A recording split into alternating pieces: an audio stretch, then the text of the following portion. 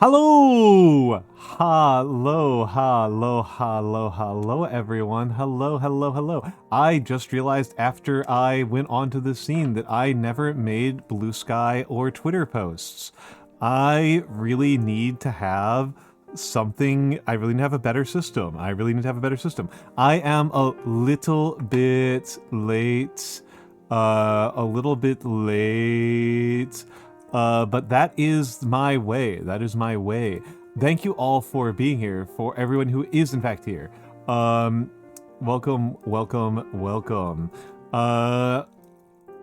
Today I want to paint.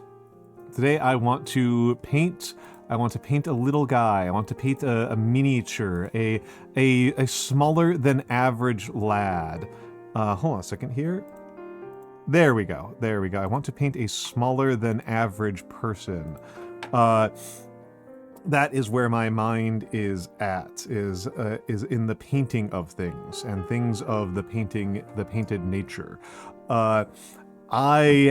This is my third stream today because I am a maniac, and a fool. So I am being a silly Billy and doing 3 streams in one day. I'm just playing with the camera a little bit right now to make sure it's lined up appropriately.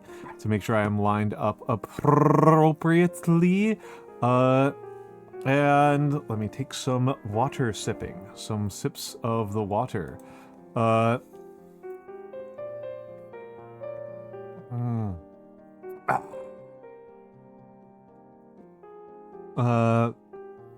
Some sips of the water.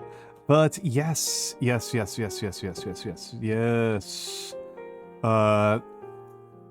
Sips of the water.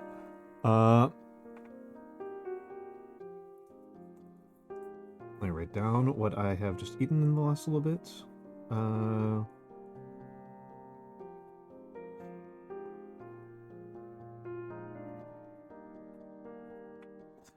Yes. Kind of a busy day for me. For saying that, like, I didn't really have any particular plans. I am catching up on the kanji. And I am excited about the fact that I am getting further and further ahead on the kanji. I think that is just kind of a way for me to kind of evade the much more challenging work of actually talking to people in Japanese, which makes me anxious.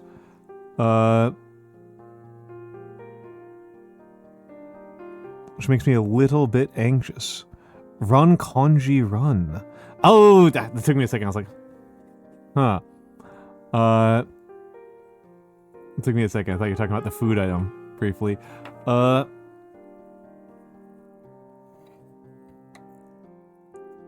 But,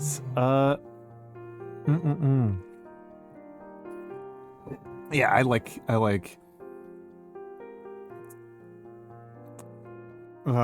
kanji. I like to study the kanji.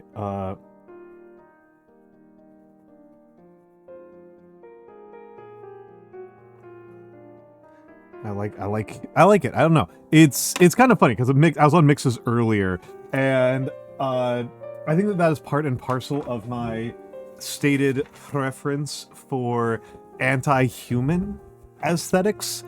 That I like things that look kind of unnatural and unhuman, and I, given my preference for kanji and for calligraphy, right? Like, those are very non-human aesthetic things. I don't really have a lot of interest in learning how to draw people.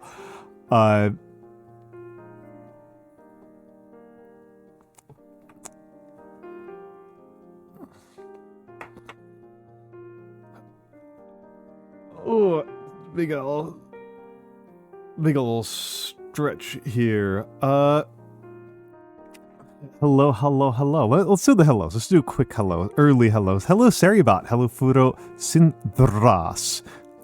Hello, Big Gay Mikey. Hello, Akshi. Hello, Floral Inari. And of course, hello to the lurkers and the VOD watchers. I am a little bit late to the... I'm a little bit late to the... to my own stream, so I'm kind of,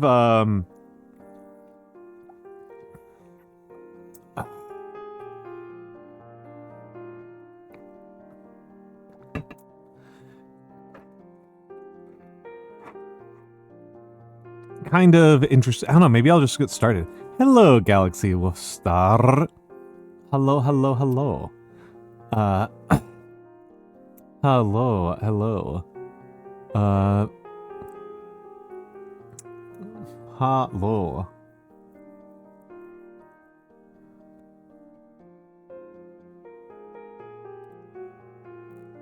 You immediately regret joining? No, no. No, don't regret. Don't regret. Just appreciate. Just appreciate.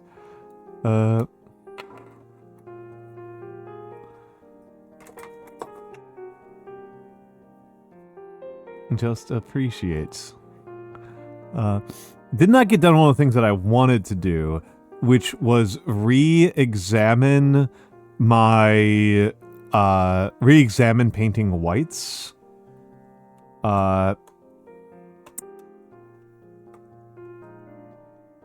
Re-examine the white painting.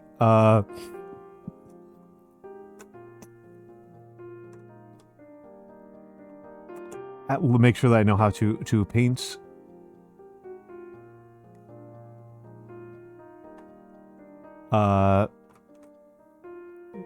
Paint whites, because I'm kind of curious about how I can make my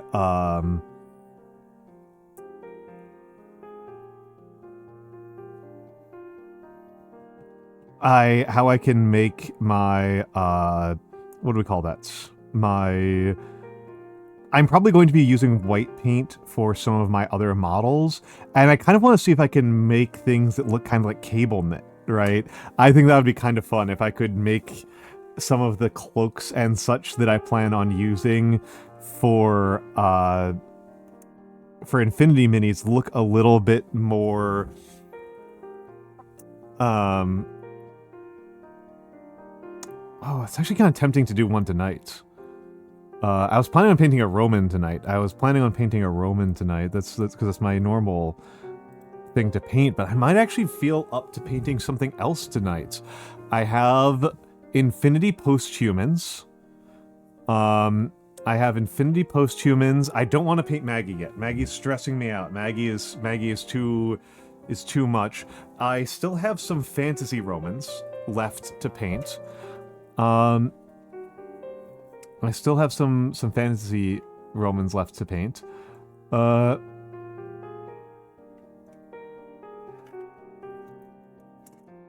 making... That's an interesting question. That is an interesting question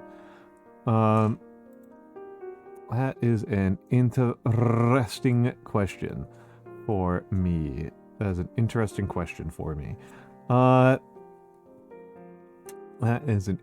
question for me. What do you guys think? Continue with Romans. We'll be on Roman 26. We'll be on Roman 26. Or do I mix it up tonight? Is tonight a night to mix it up? Is tonight a night to mix it up? I think tonight's a night to mix it up.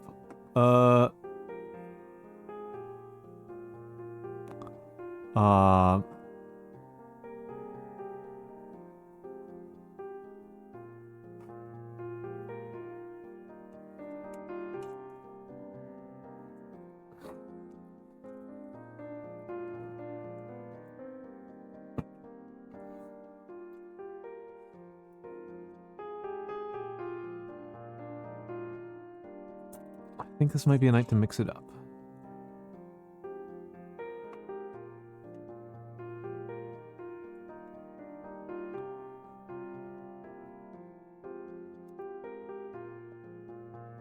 I think this might be a night to mix it up. Okay. Okay, let's... Oh, okay, so there we go. My desk where I keep all of my stuff is... My slot is very, very, very messy right now. So let's get some things out here. And move some things off of the desk that do not need to be here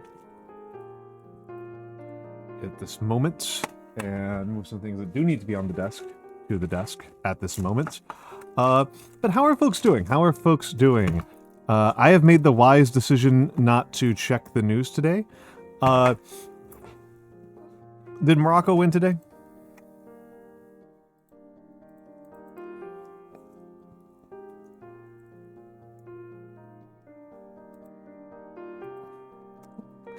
I'm kind of just rooting for, like, any underdog team. Like, just, like, reflexively. Just reflexively rooting for underdog teams. Let's go over here. Ah, the camera's already on.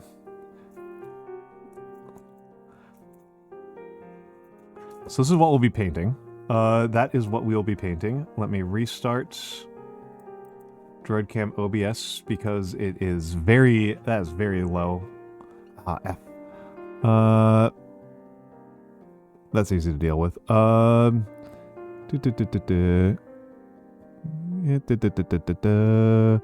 Load ads. Okay, that should be resolved in a few moments.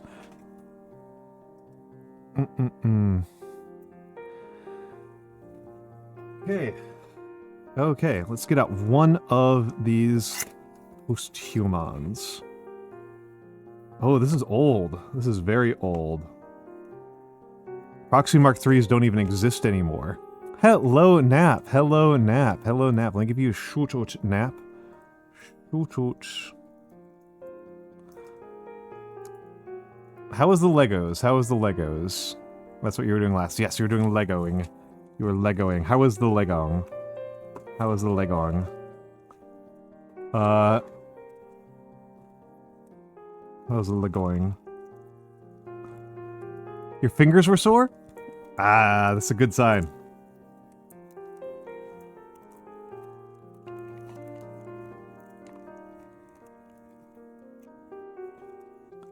That's a good sign. Let's take a look around at these. I don't know how these are supposed to be assembled. So obviously that's a base.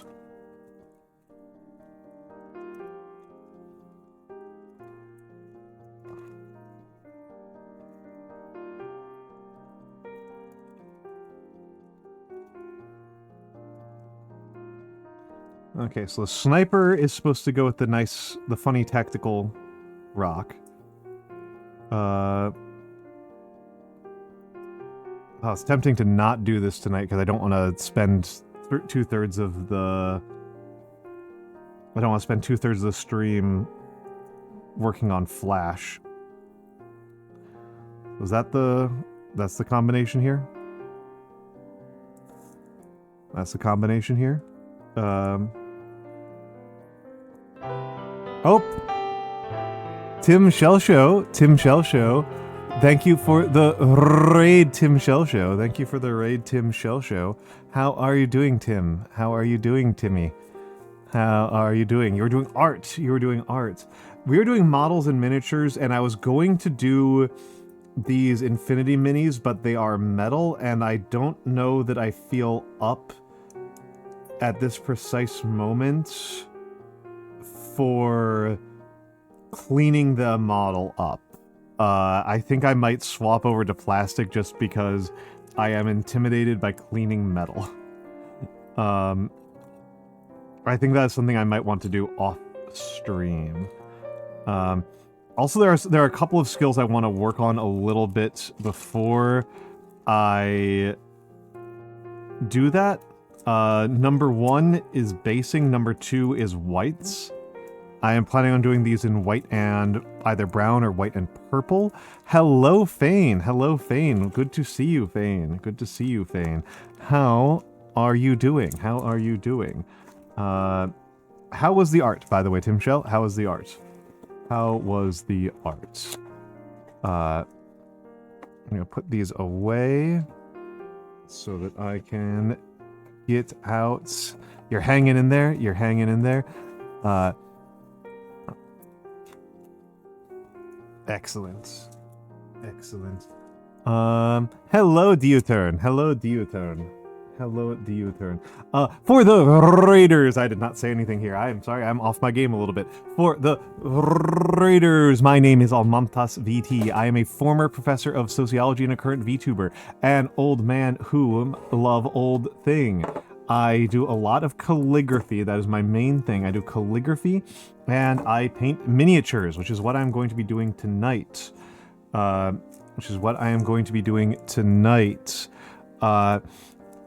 I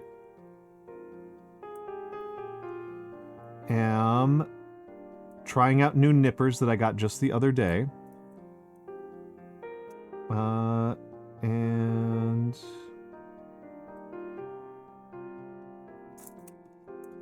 I don't know if they're better or worse. They are gentler to use. They're a little bit gentler to use.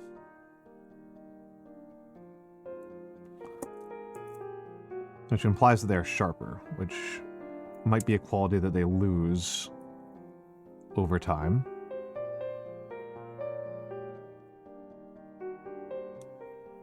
Same company.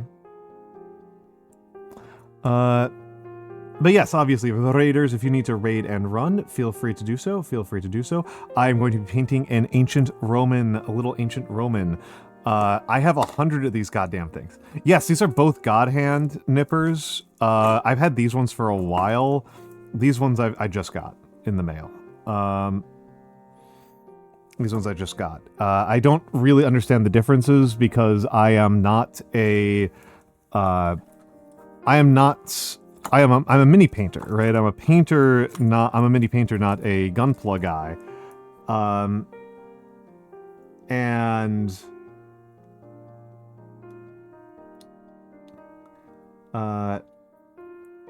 so in that sense, my priority is a little bit different, right? Because I'm going to be cleaning up. Yeah, these are flush cutters. These are flush cutters. I don't really quite know what the difference is at a practical level. I know that, like, for the gunpla guys, they do like a double cut technique where they break things out of the sprue first and then they do a second cut to remove further flash. This feels a little bit abstract to me as a person who is now using a blade.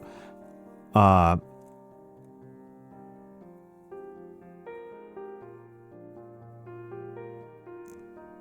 on, which one is, okay, so this one is to be used only with plastic, and this one is okay to use with metal?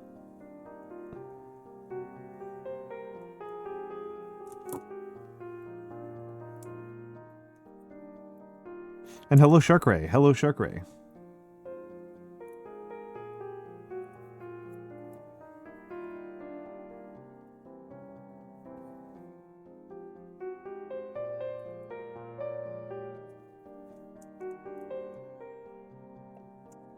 But yes, thank you guys. Thank you guys for explaining. As a person who has not done gunpla and probably won't.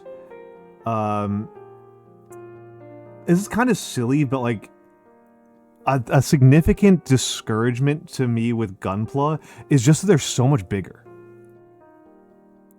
Like per model. Like they're just so much bigger per model.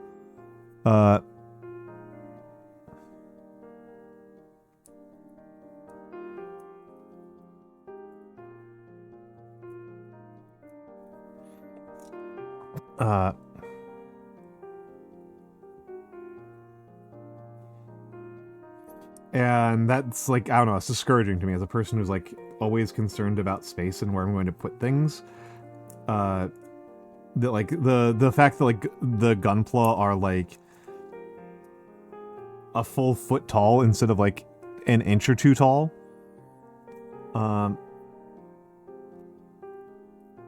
And that's not ironic to me, Photo. That just actually makes perfect sense. That's just like perfectly coherent.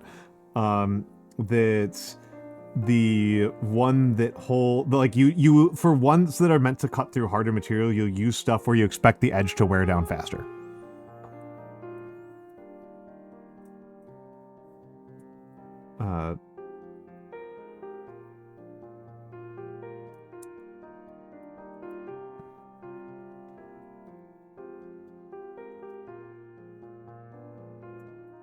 That just makes sense to me in terms of like material use choices.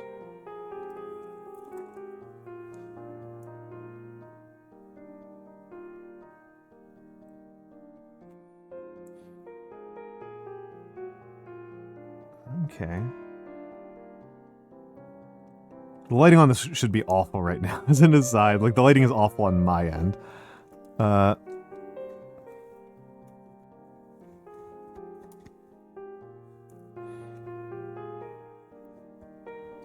The final frontier? Are you gonna say trains?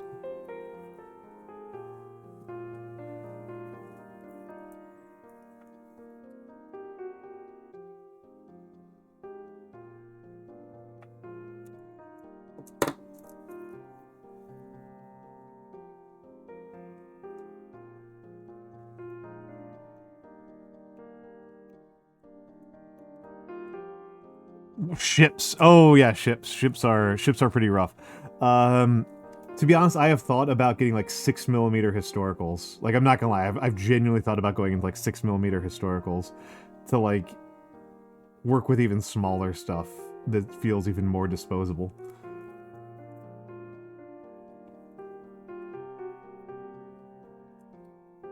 than my already pretty disposable 28mm historicals.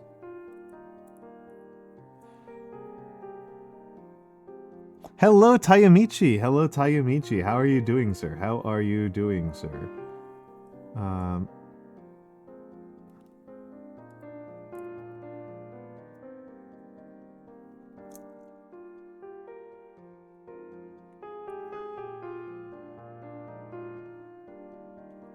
Hold on a second. I've messed up where I've put things on my screen right now.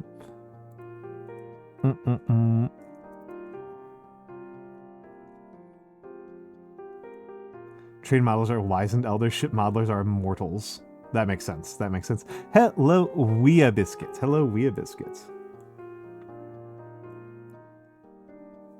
How are you doing, Miss Biscuit?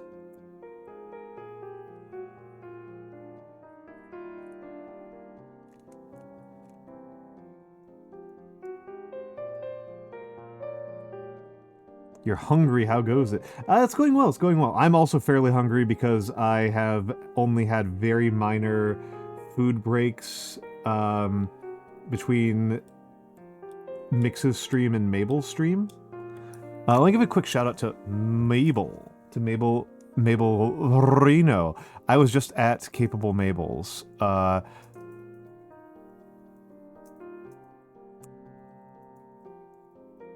It's her birthday. Strictly speaking, last week was her birthday, but she didn't want to do her birthday celebration streams until the weather cooled off. Which is understandable.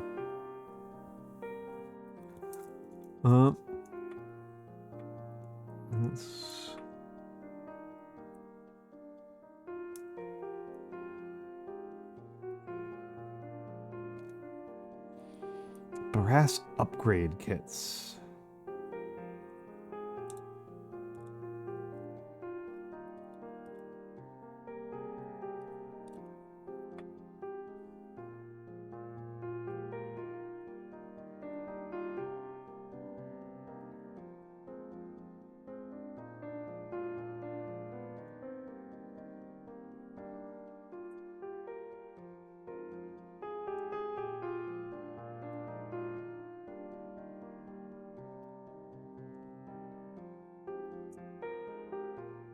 Well, I'm sorry. I'm sorry, Wee Biscuit. Based on family history, my arm hair will probably not go silver until I'm... I think about 95. Hello, Voburn.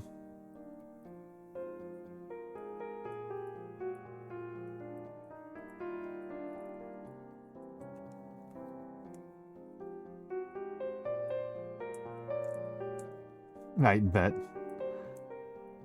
That's a guess. That's not a guess. I'm not willing to put down money on that. That's a guess. Just based on, like, you know, like my grandfather and stuff like that.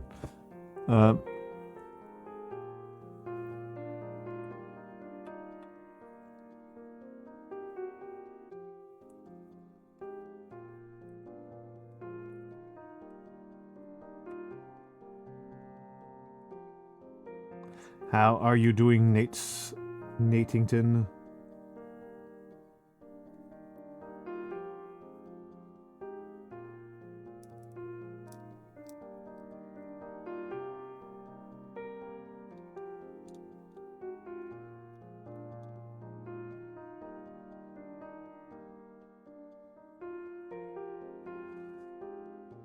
That is 84. You still have some pepper? Nice. Probably silver. Probably silver for Rosindros. 50 flights of stairs this morning before breakfast. That is hideous. Why did you do such a thing?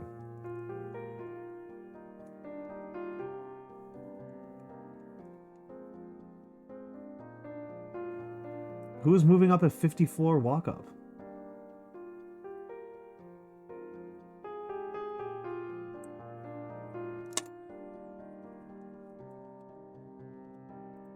That is madness. That is absolute chaos.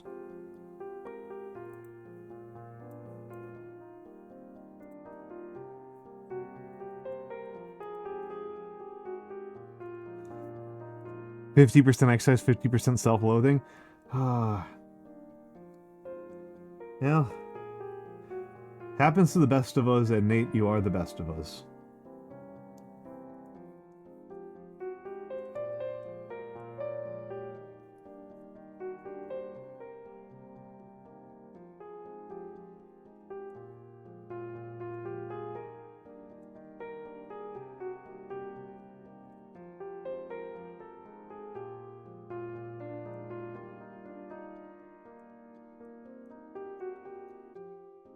Went up 6 flights and had an anxiety attack. Why?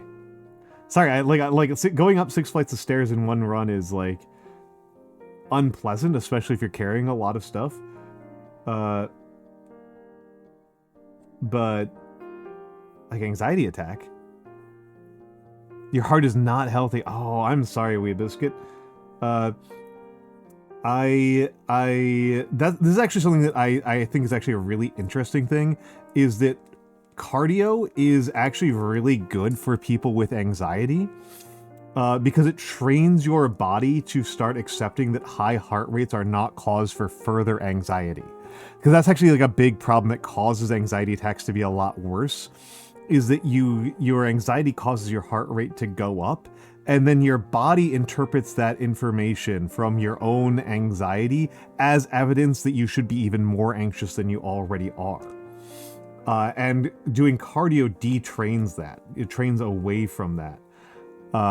So recommend it. Hello, Sakura Rose. How are you doing? How are you doing, my dear? Yep, got to work through the panic. Yeah. And it's this is like kind of the nature of exercise and practice. Kind of the nature of exercise and practice is that the more you do something, the easier it gets.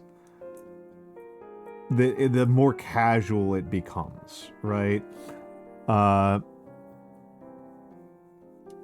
shouldn't hurt. I mean, you are saying that you have a weak heart, so presumably you have talked with a doctor about what the right range of training to do is to build up your heart to be stronger.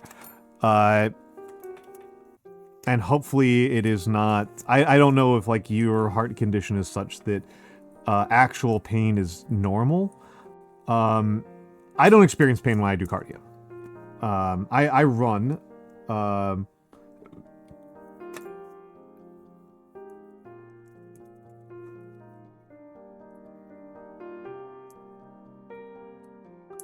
That's my preferred exercise. There is Shark Ray, to the best of my knowledge, there is no such thing as an exercise that is good for fat in specific areas of your body. That is mythological. Cardio is good for weight loss because it helps appestat regulation. As a person who's done a lot of weight loss and was doing a lot of cardio when I was losing weight, cardio is good, running is good for weight loss and was good for my waistline, but not because it targeted the fat there, but because it made it easier to manage hunger the rest of the time.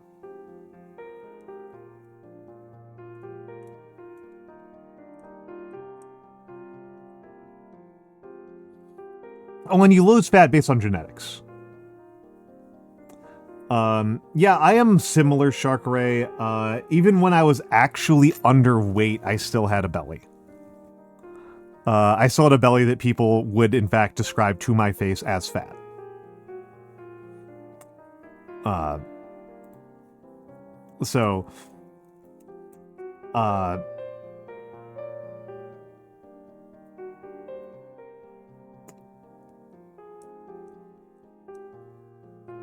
Yeah, I have a similar genetic predisposition. You line up the men in my family, and they've all got big beer bellies. Even guys who are like in pretty good shape.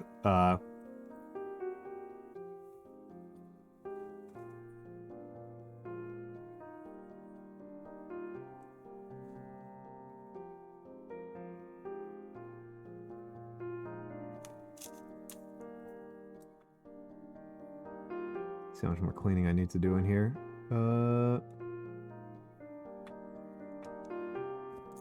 Moving on my light a little bit so I can get a better view. Also, please do tell me, chat, if there's a problem with like the camera or something. I don't like to look at the preview very often. So, I kind of, if I'm not looking at the model, I'm pretty much looking directly at chat. I don't really look at the screen preview very much.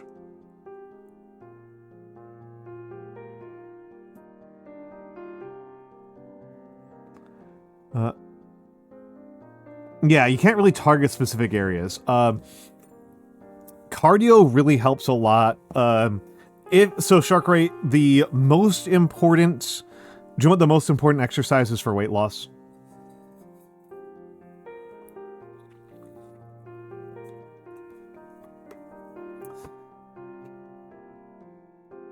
The most important exercise for weight loss is the table push-away. They are table push-aways and head shakes.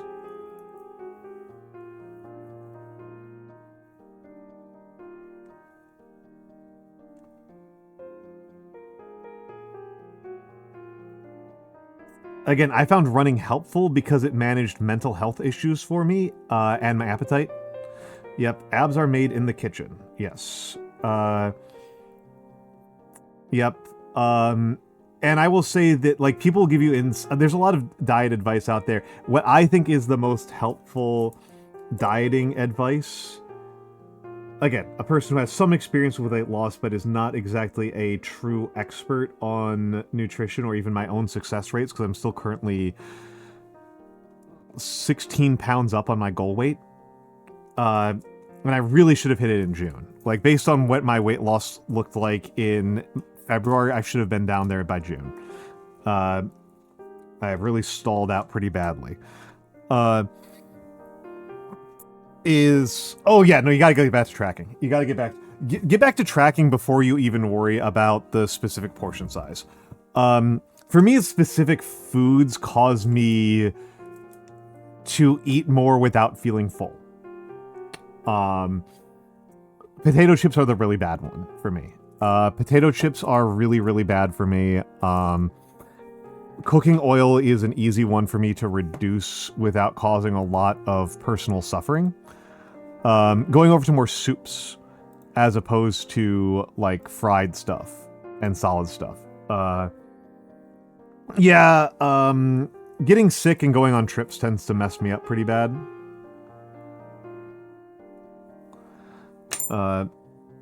Those two tend to cause me problems.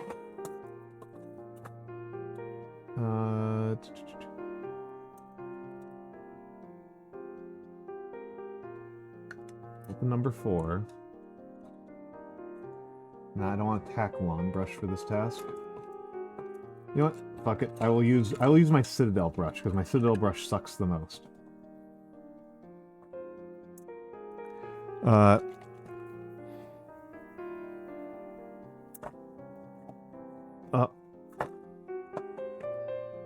Let's just grab out the brushes I want to use today. So, Citadel brush, nylon 4, taklon 4, taklon 2. Do I have a taklon? I think I've got taklon 0 in here. Taklon 0. I'm still experimenting with these taklons. And let's get nylon 0. A nylon 0 and a marker.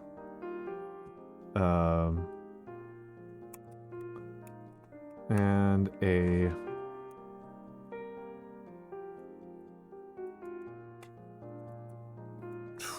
1/20th of a millimeter. A 1/20 millimeter marker. Okay, those should do for tools for today. And I should say application tools, right? And I can probably put these away now.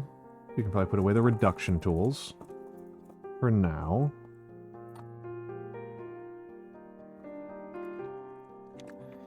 And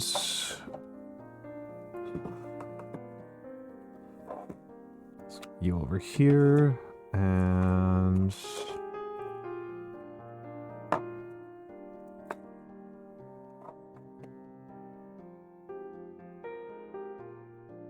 I wonder if YouTube will ever catch on to the fact that I just don't watch music that has been made in the last... I don't watch music videos that they post to me that have been made in the last, like, 5 months. Really the last, like, 3 years. Because I just assume it's all AI. Like, I wonder if there's some way I can communicate to YouTube this. Just, like, I don't trust that music made after a certain date is made by a human being, so I'm not going to give them my attention.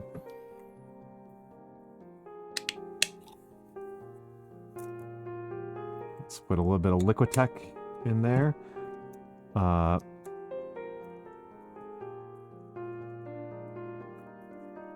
we'll need a dry brush at some point, but... Well, I mean, there is an easy solution to that problem. To which problem? To the problem of not trusting music videos or music that has been posted within the last 3 years, right? Yeah, what's your solution? Have an encyclopedic knowledge of every single band that might possibly interest you. That's a simple solution, but not an easy one. No, it's pretty easy. It's pretty easy. You just have to have a really limited musical taste.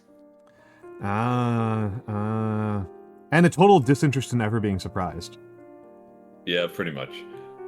Honestly, I tend to just go by view count. I kind of assume that anything with like over 100,000 views is probably legit. If it's not like obviously sketchy. That's at the point where like enough skepticism has been on it, right? Where I'm like, okay, either this is like some pushed shit that I can probably tell that is pushed shit within like seconds of looking at the like the thumbnail even, right? Or this is legit, right? That's kind of frustrating as a solution though, because like some of the joy of being on YouTube is like finding songs that have like 50 listens that are like bangers. So, as an indie guy, right? Yeah. I actually do agree. that it is very frustrating. Like, this is something that is extremely frustrating to me. I don't really want to talk about AI. I do want to talk about YouTube's algorithm, right? Fair. Yeah. And it's very frustrating to me how YouTube like curates its front page for me specifically. Mm-hmm. Because yeah, it seems to be mine, yeah. it seems to be very convinced that I want to watch random streamers do playthroughs of random games that they are hyping up as though they are somehow special, when it's just like, I am playing Chrono Trigger. It's so amazing. Wow. I'm saying the thing every single person has said about Chrono Trigger already. Wow, isn't this game so good? And it's like, they always have titles like playing Chrono Trigger Part 73. Can we beat the game today? Like that sort of thing. That's the correct way to title a YouTube video. Yeah, a stream. That is just correct streamer behavior. Unfortunately, for the people like me and Mix, right? We just have bad taste according to YouTube. Yeah. So occasionally I will get videos that are like people doing playthroughs of very strange games. I don't know if there's any that I see right now, but I'm going to go onto my own YouTube front page and see what they're trying to push me into watching. I'll do the same. We'll yeah. do a little bit of sociology. Okay, so... So there's a song that I've listened to, but... And then there's The Problem with Modern Strategy Games. Well, there's your problem, episode 200, which is something I might actually watch one of these days. How do legit martial artists feel about HEMA? Did medieval peasants think they were slaves? This is actually not too bad right now. Here we go. Here we start getting worse. How to write freakishly good dialogue. Oh, I fucking hate that video. That video is trash. I've never seen it before. I just see this guy, JD Simmons, on here. No. I've got a man carrying things short that is not listed as a short for some reason. Pliny, some Schola Gladiatoria, and some Annie Austin. Those are always good to have here. Some Philosophy Tube. This is actually not as bad as I'm used to. Mine is pretty miserable at the moment. Yeah. Okay, so front page.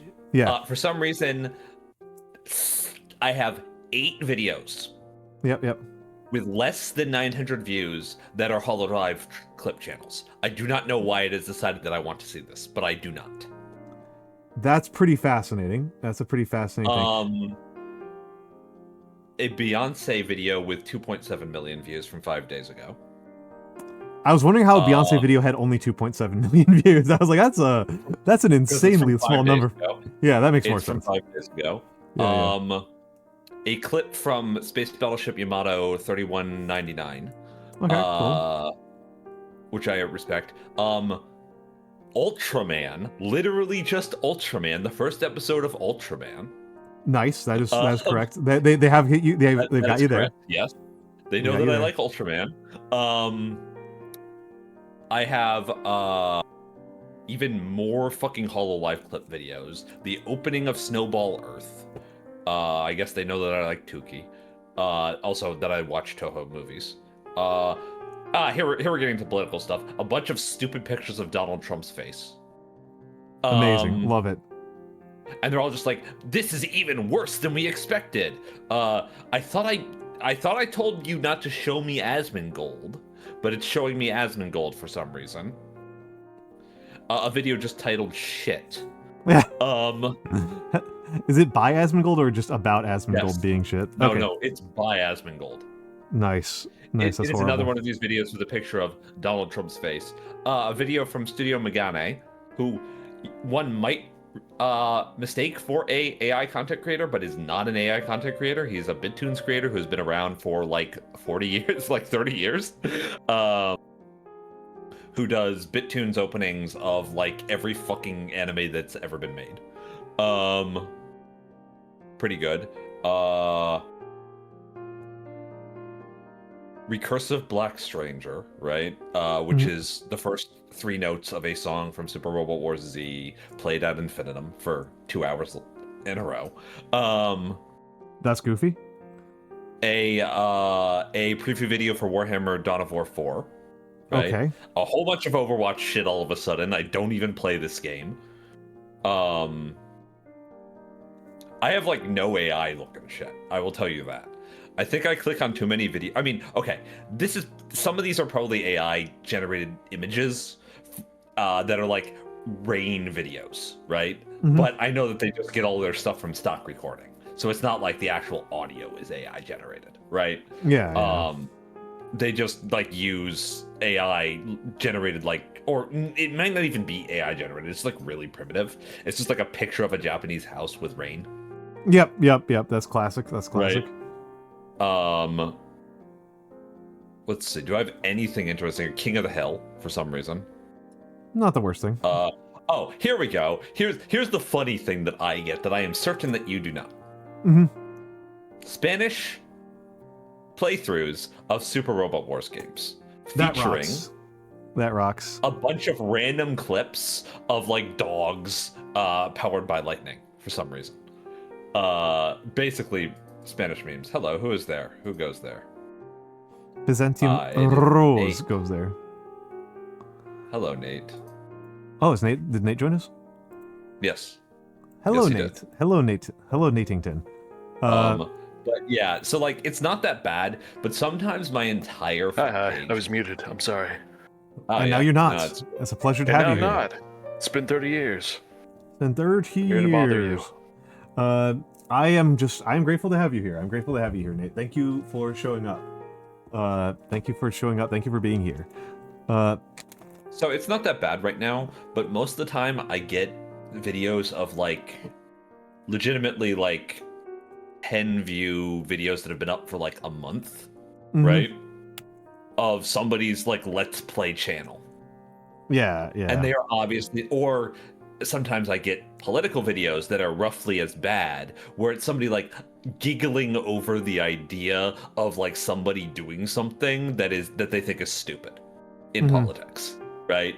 And it's just like, bro, like, come on, like, you're trying to am I supposed to be taking you seriously here when you can't even say like Mitch McConnell without laughing? Which, like, okay, I kind of respect that, but it is pretty funny. But no, I told you the other day. Yeah, sorry, go ahead. Definitely a live man, Mitch McConnell. But yeah, keep going. Definitely living political figure, Mitch McConnell. Definitely not ex-politician, Mitch McConnell. Certifiably awake. Definitely awake and talking to people and doing his job. Definitely. Extremely aware of international politics, Or, Mitch well, McConnell. One could say, man who is as aware as he has been in the last 10 years, Mitch McConnell. Yeah, I mean, to give him dark credit, I think he has been very cognizant of what he's doing. He's just evil. He's just pretty, yeah. I'm not sure he's been cognizant of what he's been doing in the last couple of years. We have been raided by Miss Mabel. Miss Mabel. Hello, Mabel. Hello, Mabel. Hello, Mabel. Time to shout out Mabel for a Hi. second time in one stream. Hello, at Capable Mabel. Did you end up doing Nikkei? Oh, you already got it. Thank you. Hello, Stray. Hello, Cyber Impulse. Hello. Welcome in, Raiders. I am Almantas VT. I am an old man. I love old things. I do a lot of calligraphy, and tonight I am doing a mini painting. I have a little Roman soldier that I am going to paint, and he's going to look like a Roman soldier and not a gray mass of plastic at some point during the night. But between now and then, he will look like a gray mass of plastic. How was Nikkei? And happy birthday as well. Once again, even though I know it was a week ago, but happy birthday. Happy birthday. How are you doing, my dear? How are you doing? This would be the third time I have shouted out Mabel today, actually. Third time for you, second time my channel has done this stream. Yes. Powerful. Yes. It was a long day, but a fun day. Yes. I was on Mabel's earlier today for my own chat, who might not be aware of this. I was on Mabel's right up until I streamed. That's why I was late. We played, amusingly, the first time she has ever played Left 4 Dead 2. And I think it says a lot about Mabel's knowledge of me as a specific person. That when Mabel thought, who is my friend who would most want to play Left 4 Dead 2? She thought of me, despite that being a game I've literally never streamed. And she was correct. Oh, that sounds like you. Yeah, that sounds It's like extremely you. me. That sounds It's like extremely Also me. powerful. you like horde shooters for some reason. I love horde shooters. I love them. I love them, and it's a particularly good one. It's a particularly good one, and it was fun. It was fun. We beat one campaign. After. Mhm. I was kind of watching. Like, I was like spacing out because I streamed today. So. Yeah, you streamed today. You've had a long day as well. Yeah. That's 3 people who've had long days. 4, Nate's had a long day as well, but in a completely different way. That's true. In a not streaming related way. Yeah, she has not experienced the insanity of modded Left 4 Dead 2. I don't even mod Left 4 Dead 2. I've barely played modded Left 4 Dead 2. I don't feel. I remember the mods for Left 4 Dead 1. Yeah. I specifically remember the one that replaced all of the dialogue for is it the witch, the screamer, the one who hides in a corner and gets mad if you look at her? Yeah, the witch. Yeah. With Marge Simpson dialogue. Oh, that's pretty good. I don't know if you ever saw that. That's one. good. I did not see that one.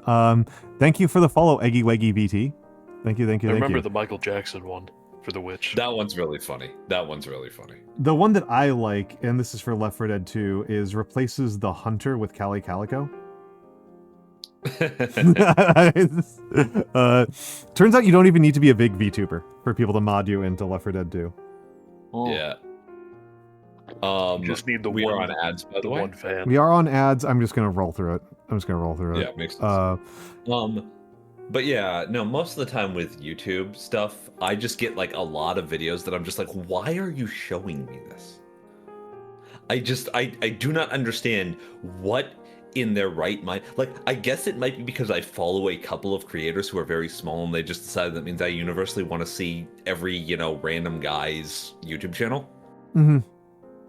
But it's like, yes, I follow people who are small on YouTube, but have relatively large like Twitch presence. Like I follow Aki, for example, who is not huge on YouTube, right?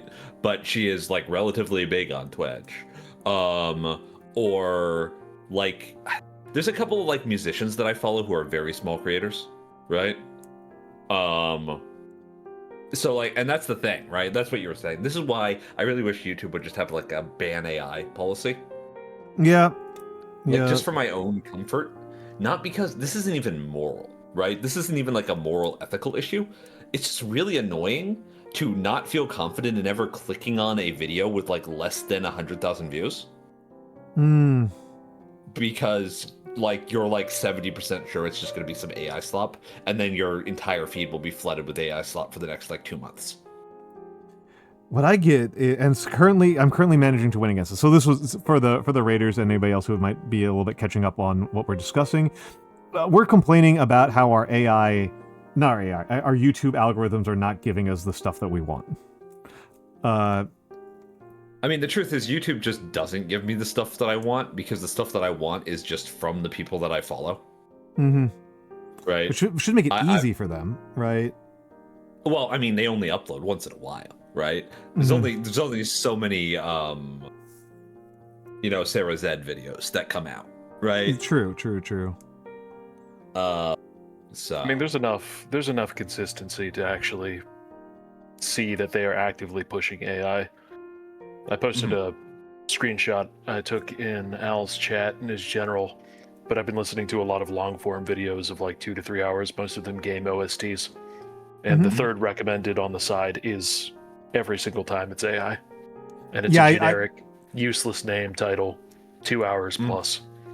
I get those a lot. It's always in the third spot. I get Doesn't those matter how many times I've like lots. stopped suggesting all that fun stuff, but yeah. Mm-hmm.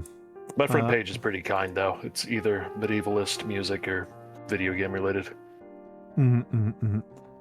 Looks like we are back from the ads break. Welcome back from the ads break, folks. But yes, we are. So yeah, we were complaining about our YouTube algorithms, and yeah, I get a lot of stuff that's just like very obviously AI. And like I said, my solution has been even cruder than Mix's, which is just if the publication date is like post 2024, I just don't click it. And it's they definitely, I don't know how much is that YouTube particularly wants to push AI as their own policy, and how much is that the AI guys can put out so much crap that So rapidly. so rapidly that if YouTube just kind of gives you stuff at random, it's going to inevitably give you a ton of AI.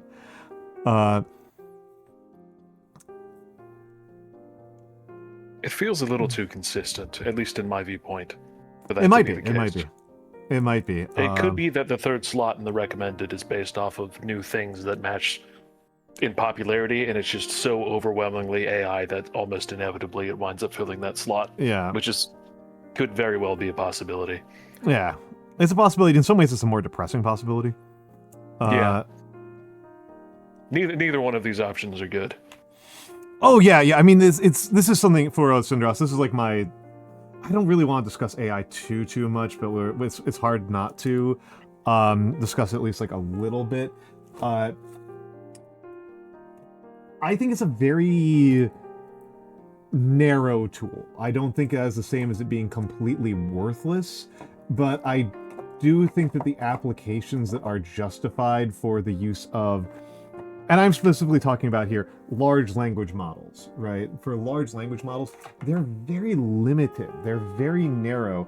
And it's the same kind of feeling I have about, blockchain from back in the day, which is that it's not that I think blockchains are extraordinarily useless as a tool. It's just that a blockchain is a write-only ledger. It is a decentralized database that is write-only, which is, there are places where that's useful, where that has genuine utility, but that's not the same as a replacement for the concept of currency, which is what it was being billed as. Or for owning up personal computers. And it's ridiculous. LLMs are just fucking machine learning. It's just machine learning to electric boogaloo. It has the same application and same limited scope as machine learning does. Mm-hmm. There is use to it. There is, yes, read and repeat. Reorganize based on standard. Mm-hmm. Right? If you can teach it to, alphabetize a list, that's kind of useful because it means you don't have to fucking manually alphabetize the list. But, overall, these are not things, they don't do anything spectacular that a human can accomplish just with a little bit more time. Well, here's what ends up being the real kick in the pants, is that the way that people are using them and selling them is as if they are not just, as if they are a replacement for databases, broadly understood. Yes. And the thing about that makes that into a kick in the pants is that databases are still incredibly useful. We use them all the damn time, and they're very, very powerful. And the LLMs that we've deployed and are often using are generally worse versions of existing database searches. And if these had been invented before databases, they would have some really powerful and remarkable use cases, but because they have to compete with just searching a database in SQL, they're very dubious in my experience. And yeah, they're an old theory, and I think I keep on saying this. I think it is interesting that we have demonstrated that human grammar is something that is mathematically repeatable, that is not something it does not actually transcend an underlying mathematical theory. That's interesting. Is it useful? Yeah. I'm thinking here because I'm not sure I would call what large language models do human grammar. Well, here's what I mean by that, to clarify my point a little bit here. Yeah, please. Is that they produce meaningless but grammatically correct sentences with a high degree of consistency.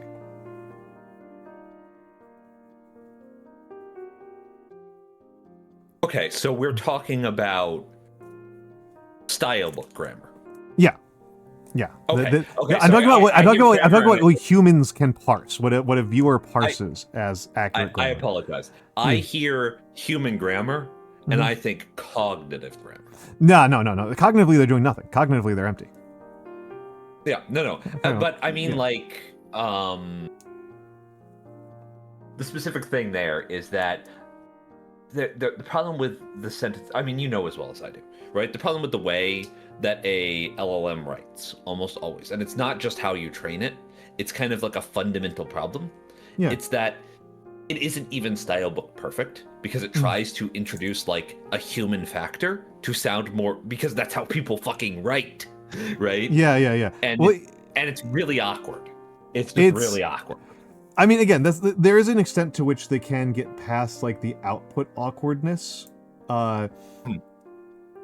There is not an extent to which they can get past the part where it's not meaningful.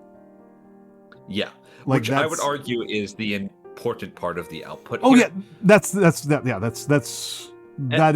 reason why I consider them very limited. And again, not to drag the entire conversation into this because it's kind of boring, to be completely honest with you. Yeah, I'm kind of sick of it.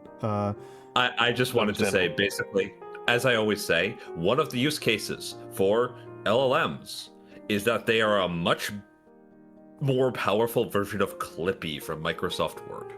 And nobody fucking liked Clippy, but there is a use case for Clippy. Yep. There is a use case for a tool that does a style book for you, so you don't have to perfectly learn the style book or hire an editor to do the style book for you, which is a boring and thankless job as somebody who did this for 10 fucking years. Right? As a person who does it now, it's boring and stupid, right? Like it's boring and stupid, and I'm grateful that honestly, it's kind of funny. Like the real powerful tool, and this is like one of those things I keep on saying over and over and over again. The really powerful tool, from me being a person who has to do copy editing periodically, with doing a lot of this, is find and replace. Oh, Koi! Yeah, find and replace. Koi is here. Koi is here. Can you get the shout out? Hello, Koi. I got it, my man. Thank you. It is now really hitting me that I should have gotten some more exercise today. Welcome in, Koi. What were you up to, Koi? What were you up to? You were writing and reading. Perverse. What were you writing and reading? Both at the same time. Can't believe it.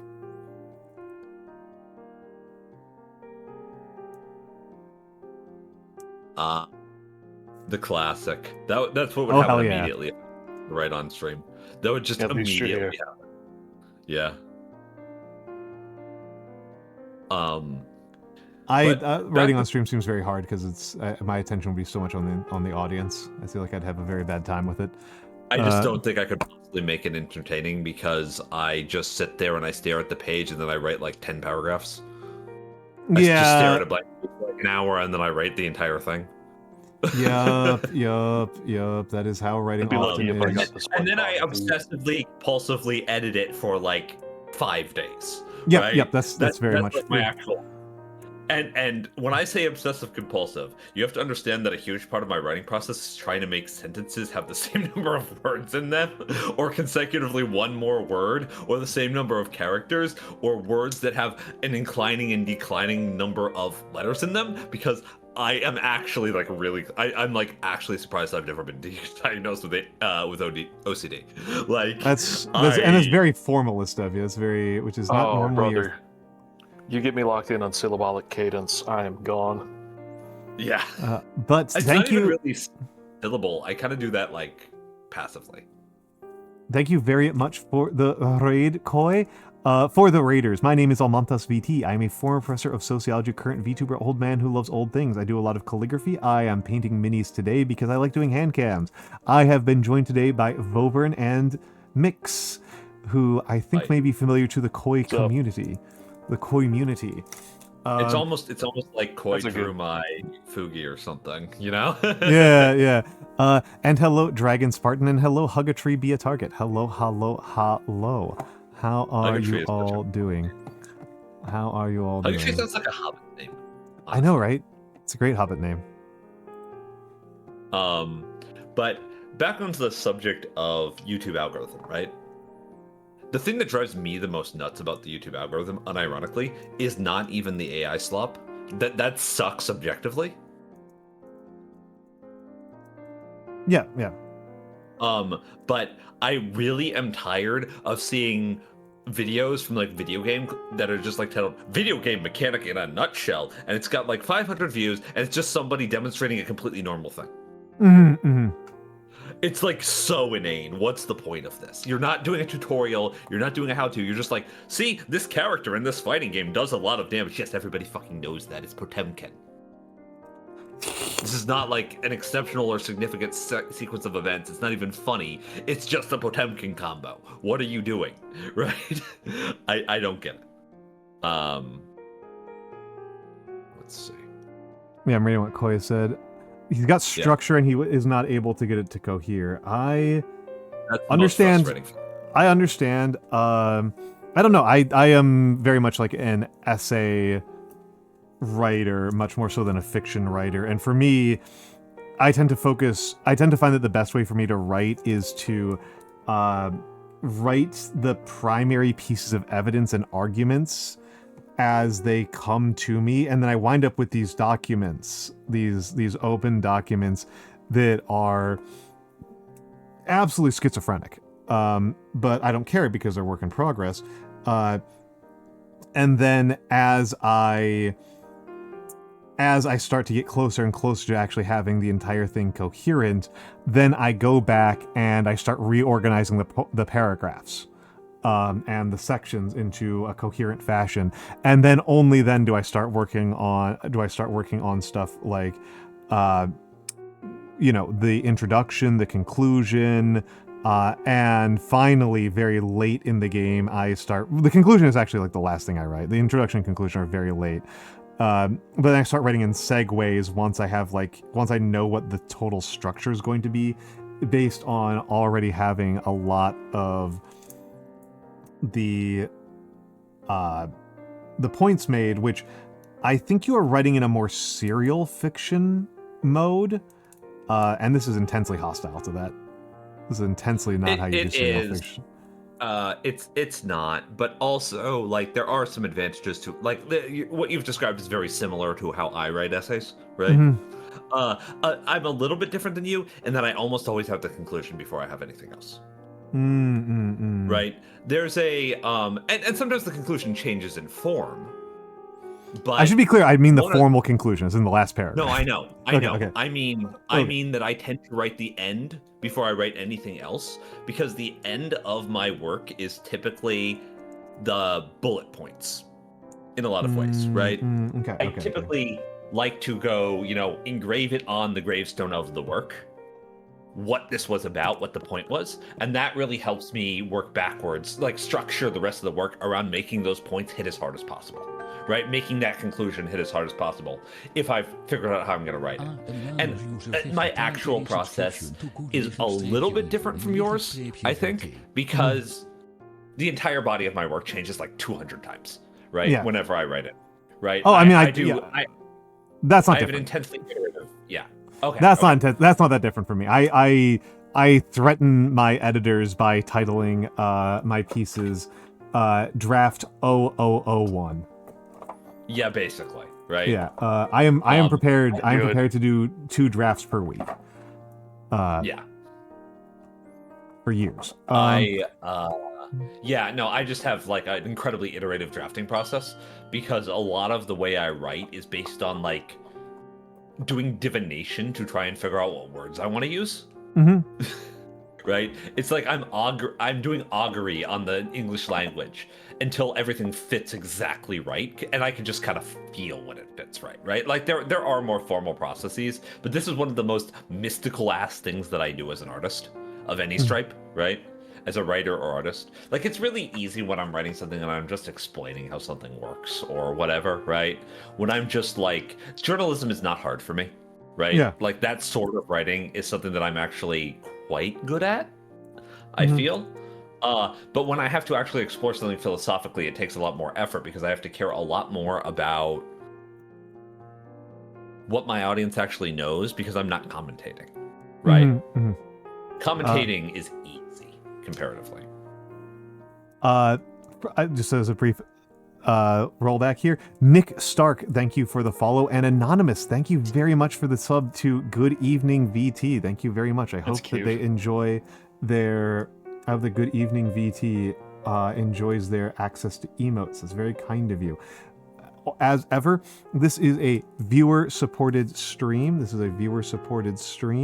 It is these donations, subs and bits are what keep the paint flowing and what keep me on the air. They are how I pay for my meals and other things of that nature. So thank you very, very much, Anonymous, for keeping me alive. And hello, Tech Priesta. Drinking your brown paint. Don't drink the paint. We've already got at least one person who comes by stream threatening to drink my inks all the time. They do look delicious. Oh.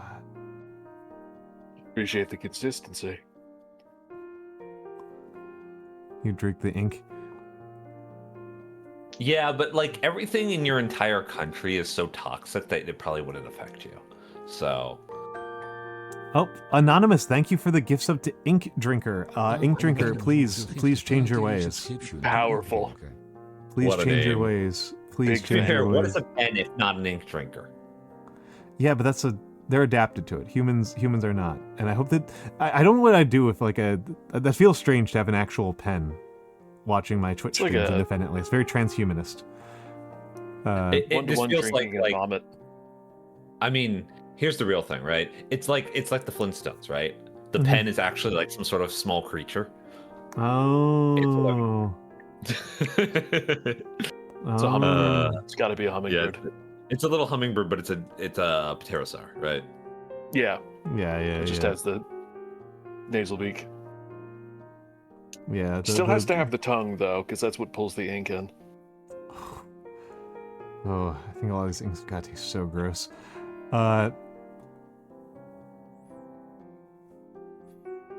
Brush with danger. That's a cute pun. That's a cute pun. Koi. That is a very kari core pun. Koi. I appreciate it. Yeah. Oh my goodness.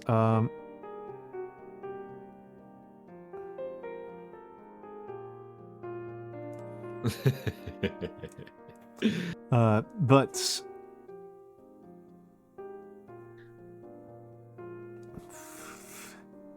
what's that?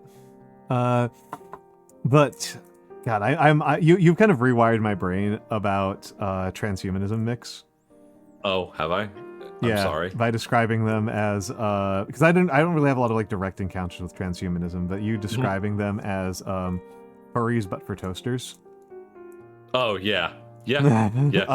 I did that. Okay, one, I'm zoning the fuck in. Two, that's true.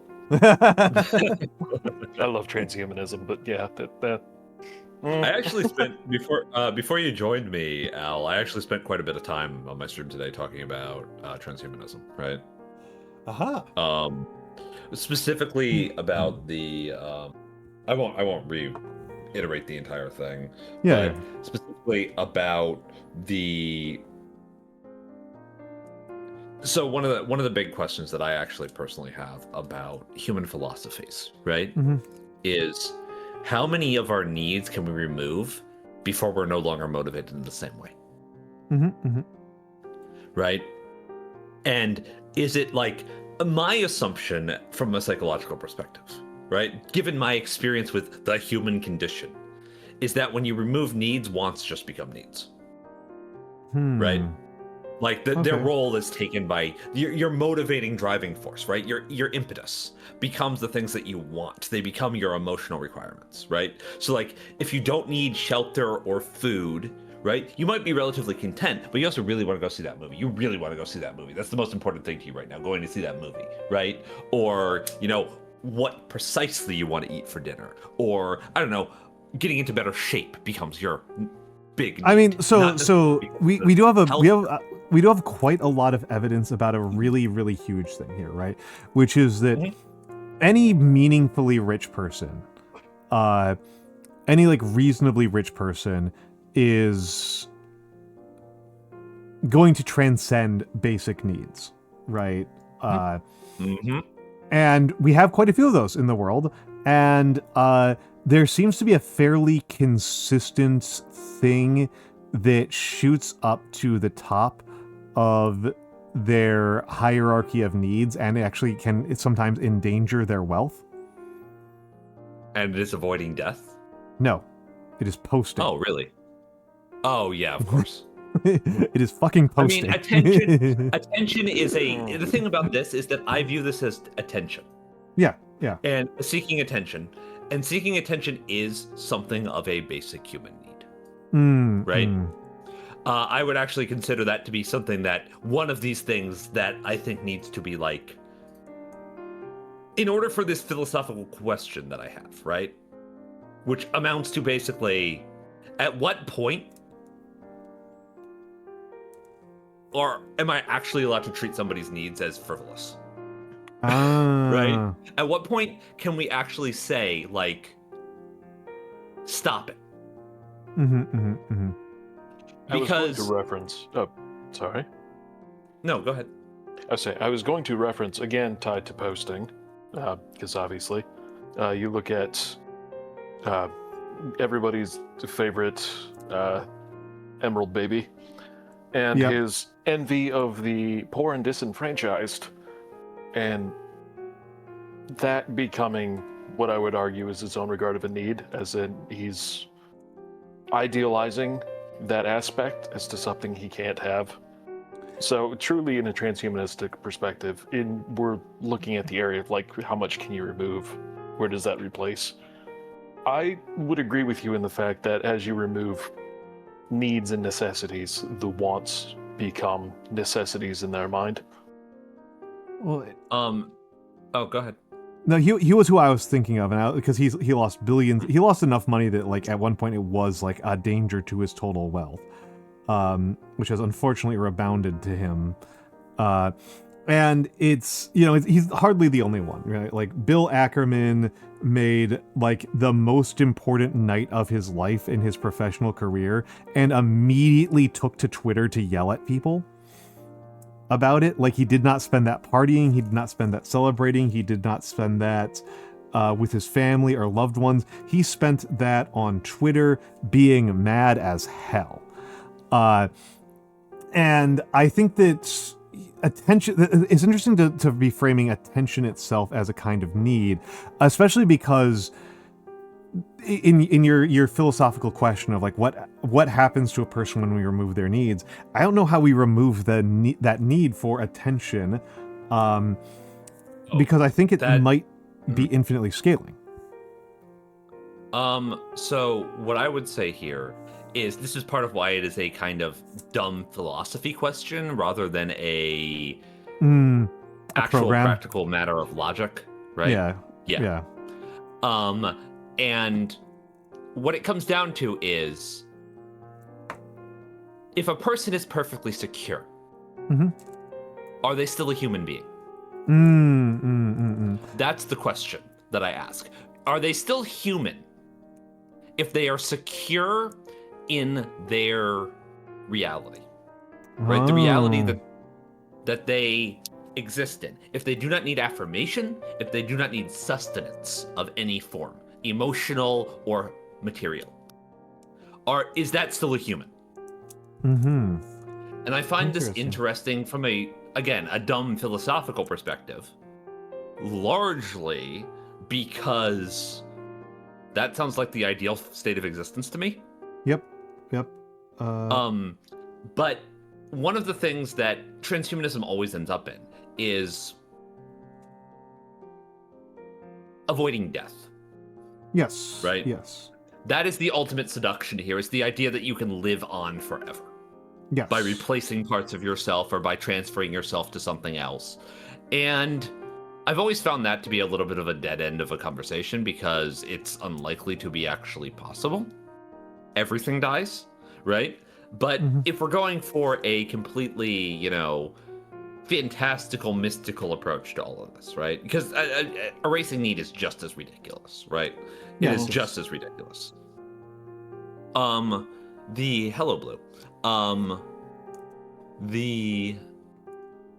real thing that I'm very curious about is, at what point do we start recognizing another being as human due to its lack of necessity, its lack of vulnerability, right?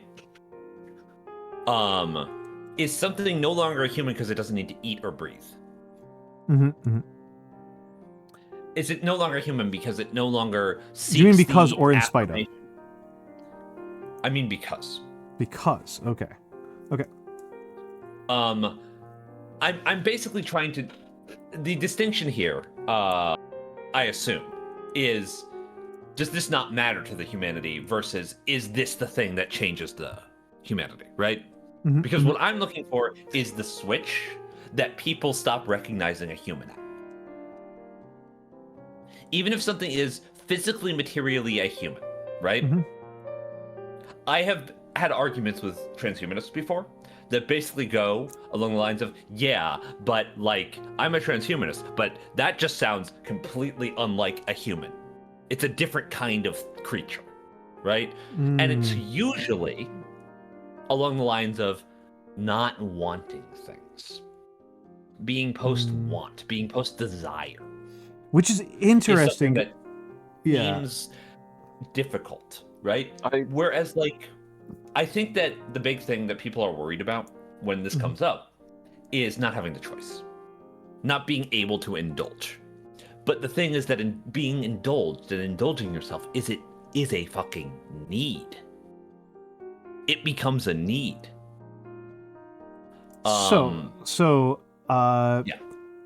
Yes. Hello, Blue, if I didn't say so already. So sorry to kind of interject in your points here.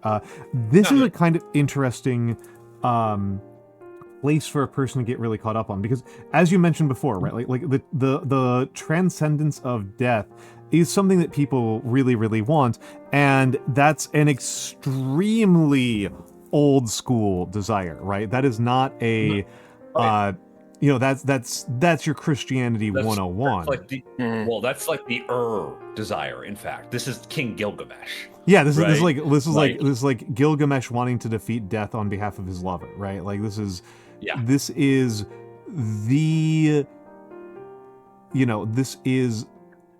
and this question of like, how can you extend your life into the future, right? Like that's the Iliad, right? That's like what Achilles' choices in the Iliad is, that he wishes to have a shorter mortal life in order to have greater glory, to extend his immortal life. His immortal life, right? To achieve immortality through glory.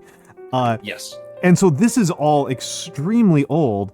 And then the question of like, would a wantless being even be recognizable as human strikes me as really strange, because that's Buddhism. In a way it is. Like, right? Yeah. In a way it is. And I think this is one reason why Buddhism is quite off-putting to some people. Right? Usually, and we're not talking about like Christians who are put off by any sort of religion that isn't Christianity as they recognize it, right? Yeah. I'm talking about like, hedonists, philosophical hedonists for one thing, right? Are quite put off by Buddhism most of the time. Sometimes they find it attractive because they like the idea of not feeling the pain of needing things. Right? That's the promise, right? Is not feeling the pain of needing things. Yeah. And hello, Green Guts. But the important part from my perspective is that this isn't something that I'm talking about from the perspective of avoiding an undesirable thing. Right? And that's where I like transhumanists lose me most of the time. This is where transhumanist philosophy loses me. It frames there as being like things that are objectively good to experience and things that are objectively bad to experience, and just wanting to eliminate only the things that are objectively bad. And I don't find this philosophically very compelling, because every experience can be bad and every experience can be good. Right?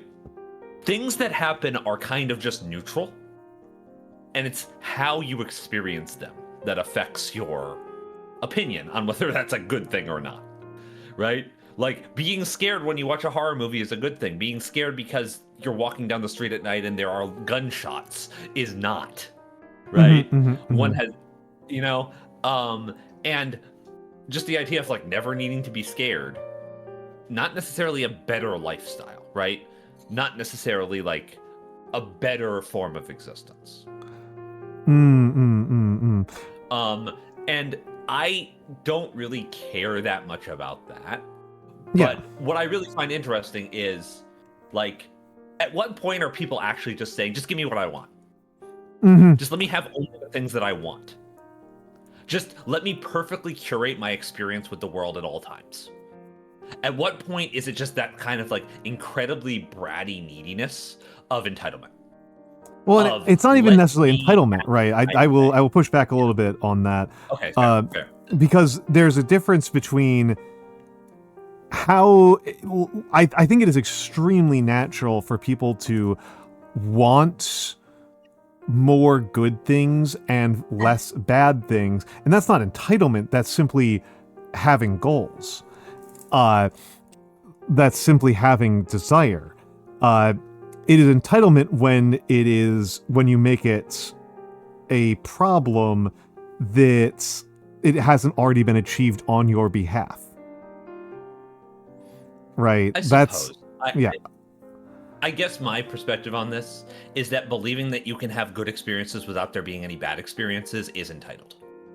I mean, I think you just don't want that they want this at all. You think that what they want, they don't want. You think they shouldn't want this. I'm trying to get you back to your I think it is impossible, and the idea that they believe that they can have it is somewhat ridiculous, I suppose, is how I think about this. Right? Thinking you can have meaningful things when there's no chance of failure is like kind of strange to me, because that's just not possible. You want to strive, but you don't want to struggle. Right? And it's kind of like, I'm not trying to romanticize struggle here. I don't believe in romanticizing struggle, but if you just don't want struggle, why not say you don't want struggle? Well, and that's again, something that's like throws me mentally. I think many of these people are just categorizing the things that they want, and that's kind of where you've caught them in the conversation. Is like, they are doing a categorization of what they think is good and what they think is bad. And first of all, let me say thank you to Theo. Hello, Theo, and thank you for the 50 stream watch streak. And hello, Vexencat, and thank you for the 25 watch streak. Thank you, Vex. Thank you, Vex. Also, thank you, Nate. Thank you, Nate. But yeah, it's you are established as already. Even before this moment in the conversation, objecting to that they want these things at all. I'm objecting to the fact that they think that wanting them is good. And that the only problem with wanting them is that they don't have them. Because they aren't actually interested in the part where they want it. That's the main thing that I struggle with, like, understanding the why is yearning attractive? Right? Why is yearning for a thing that you clearly are upset that you aren't gonna get, or can't get, or don't have yet? Why is that an appealing emotional experience when you're so adverse to pain? I mean, for the people who are also adverse to pain, I don't know what to say about that. As a person who's not particularly adverse to pain, I appreciate the yearning, right? I appreciate the yearning moments. It's a bit like a... This makes sense. This is coherent to me. Yeah, it's like a sour candy, I want only right? the good experiences and not the bad experiences, but also I spend all my time wanting things that I don't have. And when I get the things that I want, I find new things to want. So I wanted to bring up a piece. I'm going to assume that you've read it, but Maybe. It's the manga Origin. Yeah. One of Boichi's works. Yeah. Specifically, the way that it, as a transhumanist piece, the way that it chooses to define humanity is not the want, but effectively the want for the want. The pain, the benefits, the negatives, the positives are it's Mama Noah. irrelevant. Yeah, it becomes irrelevant in that regard, in that the thing that defines the human is the want for the want, and I feel that finds the kind of intermediary to the point that you're making here, where it's more about the desire for the desire than it is the aspects that tie into it, if that makes sense. I've kind of lost my point a little bit. No, I I've been listening, think I understand what you're getting at, right? Hello, And I don't Fleetfoot. want to like take over the. I don't want to take over the stream with my own philosophical. No. Well, right? where I was going to No, go, it's okay. this is kind of interesting because I was very much expecting Nate to pull out some classical philosophy, because a lot of this discussion feels very classical philosophy to me, right? Sure. Like Oh this- yeah, it is. This very much feel. Excuse me for coughing into the microphone. It's okay. My voice broke. We're I both I equally just damned. coughed. A lot of this conversation feels like Epicureanism and Stoicism Mhm. issues, Yes. and cynicism, and And nihilism. and For nihilism less classical. for less But- classical, Yeah. but it is kind of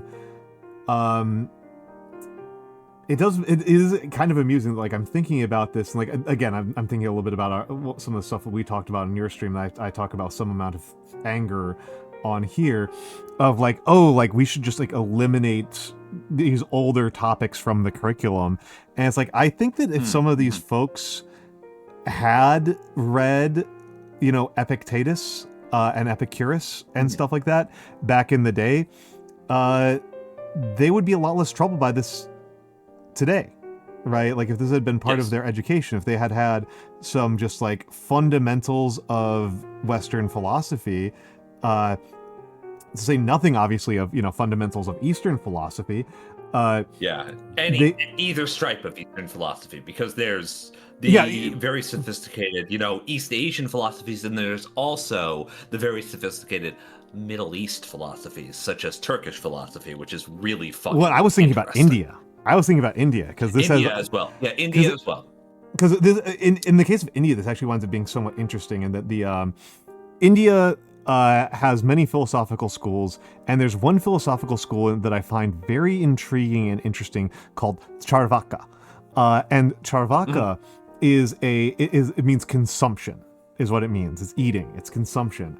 Yes. And Charvaka is an interesting philosophy in that it is not one that survives in any self-testimony. Charvaka does not exist as in our records, does not exist as a school of philosophy that anybody actually argued for. It exists as a punching bag for all of the other Indian philosophies. And, Alina, give me a second here. And the other Indian philosophies, when they are describing Charvaka as a punching bag, is very much the philosophy that you are describing here.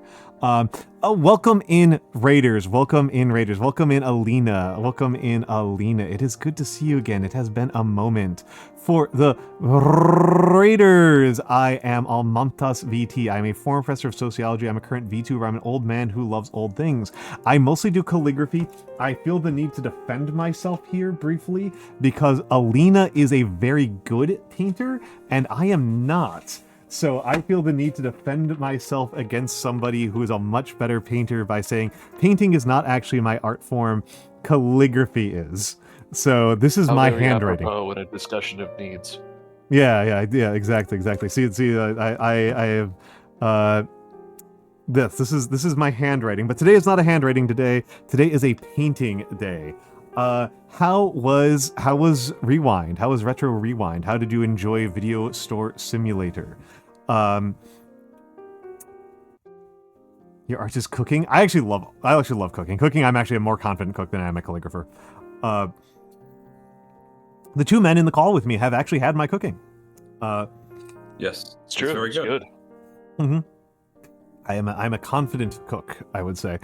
But yes. How was rewinding? For the Raiders, I am joined, as I mentioned, by Mix and Vovern. I am mixed. I am my the name other is one. not properly displayed in the. Yeah, you can be me if you want. It's fine. My name is not properly displayed in the title because Al always forgets that you have to have a space. Oh, okay. I I'll fixed fix Mix it. to do. You fix it? I fixed it already. Yeah. Oh, okay. Okay. I fixed it already. Okay. Thank you. I always do forget you're correct. Reminisce about the movie rental slop. Yes. That was actually a point that I saw somebody make really interestingly a few months ago, I think at this point, that people are often kind of confused by Quentin Tarantino because they think he's a movies guy, and he is not a movies guy. He is a video store rental guy. That is the type of guy that he actually is. Yep. That tracks. Yeah. As Movies much as I are love Inglourious Bastards, that tracks. Yep. I feel like it's actually more apparent in Death Race. It's really apparent in like almost all of his early films. Reservoir Dogs. Yeah. Kill Bill. Kill Bill. Oh, Kill Bill, absolutely. Holy shit. But yeah, also one of the newer types of guys, but also an already extinct type of guy, which is interesting, right? It was like a genre of guy that existed for like Gen X. The thing is, all of Tarantino's movies are corny. Like, that's his thing. He is corny. The thing is that he's a corny are person. He is a corny person. Yeah.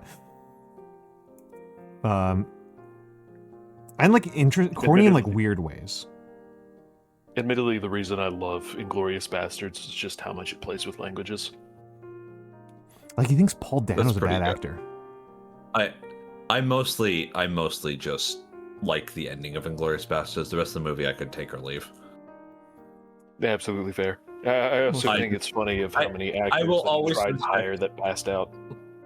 Yeah. I will always respect a historical film that just goes, nah, we're not doing that. I will always respect that. Oh, definitely. But I always run back to more than any amount of research, actually. I always run back to the fact that, like, the Bear Jew was originally supposed to be Adam Sandler, but he backed out because he was working on his own movies. And generally, at that point, anybody else that you could cast would be better than Adam Sandler. Adam Sandler's such a funny choice for that. I love that.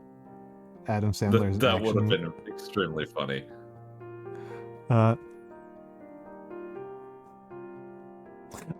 Theo, the ending of Inglourious Bastards is that like they literally assassinate Hitler and like the entire German high command. It's like a historical film that just like goes insanely alt history. All of us like swerves insanely hard. All of a sudden at the very end, and there's no indication that this will be the case whatsoever. It's pretty. It's pretty alt history. It does have a certain amount of alt history to it before then, but it's all stuff that's like within the normal range of like historical fiction. Yeah, where it's like, what if there was a super badass commando unit of Jews behind enemy lines just murdering Nazis, and it's like that doesn't actually change the course of the war dramatically. Unless they assassinate Hitler. Right, in which case it does. Yeah, they assassinate Hitler in like 1941, I think. 1940. No, it had to be. It had to be 44. No, he was still amidst war, so it would have been around 44. Yeah, so it was still after the landing. No, the other film that does this that I respect, which is the only one of his films that I respect, is Christopher Nolan's The Prestige. Sorry, Chad, I'm taking a huge backstretch right now. The Prestige. That I have not seen The Prestige. The Prestige is a movie about dueling stage magicians and the basically subterfuge and psychology and drama and spycraft of stage magic in like, what is it? Like 19... I thought it was the 19-teens. Like 1918 or something like that, right? Now, the part that's important about this movie is that halfway through the movie, one of the characters goes to visit one Nikolai Tesla, who has invented an electricity-powered cloning machine. Yes. Yeah. Yeah. Oh, okay. Sure. Point in the entire movie. And I appreciate this because this is the only time in basically the entirety of his filmography that Christopher Nolan has decided to have fun. Okay, I okay. appreciate that. Okay, because I also thought mean, you were going to say Houdini I continue to have of all my the historical references. I continue to have my extremely old man opinion about Nolan, which is Memento's pretty good. Oh yeah, It's- yeah. it's like- Memento's pretty good. I like The Prestige. I think The Prestige is an interesting movie that does all of the stupid Christopher Nolan stuff, but it has Nikolai Tesla with an electricity-powered cloning machine as the core plot point of the entire film. And that's cool. Like, thank you for doing some dumb comic book shit for once in your life, Nolan, instead of doing some dumb comic book shit and then just making it incredibly boring somehow. Like you did in Inception, you fucking idiot.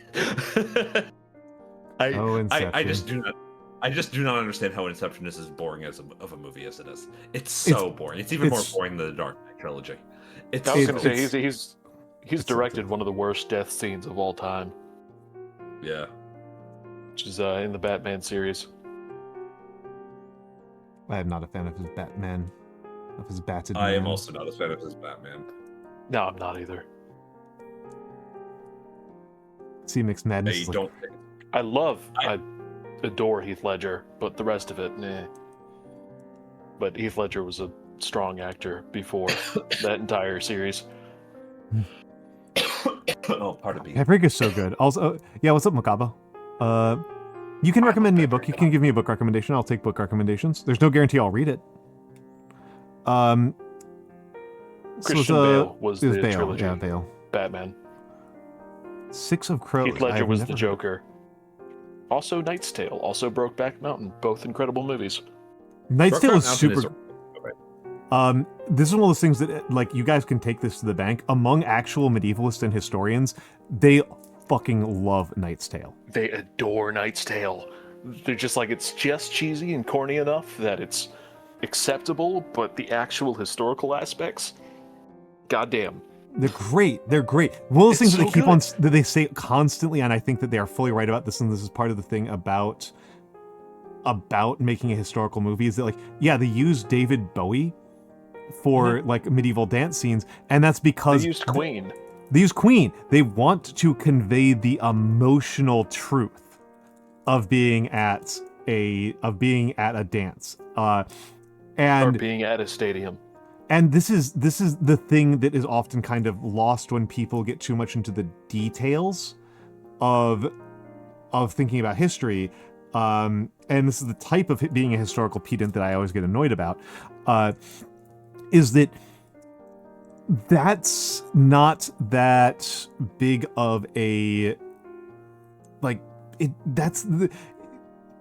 a problem with having Bach, right? Bach is actually a great example for this. A problem with having Bach in your movie is that now, in the 21st century, our historical baggage around Bach is so profound that when you hear Bach, you are not thinking about the actual music or about the emotions of it.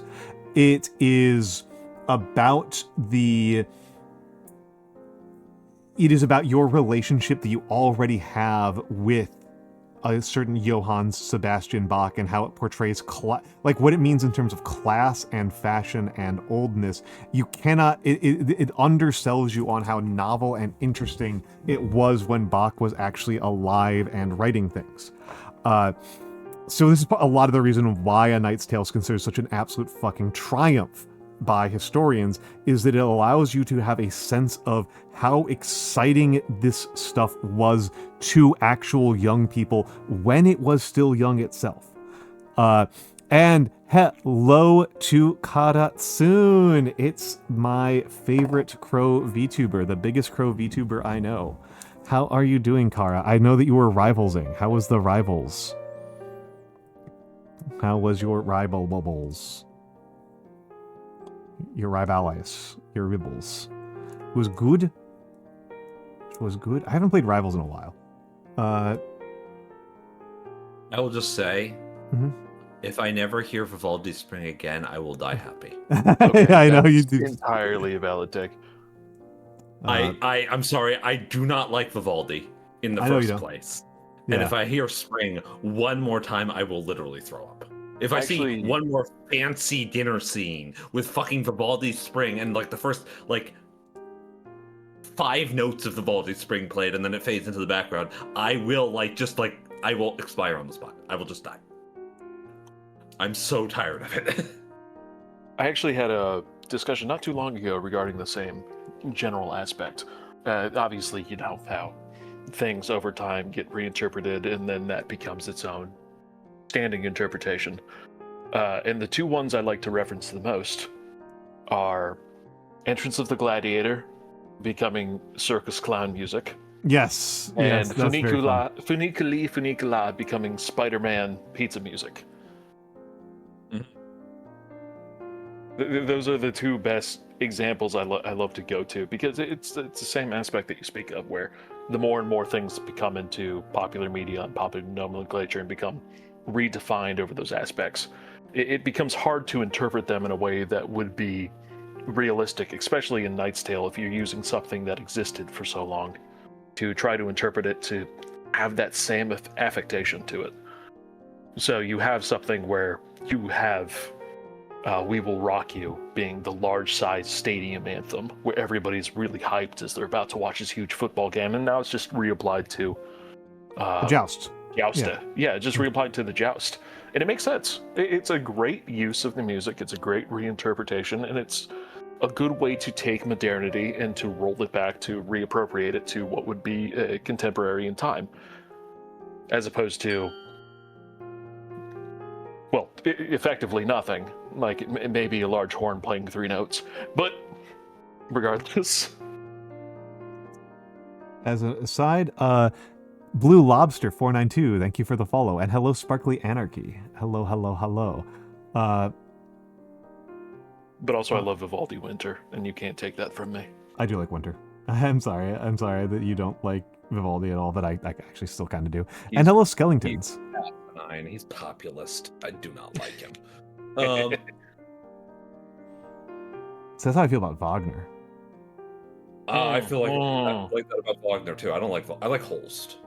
But Holst is like really modern comparatively, right? Like Holst is incredibly modern. So. I get upset every time I hear Hall of the Mountain King or Flight of the Valkyries. Reasonably so. Yeah.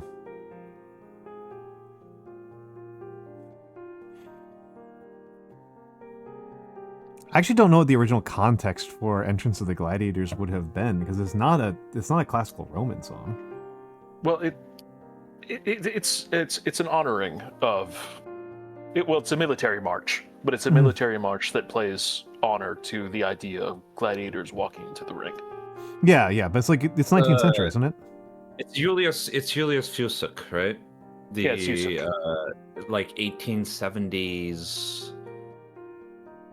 No, he would have been like early 1900.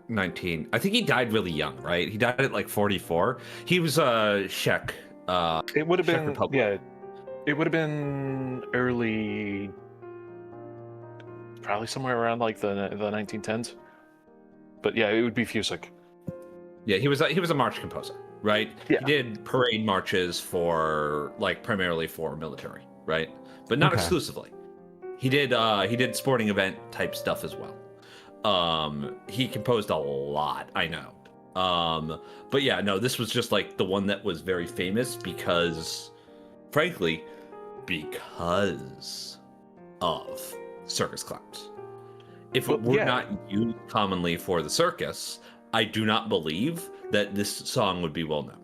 No, No, it wouldn't. There's a million other military marches that I don't know at all, right?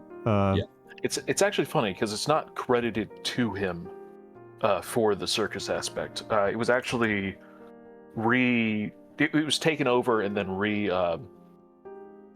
what am I thinking? I'm not trademark, but it was taken over by a guy named Carl Fisher, who effectively upped the pace a little bit and then turned it into what would be more canonically known as up the pace and made it a little bit more shrill, right? For the deep, deep, deep, deep, deep, deep, deep. Right. I forget. Right. He changed the name of it too, obviously, to remove it. But Thunder and Blazes, I believe.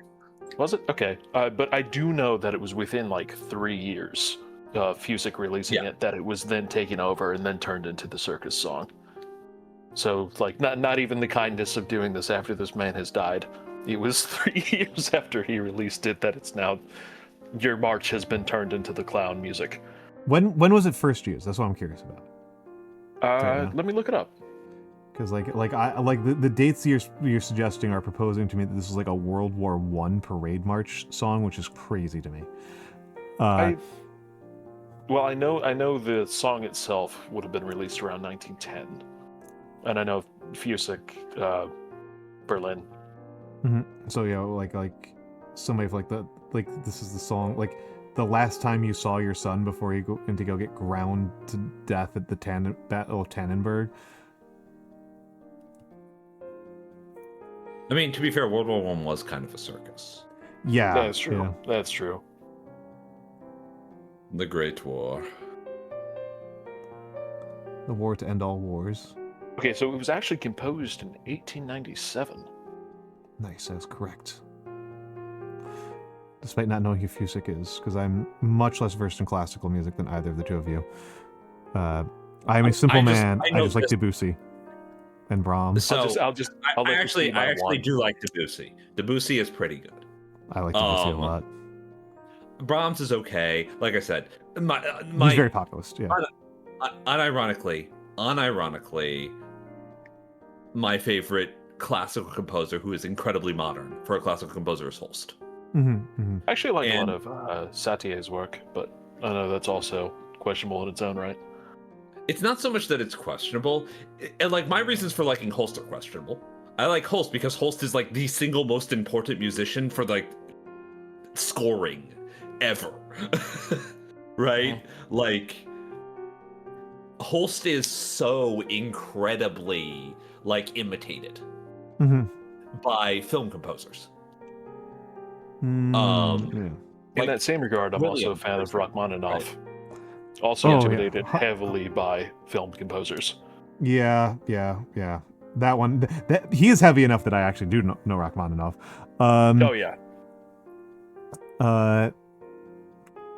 Favorite animal is pangolin. Also, Kara, if you would like to join in, I will increase the size of the lobby for you. I also like Prokofiev, right? I like. Oh, that makes perfect sense. That's a good name. Yeah, that makes perfect sense. Not what I hear often. I appreciate it. I used to listen to a lot of classical music. Like doesn't surprise me. Classical composition. This is actually when I was quite young. Because I was a hipster even when I was like 7 years old, I guess. Nice. And like a lot of the music that I listened to was like my dad's tapes of classical music and stuff, right? I discovered like more of my own musical taste later, but you know, it is what it is.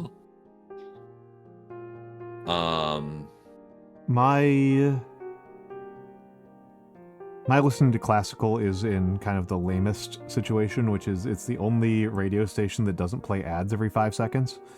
Oh yeah, Every radio station plays ads every 2 or 3 songs. Hello, Sotek. How are you doing, Mr. Greetings. Sotek? Hi, Sotek. And every radio station always plays commercials every like 2 songs, and classical songs are like half an hour long each. So you're actually listening to a meaningful amount of music. So I pretty much always listen to classical when I'm driving, which also means like I'm not really paying that close of attention. That makes sense. Yeah. I mean, I put on either classical or just like random jazz playlists, right? Also when I'm a fan of jazz. Yeah. I don't like jazz, but that means I can kind of ignore it and just have it as background noise, right? I love like jazz. I like all That's the another deep instruments. dive for me. I like all the instruments involved in jazz, but whenever I listen to jazz, I wish it was not jazz. It's compositional. It's the same reason I don't like metal. I was about to say, okay, now that was going to be my immediate follow through, but you know, other options being what I want is rock, brass orchestra. That's what I want when I listen to jazz. It's not what I get. Right? I get something that is much more composition and mathematical, and that's not really what I'm looking for. I'm looking for a whole lot of different sounds being quite interesting all at once. jumping just straight into ska. more or less. Yeah, I like ska. Yeah. No, that checks out. No, I love overly complicated music and experimental, unsurprisingly. But I just think every single band should have a string section. I'm not And a against brass that. Also not And against ideally that. a woodwind section. Basically, every single band should be A little backed more by an against entire- that. I'm not a big fan of woodwind. I like clarinets. And oboes. Oboes are really pretty. I like deeper set woodwinds. That's my So, preference. yeah. I mean, I played flute and piano, so I have like a little bit of affection for woodwinds, but I was not good at it. Don't get me wrong, right? Do not mistake me for somebody with any real musical talent. Understandable. All I do is vocalist work. I need to learn instruments, or not just fiddle Piano is kind of the good one to learn in that regard, right? Because it's really good for composition, and you can get a cheap keyboard. That is absolutely fair, Kara. Big fan of tango. I do like tango, actually. Generally, any South American song structure. Kara is the most really- unapologetically pro-Argentinian I have met. I respect it. Well, I was going to say something, but then I remembered that they're Peruvian instead. And I totally get being incredibly pro-Peru. The coffee is fucking amazing. Like, tango is really cool. Honestly, I like, I guess what we'd call like the romance language of music a lot, like dance music, right? I like most dance music. There's very little dance music that I actually like strongly dislike.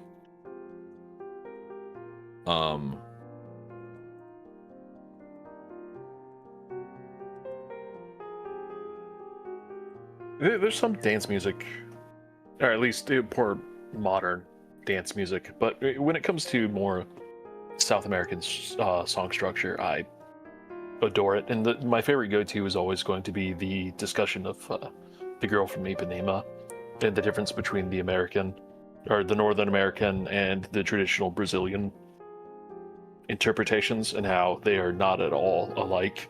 And how if you try to play the American version in Brazil, they'll boo you out. They'll boo you immediately out of the entire stadium. I see. I have been invited in. Yes, you Hi. have. Hello, Kara. Hello, Kara. Yeah, I was limiting the size a little bit, partially because 4 people tends to be a little bit, but also got to keep Nanomancer out of here. Gotta make that cat He's rest. working with Nagi on some stuff right now. Good, he has to rest. But welcome in, Kara. Welcome in, Kara. Me. Yeah. It's hello. it's the most famous crow VTuber that I can name. I know of one other one. I know of one other one, but I think I think he's less famous than you. So. Is it you again? It's Kara again. No, I was thinking of Issa Korva, Mm, but that's because I listen to her music. mm. Mm-mm. I don't know who that is, so I'm going to assume I am correct. Yeah, you are. Yeah. Let's go with that. Okay, Let's so go with I'm the that. most famous. Okay, amazing. There's Kara, and then there's double Kara. Yeah. There's multiples of me. Yeah. But yes. Welcome in. I hope that you enjoyed your rivals streaming. Yes. I don't actually have particularly strong bias towards my home country's music. I think the most famous band I can name from Ireland is the Cranberries, who I think suck. I like I probably sometimes butcher his name, but Hosier is like the only. I respect your opinion, but I don't appreciate it. Hosier is the only one I like from Ireland that I can think of. There are some Irish I'm a bands I big- do like. I like Gaelic Storm. I like the Wolftones. Rubber Bandits. Rubber Bandits. I like Wolftones. I mean, Not I to get confuse Sab- Deftones. I guess. Hmm? I get to claim like Sabaton and Ghost and Mishuka. Oh yeah. Strong. Yeah. I don't even like metal, but True, you also don't- Ava. I get to claim Ava. One of my favorite things in the world is that the band Opeth, who is my favorite metal band, Also Swedish. Also Swedish. They claim ABBA is like their primary influence and it's like their favorite band. And it's just deeply funny that like they're just like doing metal like clearly for like pay. Like they like clearly don't respect it very much. What music did the U.S. invent? Blues, jazz, absolutely. Bluegrass, country, basically, rap. Technically speaking, rap, Yeah. hip hop, funk. Basically every black genre House. of music. Yeah, no, no, absolutely. Find the genre recently rooted in black culture, and it's U.S. It was developed in the United States. Yeah, the U.S. is actually like way out, even for its size and economic power, is absolutely overperforming on music production. Yeah. Technically speaking, we invented rock. We aren't technically credited with that, but rock is just like it's black music that white people started using, right? Because that's how music works in the U.S. anyways. Yeah, Chuck Berry. Chuck Berry is our. Chuck Berry is our hero. Yeah, we love Chuck Berry here. The reappropriation of rock, moving away from black culture, was also an issue that Europe hit. Oh, of course. Oh, of yeah, course. yeah. Yeah. I like but I like to yell at the Beatles. yeah, makes sense. Oh shit! I grew up with the Beatles. I really like the Beatles. I like some of their songs. Don't get me wrong. I only like some of them. A lot. I like the Beatles made a lot of songs, and it's hard to like all of Across them. the Universe was such a good movie. And it's never talked about. I loved it. I like Eleanor Rigby. That is my go-to for the Beatles. My Beatles song of choice is Norwegian Wood, which is unfortunate because it's deeply problematic. Oh yeah. My favorite song is Happiness is a Warm Gun. Oh. It's kind of hard to find a Beatles song in modern context that isn't, at least to some degree, problematic. I don't think that Drive My Car is particularly problematic, and I do think it's fun. Cars are problematic. Cars are okay. That's autocentric. It's autocentric. Yep. Thank you for reminding me of the good joke about before using the red, yellow, green terminology for BDSM, but explaining that I am not approving of cars every time I use it. Joke. Yeah. I actually do really like Eleanor Rigby though. Eleanor Rigby. I do genuinely really love Eleanor Rigby. I think it's a very fun song, and I think it deals a lot with a lot of what rock wasn't dealing with at the time, which is minor notes and setter intonations. I mean, I'm not going to be able to keep up on any serious discussion about music, but I'll try.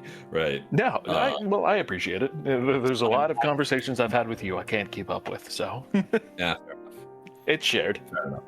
Yeah, no worries. This is what it is to have friends who have different expertises than you. Right? It's always nice to know people who are like way more into music than me, because then I don't have to think about it. Like, this is not an expertise that I have to develop because I've proven myself like not capable of developing this expertise. I just cannot wrap my head around music, and I think that's because music is math and I hate math. So that's interesting. I hate math. I despise math, but I really too like bad, math. baby. You're in it.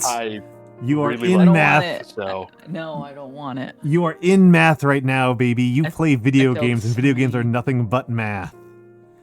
But yes, how dare we share our knowledge in an open forum? That is technically not true. There's nothing but math, baby. Everything's math. Everything is math. Yeah, see, this is the argument made by mathematicians who are really self-important. And I'm not even a mathematician. They're just right. I'm neither of those things. They are actually not right, because there are things that are not able to be mathematically proved, right? Video games are not one of them, though. Video games are not one of those. They're just going to hit you with as soon as you introduce a player into the equation, that actually does skew things. No, they're just going to hit you with a quote-unquote yet. Yet. Yet. Yes, they do that because they are arrogant buffoons. They're arrogant buffoons who have a 2,000+ year record of getting everything right. So unfortunately, we gotta take them seriously. Getting everything right and having no real meaningful impact on anything that anybody gives a shit about is the thing, right? That's the actual. You heard it problem here. You heard it here. Mix doesn't believe in the moon landing. I do not believe that the moon landing is more important to people than how they feel about the moon landing. I do not believe that like the events that have been achieved by people doing science and math matter more to people than the emotions that people feel when they experience. Well, now we get to an things. interesting. Now we get to an interesting Right. question, right? Which is, you know, a disease, right? Like somebody has a heart attack and gets healed by medicine. Mhm. I'm proposing that the material fact of being healed is unimportant. I am saying that it is less important than the cognition that that person experiences while being alive. I'm gonna be right back. Give me a few minutes. It's like relatively like you know where I stand on this particular subject. The only thing that matters is what people think, right? And everything material is just a thing that has happened, and it does not really matter how much you understand it because it has happened. What matters is how people think about it. Because that's the only thing that's going to actually drive anybody to action. Right?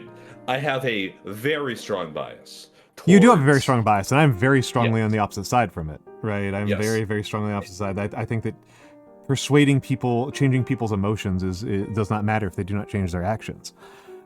Yes, but their actions aren't going to change without emotion behind it. Well, I won't be able to know that.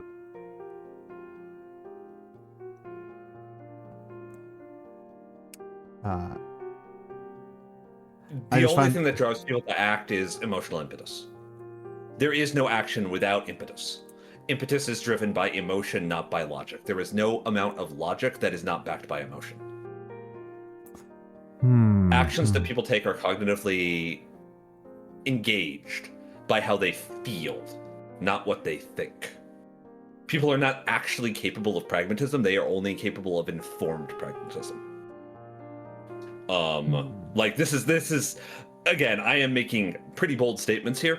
He's making Because pretty bold statements that we cannot I do not know. agree with, and I don't actually want to fight him very hard on. And hello, Obe Painting. I'll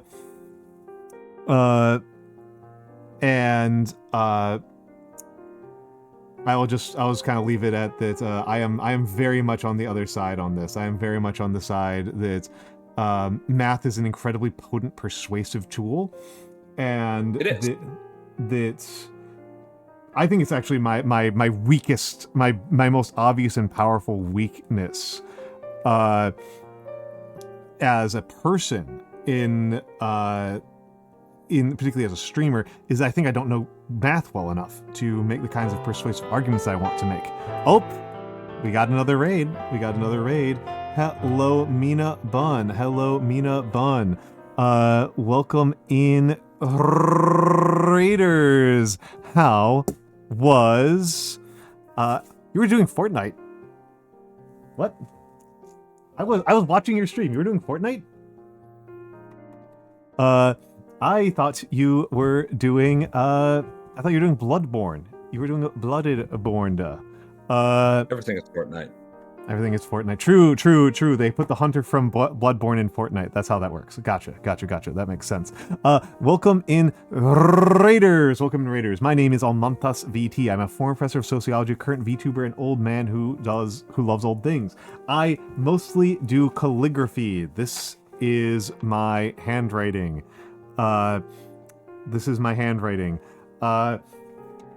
And I am currently painting a miniature, and I'm doing a bit of a Hangout stream. My friends have joined me here. They are Mix UAV, Karatsun, and Vovern, who is in the bathroom, and thus not going to respond. Thank you for the follows, E. Mauer and Aiden164368. Hello. You hope they put the Clark Beast in Fortnite. What would be the dumbest thing for them to take from Bloodborne and put in Fortnite? If I say this, it might be a spoiler. Is it because the only thing I can name from Bloodborne is Orphan of Kos. What's the only thing That I is know? one of the things that would be a spoiler. Okay, I've heard the name a million times. It doesn't mean anything to The me. little ones. I know Gurman, the first hunter. Put All right. Gurman, the first hunter, who is in a wheelchair, by the way. Good. Representation. We need to bring back 90s radical disability representation. I forgot the name of Nemesis, it, but Nikolash? I don't remember if it's Bloodborne, but the only thing I remember about it is that Skeletons was like, that's his like hear me out. It was like essentially. Is it what's her name? I'm back. Welcome back. Sorry for the wait. I clearly missed something. Skeletons. Cars Who are having a you trying to? Is it Vicar Amelia? Because also yes, It is. Okay. yeah. It is. That's Wait, what it was. I Amelia. remember now. Have you Okay. seen Vicar Amelia? She is incredibly cute. Like I have that is an incredibly cute monster. no It's a fox context, with but antlers. is this a Bloodborne? Hear me out. This is not a Bloodborne. Hear me out. It's a Bloodborne put into. It's a Bloodborne put into like Fortnite. let me reiterate. So Let me yes, reiterate. still a hear I me am out. very gay, and I am agreeing with Skeletons on this.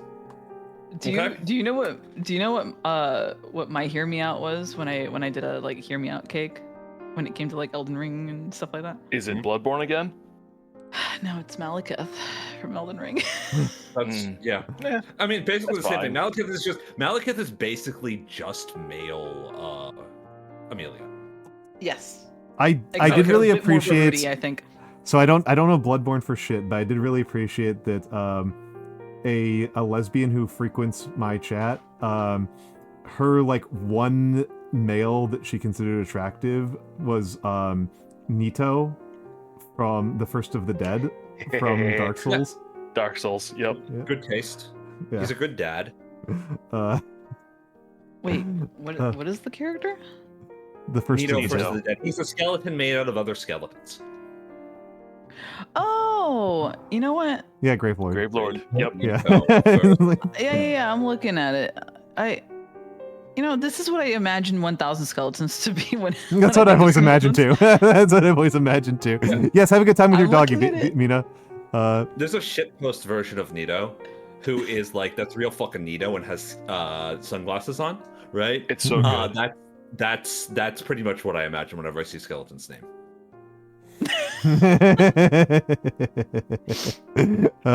Also, obviously, to the other bunpires, please feel free to raid and run. Coven VT, thank you for the follow, and make sure I said hello to everyone who came in with Mina. Hello, Rending Flesh. Hello, Coven VT. Hello, Aiden164368. Hello, E Mauer. Hello, Lucid Bonsai, and hello, Sayatine_. Oh, this is on Fur Affinity. What a good thing to. What a good site to be hosting this image on. There was a while related to Bloodborne. Arbitrary, thank you for the follow. Yeah. I did going. cosplay a good bit for a while, like a decade ago. And I knew a set of twins named Maria and Amelia. Okay. Oh, And God. after the Bloodborne DLC came out, I'm just like, I need to talk with y'all. Oh, no. You both are in this game, but you're wildly different. It was just funny to have that overlap. Oh. It's like used only for the most normal things. It's so true. So true. Yeah. That's really funny. Yep. It's one of my favorite images in the history of the internet. Like, Okay, hold on. It's- I guess I got to Wait. put it up on screen. I wasn't even looking. I am. Wait, did you post it somewhere? I posted it to Kara directly. I can post it in the side chat. Give me Okay, just a okay. second. Or into meme quarantine. Yeah, I guess you could call Yeah. me special. You are special, Kara. Where the fuck even is meme quarantine? I'm sure trying I've to be never clicked funny. Too bad. I'm being supportive and friendly. How This dare. is. I'm giving you the same pain that I give. that I give Noir. Darn Yeah, you for true. being nice. How dare you host your own stream and then bring your friends on and then support them? Just being sincere. There you go. I posted it into meme quarantine for you. Okay, I will. Sorry, I can put it up on stream so that people Oh, can yep. see what you're talking about. Yep. All right. That's Nora's dog. True. That Yeah. is Norse dog. I'll just put it up for a few seconds. This is what he's talking about. That's what he was talking about. Where are we on ads? Oh, we're a long ways away from ads. I'll have to keep track of that. This is, by the way, a variant of a meme shitpost featuring Bert. Oh yeah. Yeah, right? With the sunglasses, where he's leaning up against the wall, looking cool. That just says that's real fucking neato. Too bad I'm not listening to it, right? Yeah, that is you, skeletons. That's basically what we imagine you look like. I like that all the small skeletons also have sunglasses on. Oh, That's my favorite part about it, right? It's fun because canonically the sun is the problem. Yeah.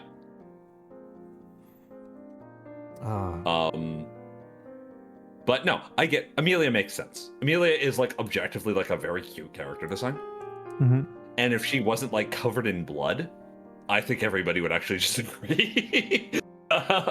So she just needs a shower. Basically, yes. Yeah. That happens. Sometimes you have a bad day at work. Basically. Like for me, Malekith is like one of my bigger hear me outs. I think when I did that hear me out cake, I put Doc Hudson from Cars. That was another one.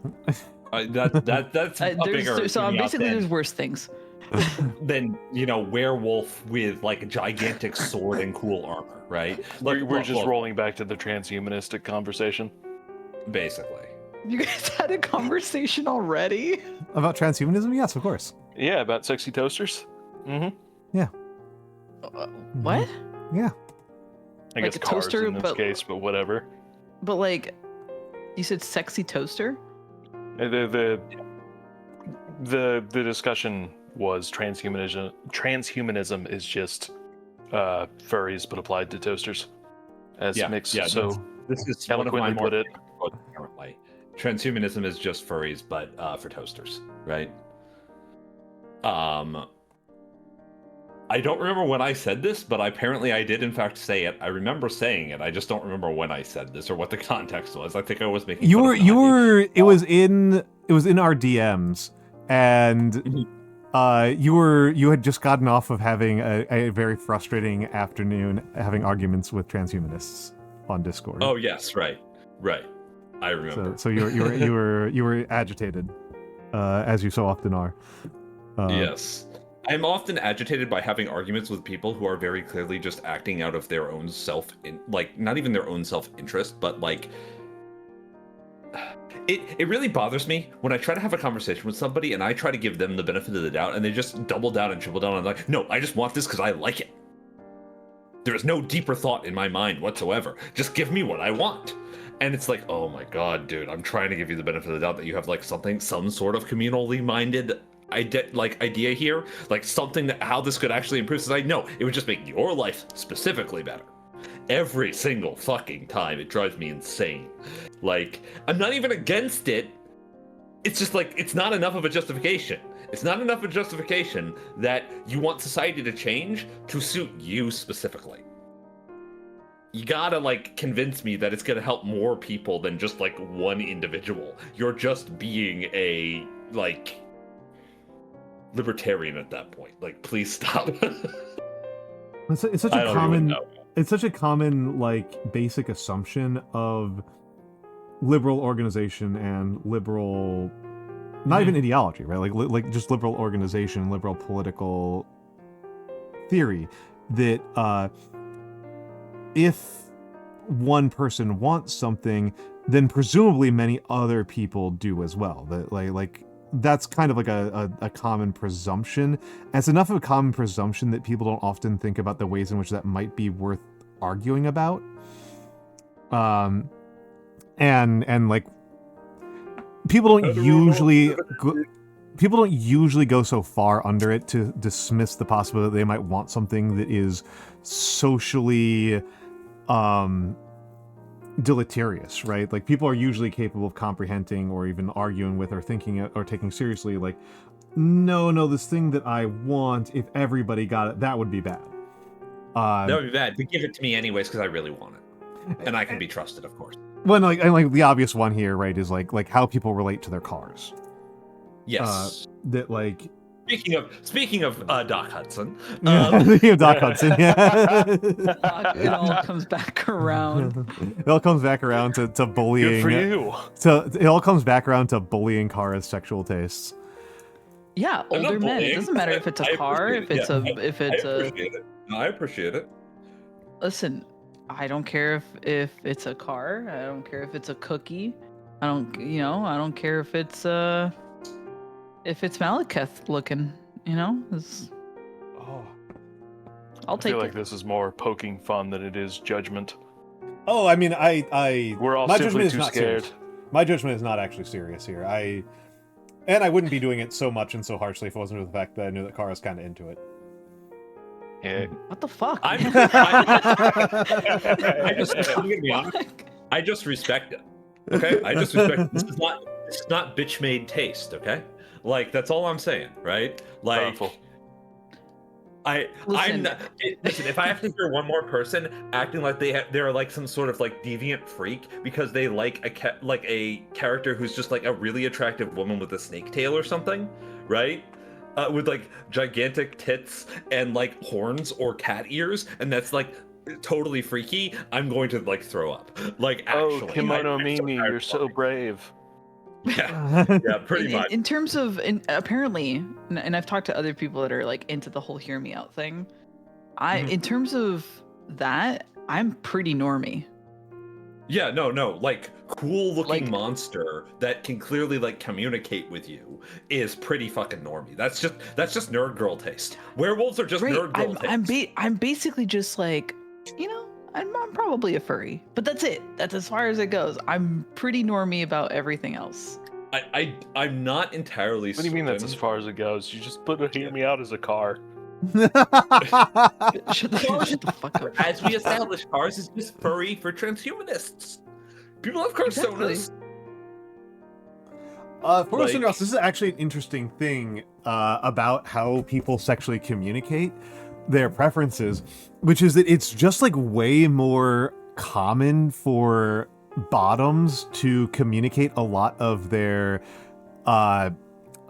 preferences, and Well, the- in the online space.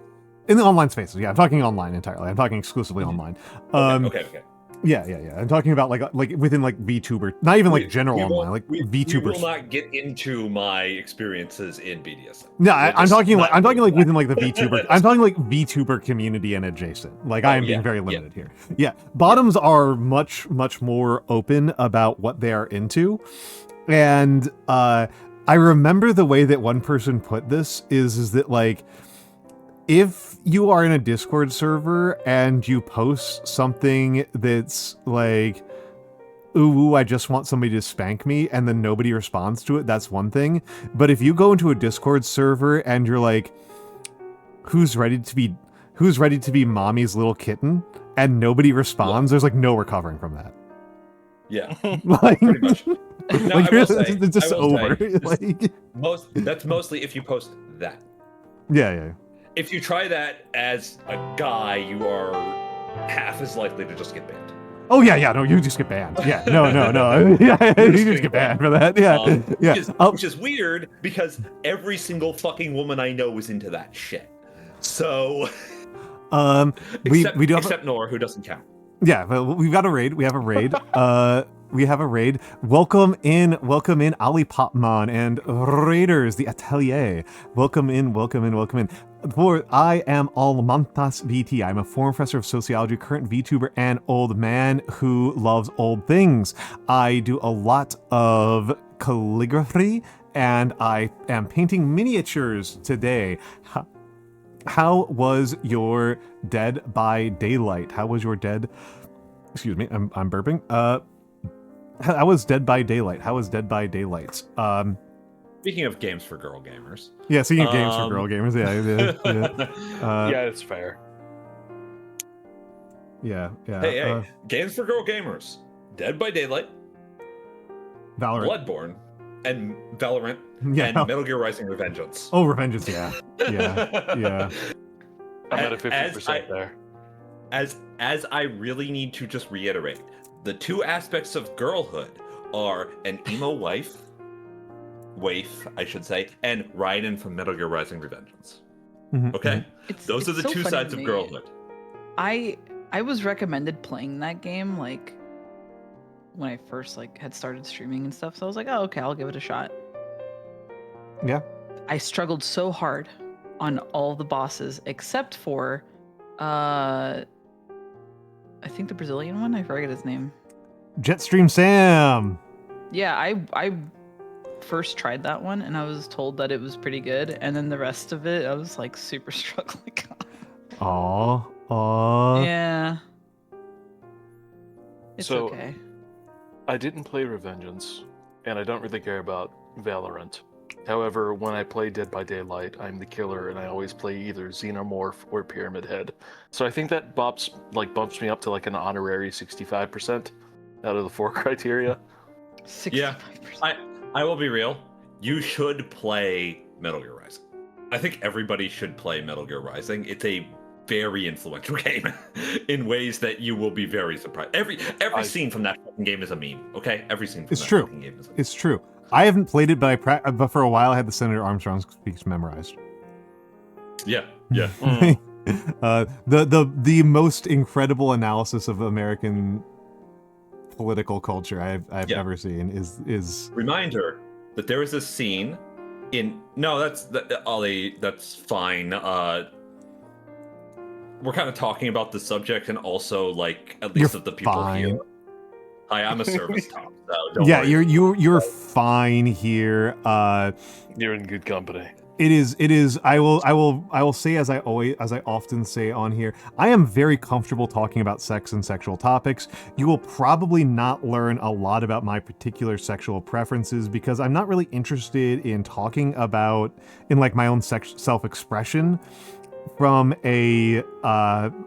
like using VTubing as an outlet for talking about my own sex life.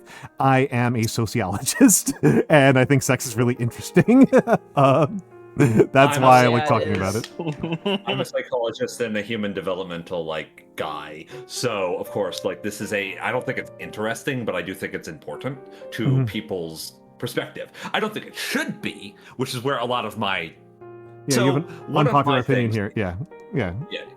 My one of the things that my friends here know about me is that when I don't particularly care about or for something, I learn fucking everything about it Yes. so that I can justify my distaste.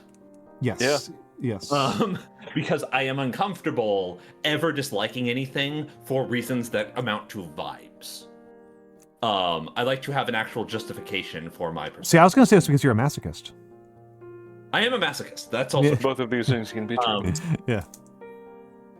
But I think I am a masochist mostly because of the fact that I appreciate experiences. Like, well, no, I'm a masochist because I have fucked up nerves. That's the actual reason, right? Yeah. But like, there's an actually clear physiological and neurological reason that I am a masochist. But yeah. Yeah. No. It is absolutely fine. It is absolutely fine to yeah. Well, it is challenging to say something.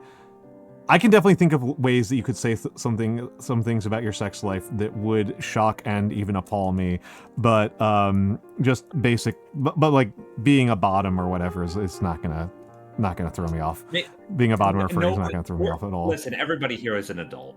Yeah, This is an adult stream. This is an adult stream. Right. Yeah. We have all like engaged with the world in like. I am as old as Al looks. Yeah.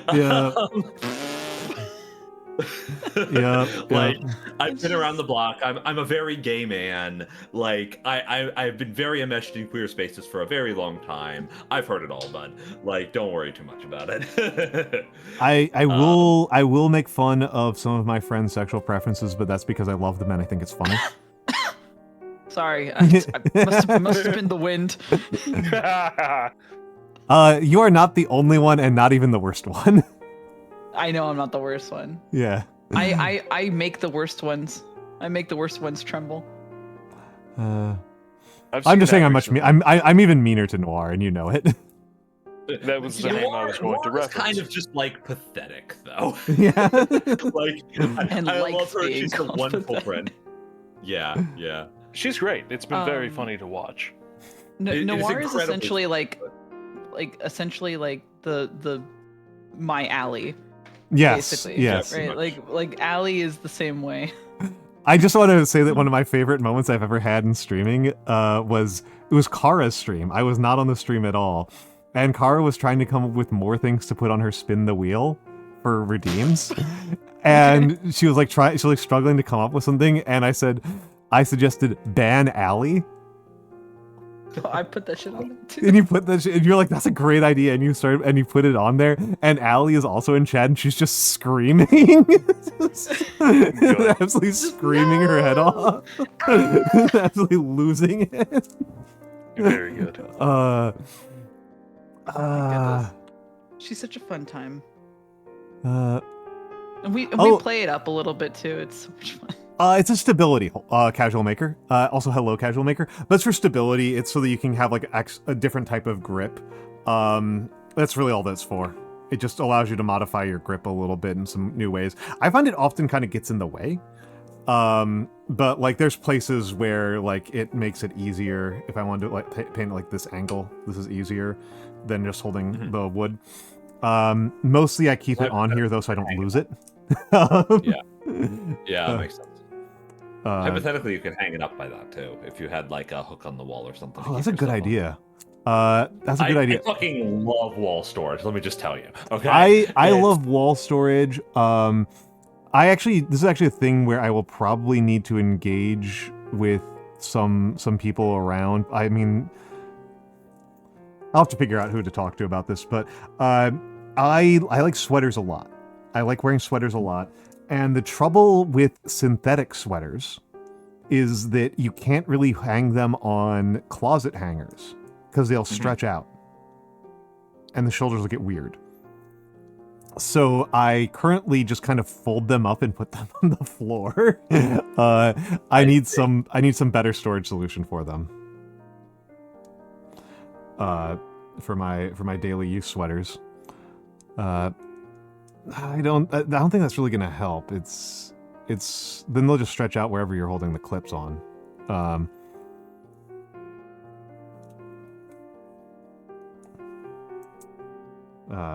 But yes. No, this is a within the types of within these types of like online communities, like the top is just you're like you said, like the top a guy who walks into a Discord server and is like, who's ready to be daddy's little kitten, is just gonna get banned immediately, right? Almost immediately, unless it's really funny. Yeah, it'd have to be really, really funny. It would. Which is that is the cheat code for reality, by the way. Yeah, you can get away with a lot of things if you're funny enough. Just be funny. Yeah, just be funny, right? There's the joke that like all like crimes that are sufficiently funny should be legal. Like the person who dressed up, who made like a garbage bag ghillie suit and was using that to steal people's Uber Eats. Yeah. Like that was funny. Yeah. That was really funny. That's really funny. That is really funny. The one thing I know about for synthetic sweaters, by the way, is that if you fold them properly before hanging them up, they don't get stretched. But I don't know whether that still fucks up the shoulders.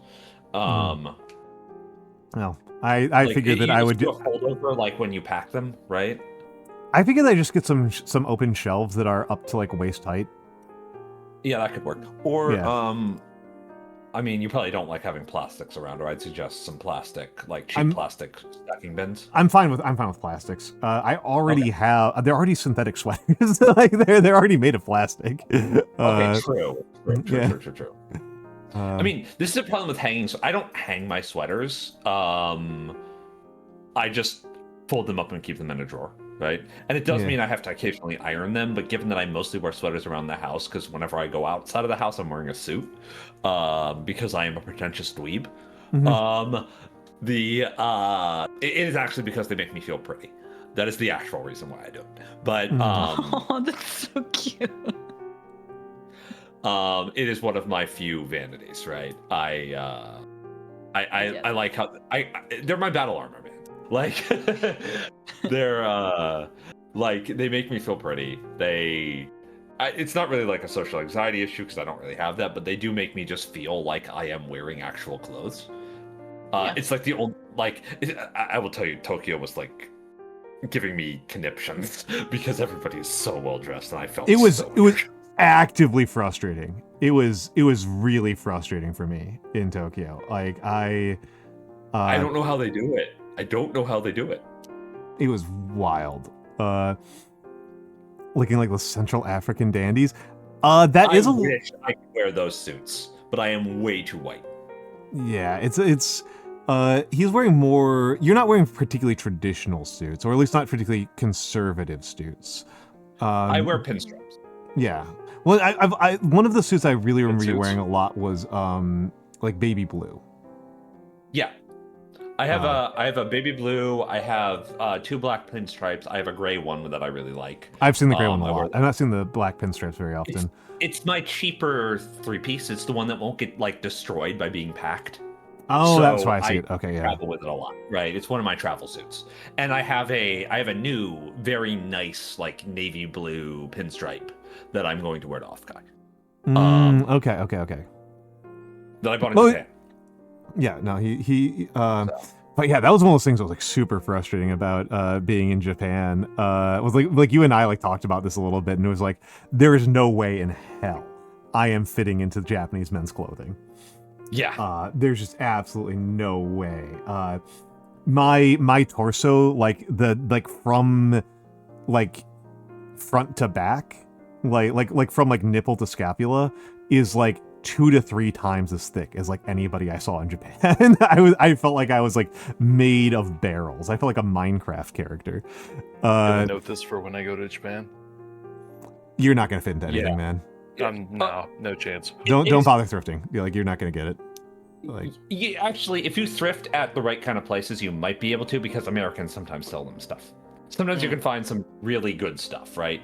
Also, if you're trying to buy a suit, you can buy a suit that's like for like somebody who is big, but not like your style of big, and then get it cut, right? You can get it very cheaply adjusted, right? Sure. But I will say, from my perspective, actually, if you look at the tall men sections, I'm actually like exactly the right build for it. No, yeah, you have the right build for it. Yeah, Nice. no. You got that scarecrow build. Yeah, you can. Yeah, I've got the scarecrow build that the freakishly tall Japanese basketball players have. Scarecrow build was crazy. This is Car. You've met the man. Like you know this. I know. I just I've never thought about it that way. I have put on weight. So that's good. It is good because It is good. Yeah. There was a very real chance that I was going to die. When Allie and I met you, after that like cute little party that we had, we both went, okay. He's kind of cute. Look at him. Wow. It's very like, aw, adorable. By the way, this is someone who's like much older than me. I mean, yeah, no, I get this a lot. No, right? it's just like no, I actually get this a lot. Calling someone that I would say is like, depending on like situation or environment, you would be like a senior to me, right? In terms of experience. I've been told that I am very big brotherly. I was once told that I was fatherly, and then I passed away on the spot and came back to life afterwards. Welcome in, Raiders. Welcome in, Historia. Welcome in. How are you doing, Historia? Thank you for the raid. How was Genshin? How did the gambling treat you? Genshin is a gambling game, right? I'm not forgetting. Yes. Yes, it's a gacha game. Yes. Thank you for the raid. Thank you for the raid, Historia and Historians. How was the gacha? For the Raiders, my name is Almantas VT. I'm an old man. I love old things. I do a lot of calligraphy, and I am painting a miniature right now. Ah, you are jonging. How was the jong? How was the jong? How was the jong? Did you do the Ricci thing? Or do you play Chinese mahjong? The jong's thing. Just the pure zhong. Ricci. Okay. I only know how to play Ricci, so you also play in person. Cool. That's far superior in my opinion. But yeah. I never learned how to play Chinese rules mahjong. I have been informed by Koizetsu that it is a demon game for people who do not respect authority. So I should probably learn how to play it. That's as much incentive as anything else, truly. I truly mostly associate it with people chain smoking cigarettes. Yes, that is the main reason why I never learned how to play, because I went to a mahjong club and everybody was like smoking. I was like, I am going to leave.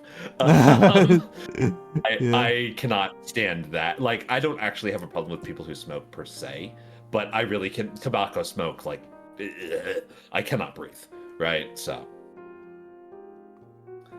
It's an absolute goddamn wonder that you and I survived as long as we did, given that like the primary mechanism of socialization for a significant percentage of our life was just like getting really drunk in places that are like 90% cigarette smoke by volume. Yeah. No, like, not wrong. Oh, that not traveled wrong. down. Yeah, no, it fell super hard. Yes, my moth is it's Inkwell. Inkwell is my moth. My little guy. I say travel down in that it's also what I experienced. Yeah. You really need to get some Inkwell emotes. You have like the one, right? I've one. I need to get some more. The only one I've really thought of is Bongo, but I don't want to really order until I have like 5 in mind for like an order. That makes sense. Yeah. Bongo, spin. Spin. Oh. Like some sort of tail chasing, basically. That would work, right? Oh. That'd be maybe a sort of like poking your head up sort of thing, like the dog jumping, right? I know I can help brainstorm this in another time if you'd like. Yeah, sure. Enjoy your lurk, Historia, and also obviously to any of the other people who came in with your raid, feel free to raid and run. I do not want people to feel like they are under any obligation to stick around and listen to me and my friends rants about. Honestly, I've kind of lost track. It's kind of whatever at this point, truly. Yeah. Not a very structured stream. I will say Furos Indros that after like 15 years of not having been in a smoking bar, when I was in Japan, I did end up going to a smoking bar, and I was like, wow, I do not miss this at all. This sucks ass. This is vile. I'm actually glad that I decided to just sleep through that rather than going with you guys, right? Because I would have like expired. I would have not been able to like function for like 3 days. It wasn't even like as smoking bars go, it was nothing compared to what bars were like when like we were young. Like nothing. No, nothing. Not. It was like 3 people were smoking in the entire in my bar. defense, right? When I was young, 25, right? Yeah. 25, 26, I spent a lot of time in gay bars, which were slightly less smoke happy. Right? Yes. At least in the DC area, in the DMV area. I was gonna say it depends on what part of the bar. Yeah, depends on what part of the bar, but in my experience, less smokers, more hard drugs. Yeah, I was like, they weren't smoking because they were doing heroin. Like, yeah, pretty much. At least the white people were doing it. It's poppers nowadays. Yeah, it's poppers. Nowadays. Poppers isn't like a drug that you're doing for drug's sake. It's a drug that you're doing because it makes anal sex easier. Yeah, basically. It's still being done actively in clubs. I'm not saying they're not doing it actively. I'm just saying that like they're like that's not like an activity unto itself. Like it's not like doing heroin or coke, where like people are doing that for fun. Like they're doing poppers to make other things fun. No. Really, are people actually just like doing poppers to enjoy poppers? Because that's crazy. Like yes, that's weird. Welcome. Okay. Yeah, the youth. That's weird. I don't know. I've never, like, I'm pretty straight edge is the truth, right? Like Yeah. I used to drink, right? But I was never like I stopped drinking for health reasons primarily, and also because I am a very angry drunk, and I would rather have a good time when I am at a bar or meeting people, right? Rather than, you know, descending into a paranoid fit and throwing chairs at people, which happened more than once. And the so like and I've never really, I'm not gonna actually like try to knock people for drug use, right? Like maybe I should, maybe that's the responsible thing to do, but I don't really care that much as long as they're not hurting themselves, right? As long as they're being like relatively responsible. Absolutely. I personally think people should avoid drugs that are highly addictive, but you know, that's my personal opinion. The main thing that I am suspicious and critical of is this idea that you need to be under the influence of something to have a good time. Yeah. I am skeptical of the activities that you are choosing to engage with and how much you actually like them. If you only like them when you're drunk and or high. Fair enough. Yeah. Yeah. Yep, I agree with that. Well, The one I always used to be like, this used to throw me into like fucking fits and get me banned from places. okay. Oh, Yeah. it's a good movie if you're drunk. So it's not a good movie then. It's not a good movie. You just like being drunk. Like, ugh. Drives The me movies nuts. I have seen while drunk, I cannot rate, because I don't remember them, because I was drunk. Uh, Yeah, I have it's like, seen Pacific Rim twice. Don't remember any of it. Drunk both times. didn't miss anything. No, I don't know. I'll take your judgment for it. I have a very unpopular opinion on Pacific Rim. I think Pacific Rim sucks ass. I did not enjoy it at all. I believe that's as valid as any other point. I think you were just like kind of wrong about that, but I know exactly why you think that, and it makes perfect and logical sense. Mhm. And I don't actually think it's even a weird opinion from you, right? Within my I've seen it opinion, twice. I don't know shit. yeah.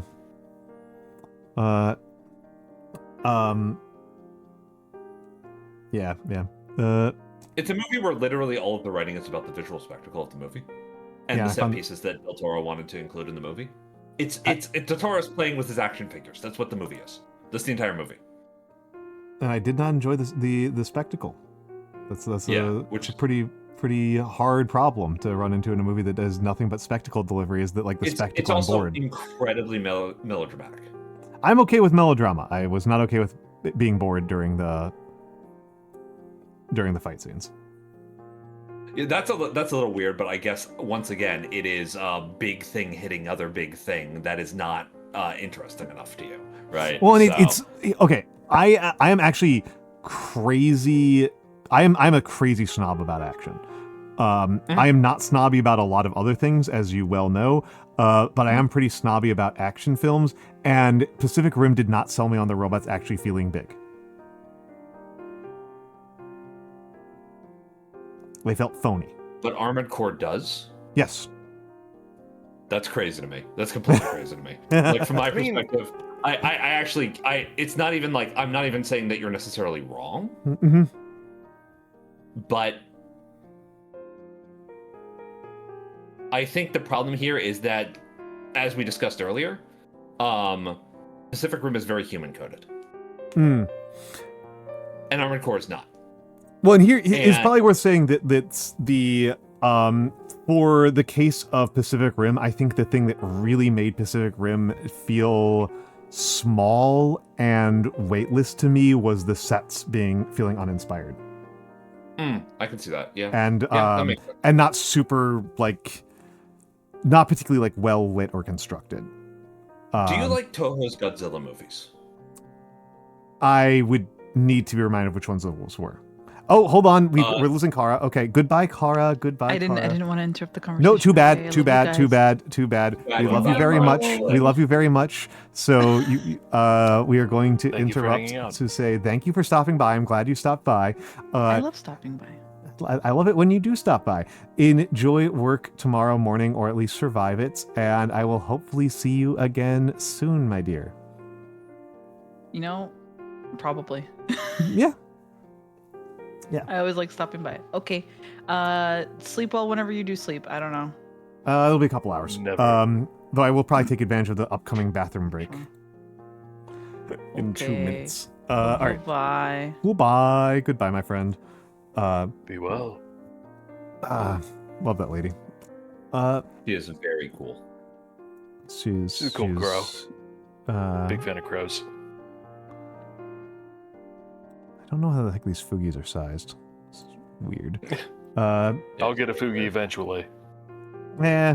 Hey, oh, I have to finish his character design. that is what is happening. I was going to suggest I need to talk to I should talk with Lone Star Colt about how Lone Star Colt got Rabbit and Steel, like himself as like a Rabbit and Steel character. That's pretty good. Like who we went to, and I would get that for Nate. I mean, you also sent me the Signalis, which you know how much I enjoy Signalis. Yeah. That's harder to make as a Fugi. It's like a less obvious Fugi. True. The sword is the way. I know somebody who could probably do that actually. Yeah, but I feel like the Rabbit and Steel like really translate to Fugis like very cleanly. They do. As long as it's Punch Bunny. Yeah. It's got to be Punch Bunny. Masculine Punch Bunny. Yeah. That's pretty good. No, we're developing an actual persona for Nate. So excellent. Is it Bunny? It can be standard Punch Bunny. I'm cool with Punch Bunny. Is it? I played. I resubscribed to Final Fantasy 14 for all of a month to turn my Aura into a Viera. Yeah, no, you're into then left again. You like to be the bunny boy. I like the bunny boys. Yeah, it's true. It's true. Fair. It's true. Respect. I figured that was what you were what you're doing for a VTuber persona was rabbits related. Okay. No, it's sword related, but still big fan. No, I mean you can give my sword bunny ears. That'd be really funny. But that would actually be really funny. That's great. Okay, we are in the ad break. I will are the two of you up for entertaining chat? Sure. I can try. Sure. I'm a little like fried, but you are a little bit fried. I'm surprised you even showed up, but I will. I need to stay up later because my flight to California in 2 weeks is at 3 a.m. Roger. Okay. All right. I will be back in a few minutes. I'm gonna use the bathroom and get a snack. Yeah, in a couple weeks. In a couple weeks. Okay. Yeah, no, not like it's for off guy. Yeah. No, I figured that much. I just don't pay attention as to when off guy is. I could go this week, I guess, except I'm traveling with Noir, so that'd be very good for her, right? This is the main reason why my flight is at 3 a.m. Are you flying out near you or more south? PWI. Not us. Okay. I didn't want to call out specific locations. No. But I live in fucking Maryland. It's fine, right? It's not something to worry about for me. And like both Nora and I we've been around the block a few times. Okay, like that's fair. I have been arrested multiple times. I am not particularly concerned about somebody showing up to harass. Right? I'm not concerned about it, right? That's fair. Oh yeah. There's like always flights at like 3-4 a.m. They're usually cheap. Right? Yeah, no, they very nice. Mm-hmm. So when I flew out to not this year, but previous year to MagFest, I got super anxious because I had to drop off my cat to a friend's place. And my flight was at like 6 a.m. And I dropped off my cat at midnight, or like it would have been about 11. And the agreement was I'd hang out and I'd just sleep there for a little bit, but anxiety issues. So I dropped off my cat. The friends I was staying with went to bed, and around midnight I just decided, I'm not sleeping. I'm just gonna go to the airport. Turns out LAX doesn't even open until 4. Yeah. So I was just kind of sitting around doing nothing for several hours. Yeah, BWI is open 24 hours a day, right? So, because like BWI and honestly, like all of the major airports in my area, right? BWI, Dulles, and National, all like 24-hour airports, right? They're open all the time. LAX is open to receiving flights, but to outgoing flights, the actual airport doesn't open until 4. Right. That makes sense. Nah, it's just like we're flying out together because it's convenient, and she lives 30 minutes from me, so Yeah, that would be makes awesome. sense. You should do it vexing. Yeah. So I will say, Vex, I'm going to try and get a extremely good Airbnb for next year. That was unfortunately taken this year because I waited too long to reserve it. But like right after Offkai, I'm going to try to reserve it for next year. We can if you need somewhere to stay, we can talk about that if you'd like. It's extremely good. It's the one Al and I stayed in last year. It was great.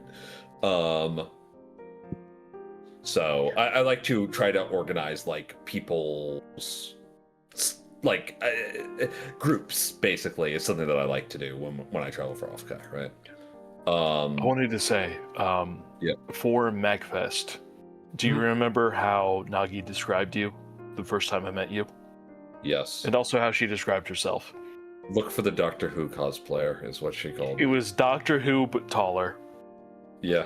And her description of herself was just Trigun glasses.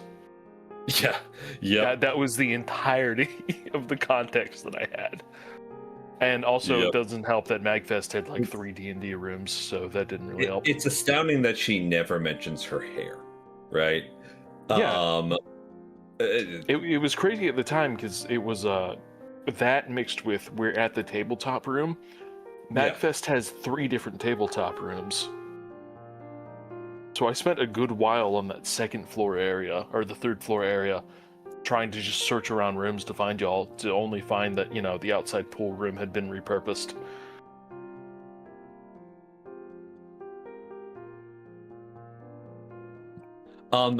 So I'm not going to give the hard sell on Offkai. Offkai is mostly an industry con. It's extremely worth going to if you are a VTuber.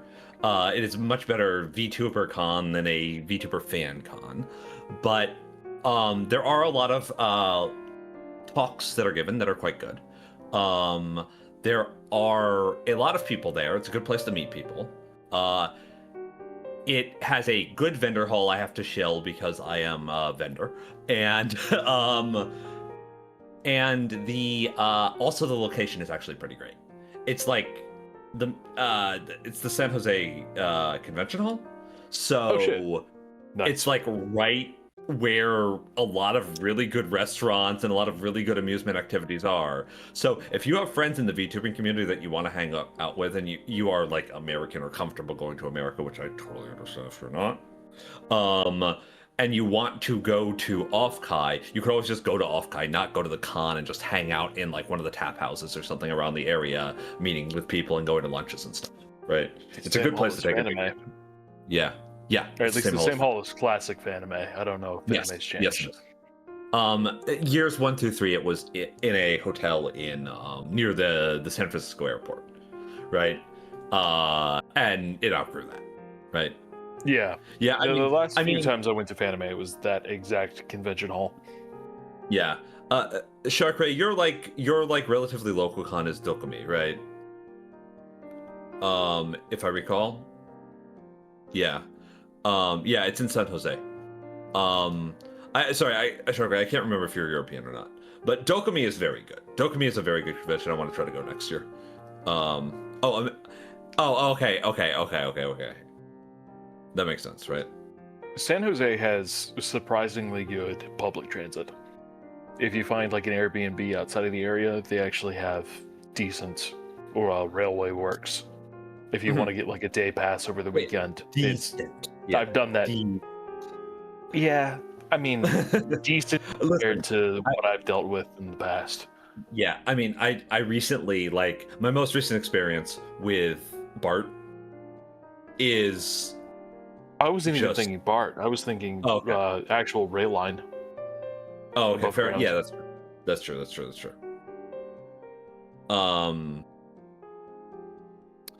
Quincy, this goes a lot for the dedication that the people doing the organization work for Offkai actually have, right? They're trying pretty hard to make it work, right? Yes, Bart has a VTuber. Yes. Bart They is also okay. They also have the Twitter liminal space nonsense, Yes. which is great. Yeah. Bart. So the thing about this, my experience with Bart recently, is that I went from Tokyo to San Francisco, and I went from using public transit for about a month in Tokyo to using public transit in San Francisco, and it was a substantial downgrade, I'll just say. Yeah, you might as well die. Yeah, basically. So yeah, it's not really fair. Tokyo has maybe the best train system in the world. Maybe. Like Amsterdam and the Netherlands is a pretty strong competitor in my opinion. Like their trains need are to experience it. well. It's really good. It's really good. I still need to like, fulfill my weeaboo credentials and go to Japan. you still haven't been to Japan? I have not. Oh shit, dude. Next time, like, we'll have to talk, right? Because I do want to go back, and I know like several of us want to go back again. I would like, you're actually pretty close right now, so Yeah, like, I am in the best position I possibly could be. Japan's rail system is phenomenally well designed and very efficient and very comfortable. Even when it's very crowded, it's very comfortable, which is nice, right? And like, I have fairly extensive experience with the train system in Japan, but my most recent experience was in Tokyo, and Tokyo has improved since a decade ago, the last time I visited, right? Like, I have not been to Japan in quite some time, prior to earlier this year. That city is so much better than it used to be, and that's impressive because it's always been pretty good. I was very impressed by the public infrastructure, just in general. Vex, there's an open spot after Kara left. You're more than welcome to join in. You should do it now. Hi, Al. Hello. Hi, Al. Welcome back. I didn't say shit. I've only been here for a second. We're talking about how lovely the Shinkansen is. Mm-hmm. Talking about Japan. Yeah. No, I. The thing that you and I concur upon, which is that Tokyo has improved a lot. Oh my goodness, yeah. Oh my goodness. It's always been. It was good 10 years ago, but it's better now. Also, hello, Quincy. Yeah. Yeah, no, it is significantly better, and it's like it's a kind of remarkable improvement. It's a really interesting like case study of how far you can get by just like actually really focusing on public works in such a hugely populated city. Because Tokyo doesn't feel crowded. Not particularly. Right? Like if you travel like on the train during rush hour, it feels pretty cramped. But aside from that, it feels like it's a testament to city design, really. Well, it's a testament, I think, to like how adaptable humans are. I'm trying to make sure that I actually have my stuff on camera that I'm painting. You're fine insofar. Well, I wasn't. You are covering. You might want to make yourself a little bit smaller, or a little bit. You might want to like take my jacket and make yourself in a corner. Yeah. Well, here's what's happening: is that I'm not using my camera space efficiently, so that means it's time to rotate down a little bit. Oh, this is the part that's really annoying: is that the camera socket gets a little bit loose and will start sliding up, as you can see, which is not what I want. I could. This is not the highest priority, but is probably worthwhile for me to think about better mounts for my camera. See, there's much better, right? I just yeah. A better mount. Yeah. It might be able to be engineered even, like depending on whether or not your options are like really simple, like really straightforward, right? Like I don't. We can talk about the actual hardware later. Yeah. But if like it needs to be custom engineered, we could always recruit Versa to do that and just send it off to you, right? Yeah. Versa. I mean, honestly, Versa doesn't even have to like make it. Oh yeah, you have local friends who do. I've got two locals who have 3D printers. Both of them actually. Yes. Hello, Vetelina. Hello, Vetelina. I do not know what that means. Pseudo hypoparathyroidism. That sounds like a fake disease because it has pseudo in the name twice. No, it's actually not. It's not a disease of being fake because there's "fara" in the name twice. No. Okay. It's a funny name because there's something wrong with doctors. But this is I believe it's a hereditary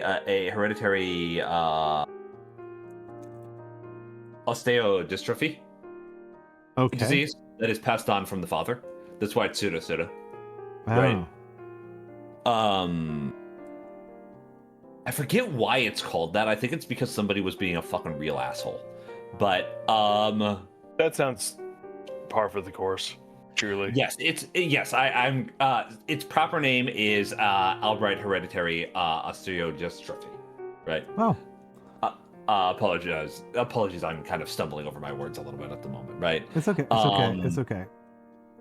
I appreciate you being here in your hour of struggles. It's a GNAS, genetic disorder. Okay. Right. All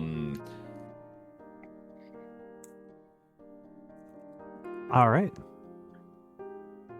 It's Fuller Albright. This fucking asshole named everything like this. Sorry. Fuller Albright, resistant to thyroid hormone. Yes. This is one of those funny words like anti-establishmentarianism, right? So,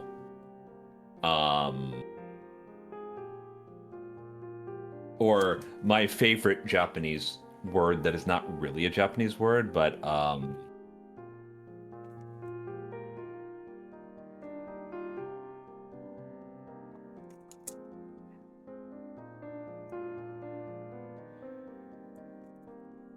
yeah. This one.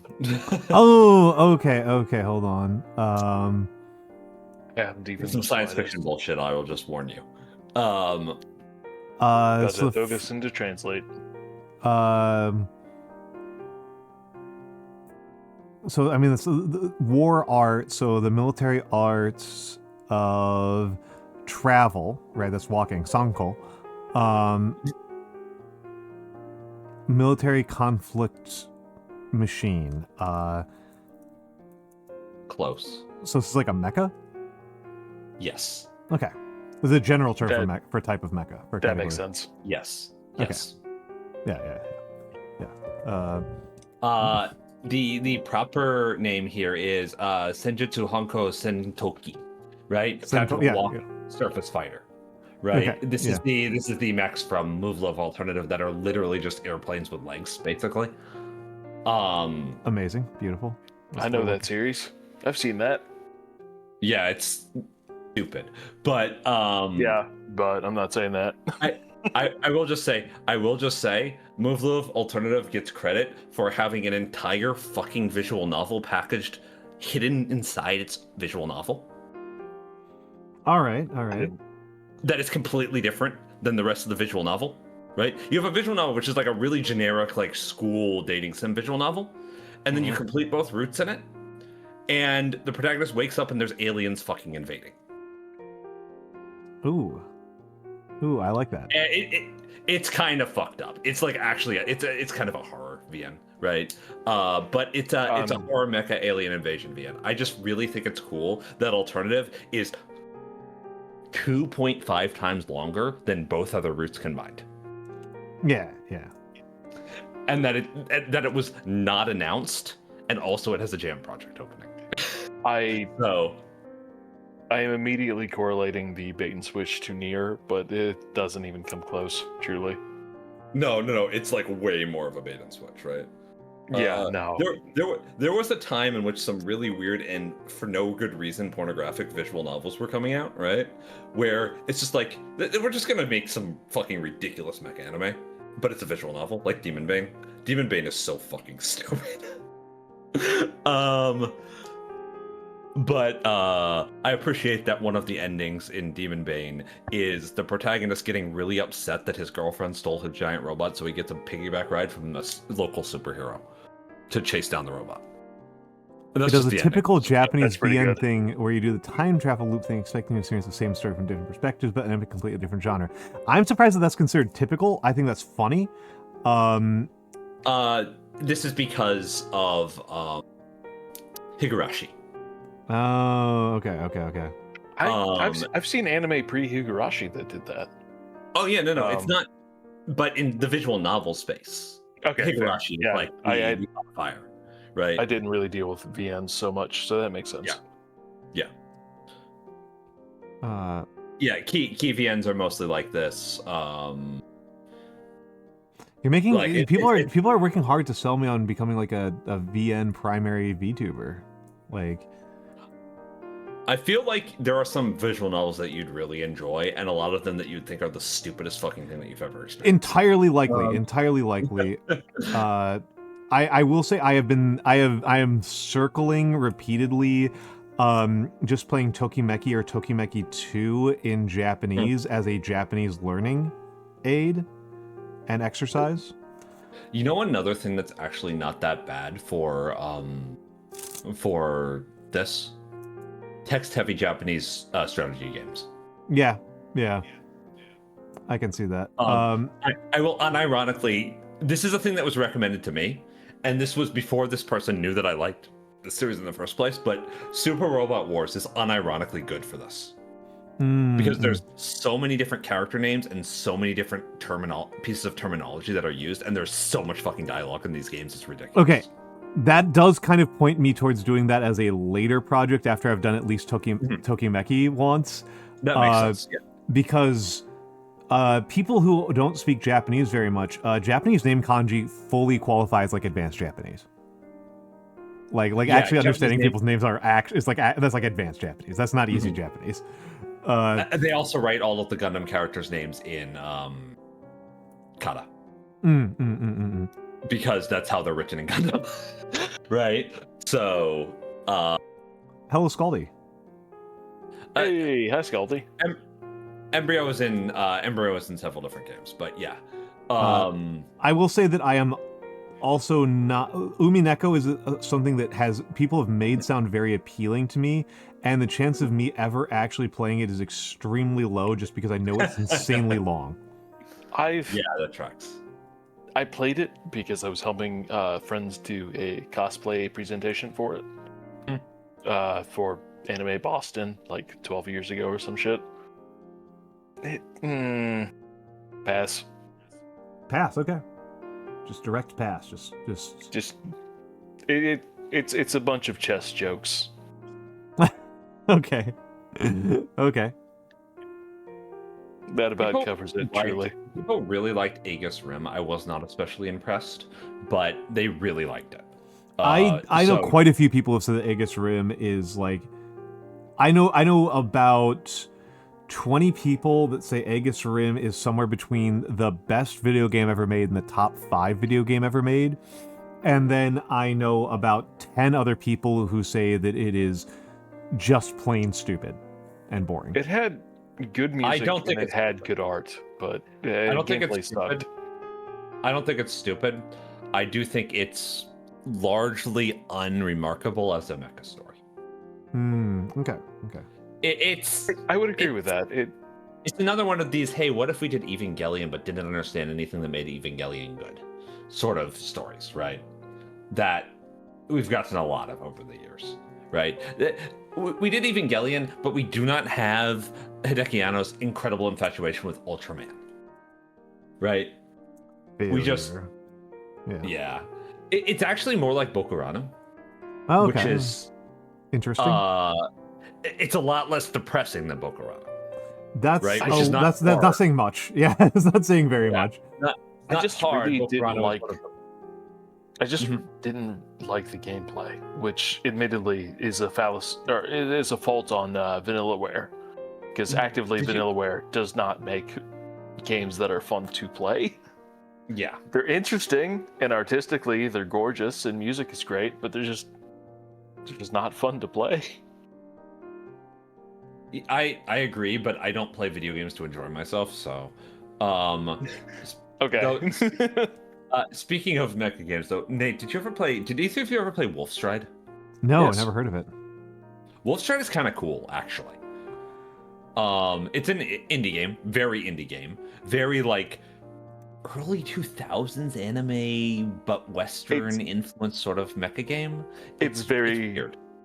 It presenting it feels very much like a combo of, I was gonna say a combo of Cowboy Bebop and FLCL, but that just is Space Dandy. But it's very Space Dandy. It feels like Trigun. It is. It very much does. And But without the existential winging. yeah, And with more Outlaw Star. Outlaw Star is a good comparison. It's still it's very got much this very economic, like, oh, I am a mercenary who's in constant state of being impoverished sort of vibe to it, right? Yeah. That was like a really popular theme in like late 90s anime, right? It gave to me the very like the combination of Cowboy Bebop and FLCL in that like it's a lot of very crude jokes that are very tongue in cheek. Mm-hmm. The gameplay was fine. It wasn't like anything to write. The art home direction about. is really good. The art direction is that's the sell, truly. I'm just like kind of listing off games that I think that might be of interest because they're a little weird, right? Like Wolfstride is definitely a little weird. It is. I would go to, as far as like mecha games go, I'm always going to vouch for Into the Breach. I know Al really likes Into the Breach. I would actually say Into the Breach is, I firmly think it's a good game. My experience with Into the Breach is actually deeply funny. How long do you think it took me to 100% Into the Breach? Don't have I have 100%ed this on 2 different systems, including Okay, DLC. so from the first time I touched the game, 6 days. Really? I mean, Yeah. it's not a huge game. It's not a huge game, but like, how does that count in hours tracked? I think it was like 30. Okay, yeah, that's Like that's 20 fair. maybe. Okay. That sounds about right. Okay, Scaldy, Into the Breach is a tactics RPG. Is a lightweight tactical RPG. And the big gimmick of it is that you can see the enemy's moves before they make them. So the way that the turn works is that the enemies move and then they declare all of the attacks that they are going to make. Like they do their physical movement and then they declare all of their attacks and the order those attacks are going to happen in, and then all of your moves and attacks happen in between those 2 phases. Which means that a huge percentage of what the enemy is trying to accomplish can be negated or even countered by cleverly pushing the enemies. It's basically. Yeah. I would also not really. I think I would just call it a tactics game. I don't really think it's much of an RPG. It's really not an RPG. It is very much more tactics. I would It's a actually. little bit- There It's is some more of a RPG puzzle aspect to than it. it's more of a puzzle than Breach Wizards. There's a reason why Mobile Suit Baba, the Baba Is You spinoff, is literally just Into the Breach. I would actually say Breach Wizards is probably the stronger analysis, in that you see the enemies and the movements that they're about to do, and you are building not necessarily to take advantage, but more to counter and try to reinterpret it. Because Breach Wizards is very good, but Breach Wizards is great. Yeah. by the time the DLC for Into the Breach came out on Switch specifically, my rescued civilian count was not able to actually be viewed because I had rescued and just played the game so many goddamn times.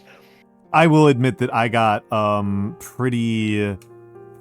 Once I did my first clear where I perfected on hard difficulty, I kind of put the game away. Oh no, I absolutely kept playing. I decimated it on every aspect that I possibly could. But again, even with the knowledge in that regard, I still don't view it as being any more complicated than chess, realistically. I think it's less. It's about the same, I would say. They're solvable pattern games. Like, there isn't really a lot of element of, like, can I make this stupid thing work? Right? There is a thing that works, do it, idiot. If you don't do it, you're an idiot. Right? It's a puzzle game. It's solving the... Yeah. There was a joy in being like, hey, can I make this bullshit thing work? But at the same time, it really is the same respect in that, like, hey, it doesn't matter too much.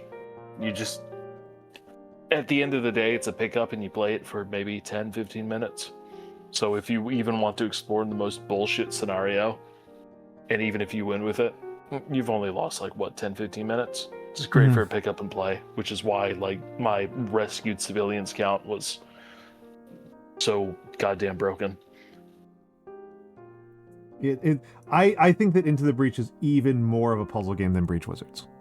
Like, Breach Wizards is more of a war game and a tactical RPG than Into the Breach is. Into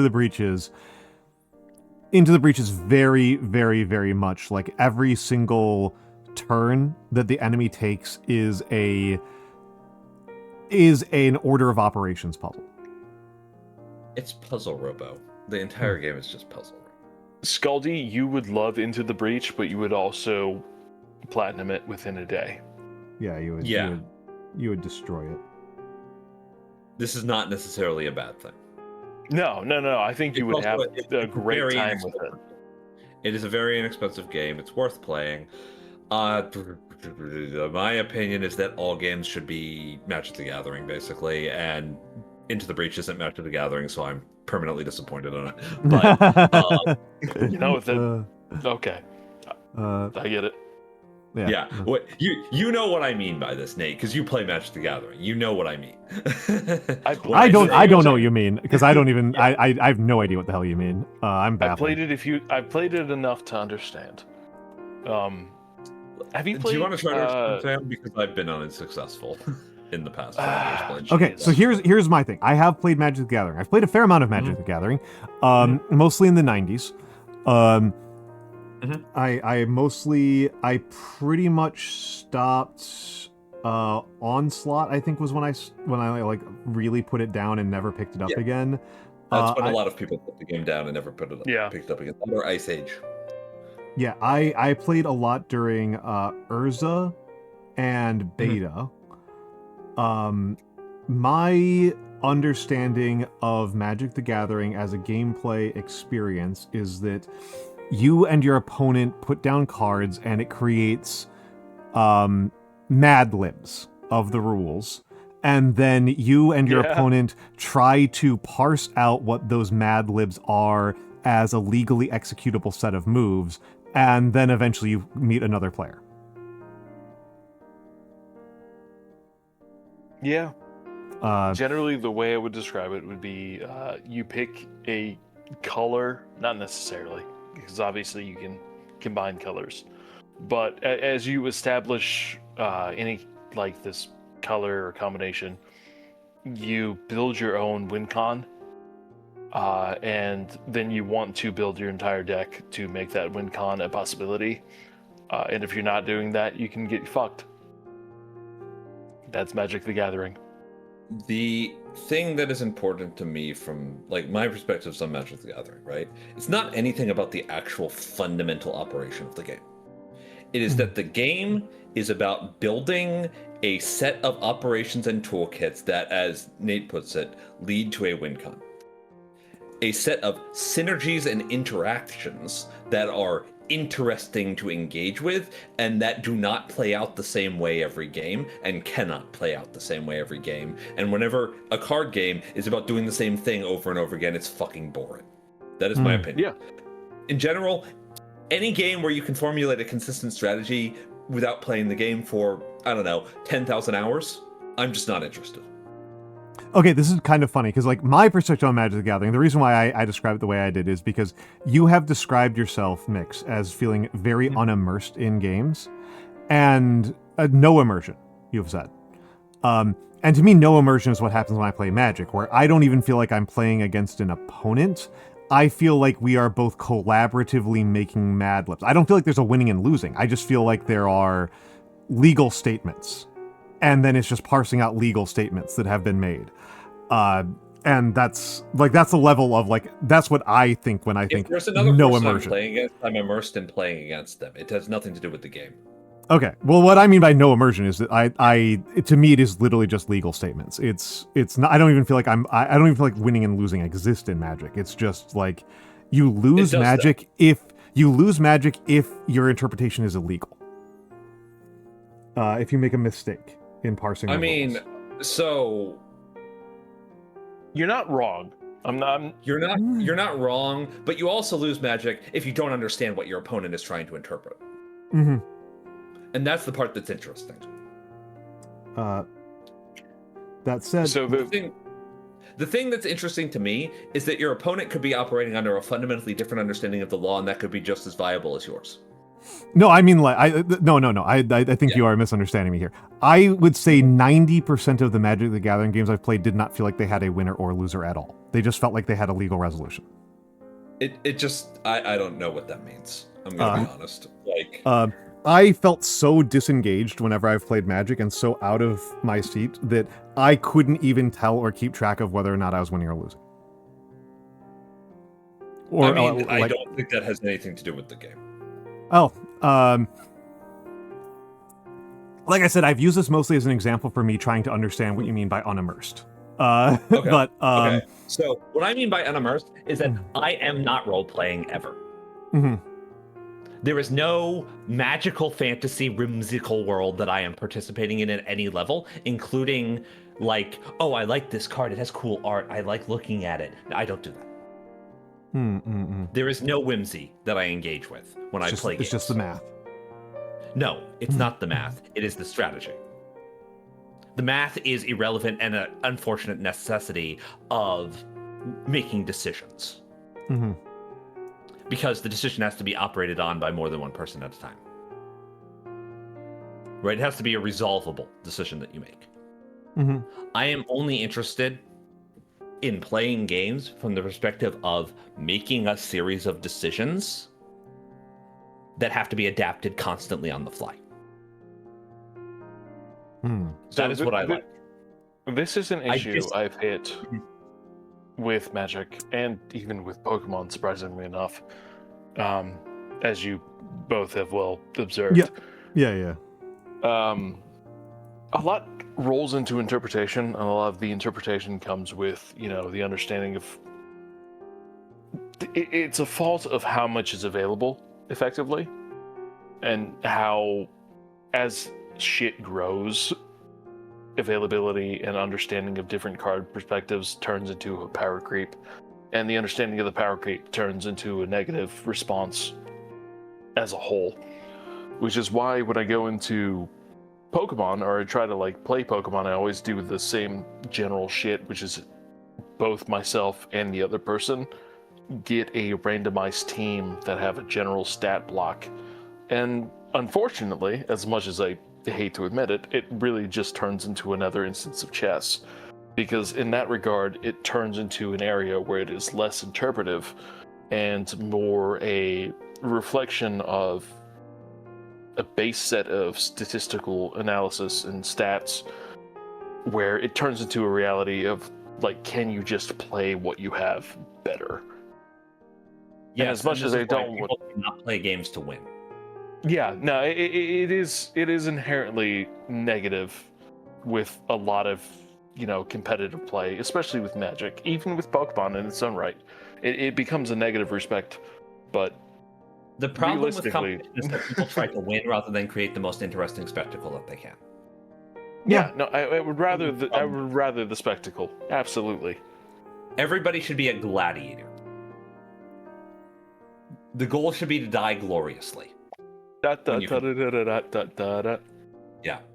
That is my general perspective, right? Mm-hmm.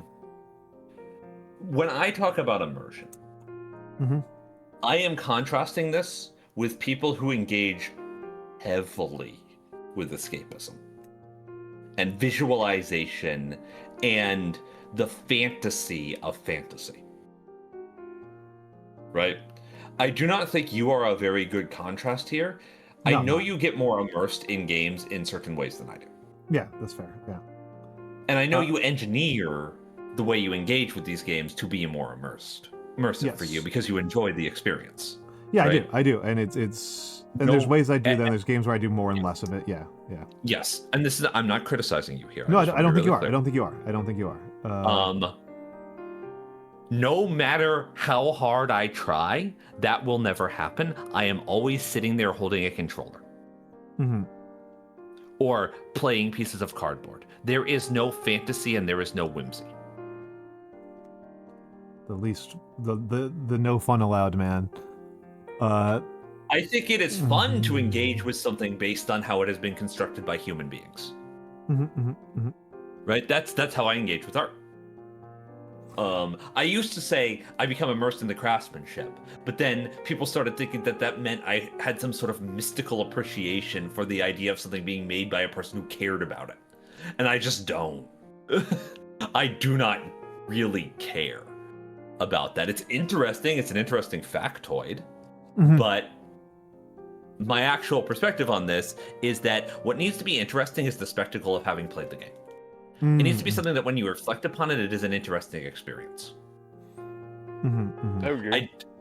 And when I say experience, that's not even the right word to use, because that implies that I value the experience in any way. I wouldn't say it does, but I get where you're coming from. There needs to be an interesting conversation that can be had about the information that has been gathered from having engaged with the piece of media.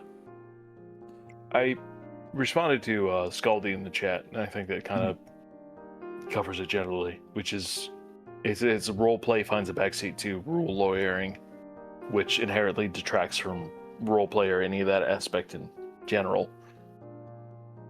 It turns into its own meta, and then the meta inherently detracts from the fun of it all. I personally think Magic the Gathering would be better if you were obligated to stick to a theme. And if it was a game about thematical construction, right? About constructing a thing that could be justified and defended as though you were defending a master's thesis. Pretty Right. unfortunate the You have to direction that Magic is taking for you then. I mean, it's never been this. It's not Yeah, what it's yeah. for.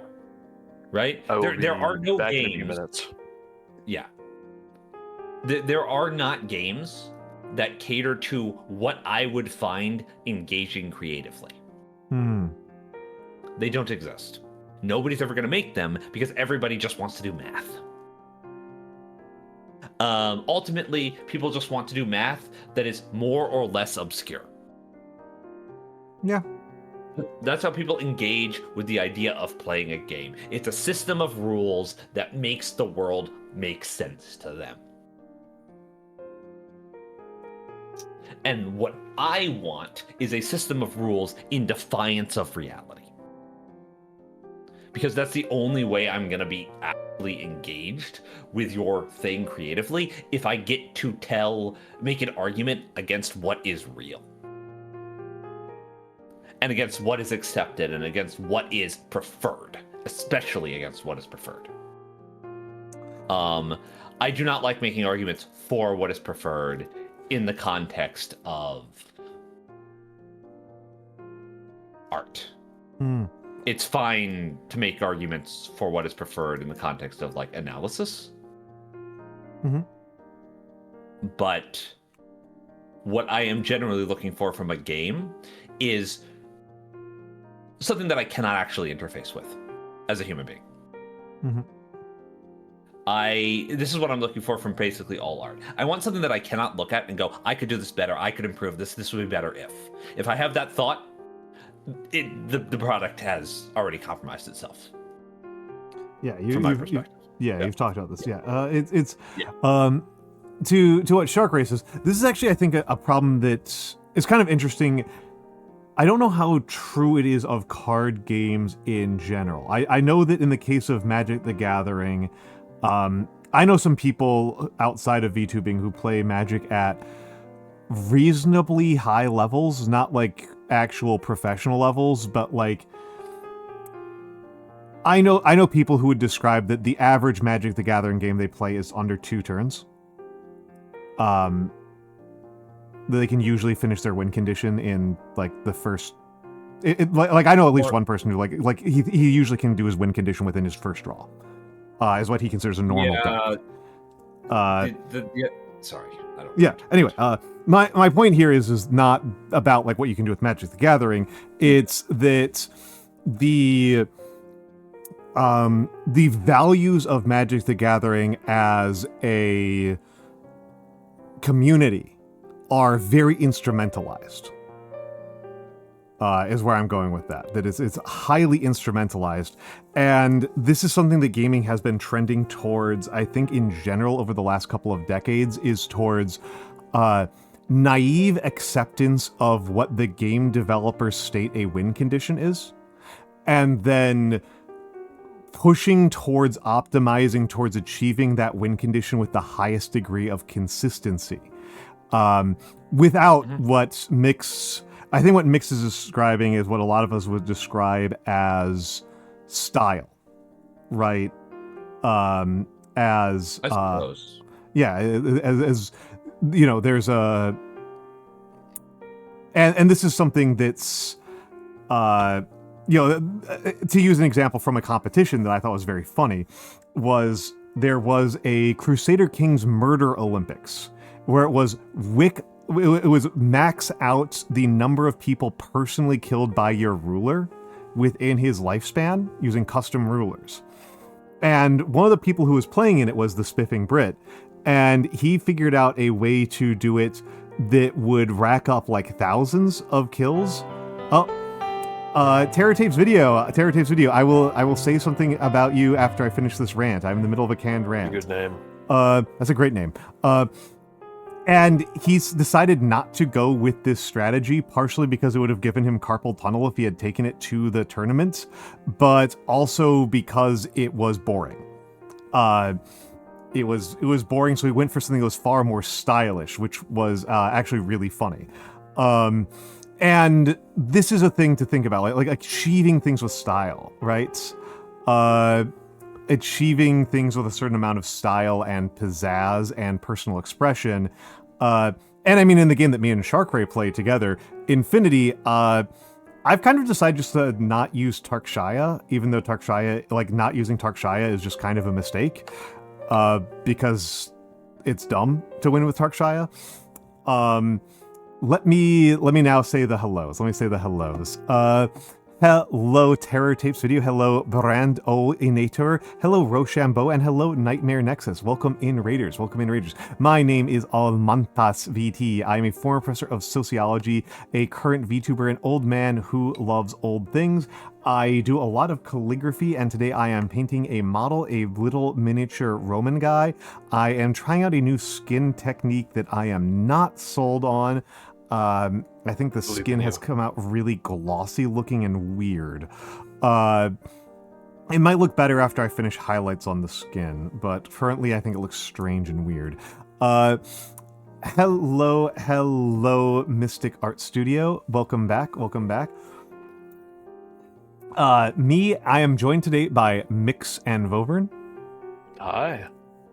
And we are discussing some of our gaming tastes. Particularly, I have kind of taken a pivot towards talking about the concept of instrumental play and the importance of like instrumental play is often how important that is often a community thing, right? That's often a communal and social norm. And Magic the Gathering, I think, is actually at a pretty extreme point. From most of the people I talk to who play Magic the Gathering, they tend to talk about it primarily as they do calculus. Like, that's how they play Magic the Gathering, is that they do calculus.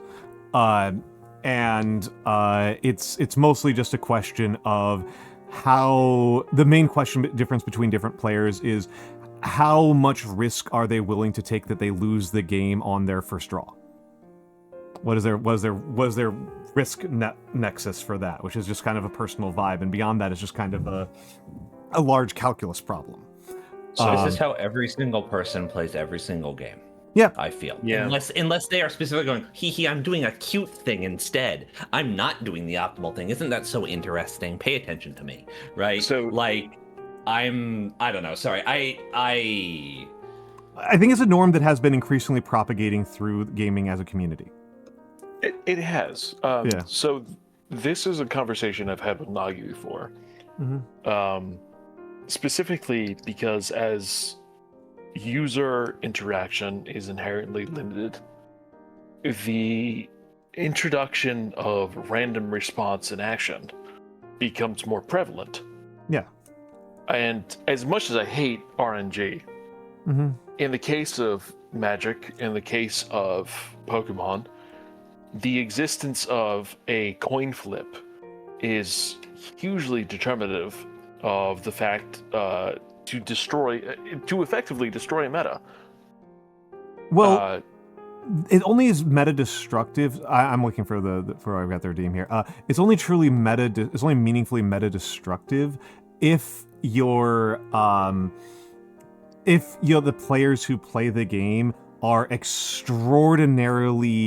extraordinary difficulties dealing with risk management, because the presence of coin flips just presents a risk management series of problems which are calculable and engageable. You force the game to be enough about making decisions that are adaptive rather than and immediately responsive rather than planned in any way. Right. Every single player is bad at managing risk, because every player who gets attracted to these games and plays them seriously competitively is just looking for certainty in their life. Hello, Yeah, thank you for the follow, Terror Tapes. But that's the same issue, is that if that is not something that is effectively presented to them, then that becomes the denominator, or that becomes the area in which they can't actually influence, and thus effectively destroys, not necessarily destroys, but it removes the presence of maybe an entire takeover meta. Yes. And as much as I hate it, I would rather that than, 4 people using the same deck, using the same series of Pokemon to fight each other's and get the exact same result as to whoever goes first. I have extremely harsh-ass opinions on this entire subject, right? And most of them come down to there is no way to creatively express yourself unless it is your own work. Sure. Right? That tends to be how I feel about this sort of thing. So I find it hard to actually be bothered by the premise of the meta. I feel like if the game isn't good enough to have diversity built into its play. No, the existence of a meta is inherently detractive. The fact that a meta can even exist sucks ass. I mean, the meta existing is just an output of having multiple people play a game. That's like what it is. It's going to happen. It's almost definitionally Regardless. what happens out of. Yeah, out of it will always happen. It sucks ass, but it is going to happen. I actually find the more traditional conceit of metagaming actually really interesting, where metagaming is much more about understanding the psychology and trends of your player community. See, I actually like that. Sorry to a interrupt lot. you. Yeah, go ahead. Though. See, that is why I enjoy the area of Pokemon in which I played in so often, which was the blind pick, effectively. So there's a section of Pokemon that you can play in where all Pokemon have effectively the same stat. So they're all sitting around the same stat bonus. You get a random assortment of Pokemon. Your opponent gets a random assortment of Pokemon. And it bases off of your own understanding. And it's an entirely different realm of the folks who build their own thing. But it's effectively what it comes down to is trying to predict and understand what they might have, how to best interpret it. And to me, that feels the most fair.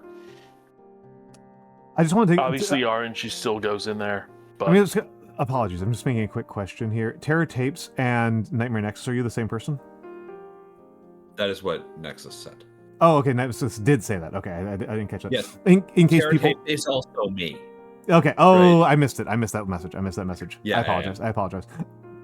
For my folks, Nightmare Nexus is one of my model siblings. I literally just swallowed a little bit of water down the windpipe. Less that part, more the sibling part.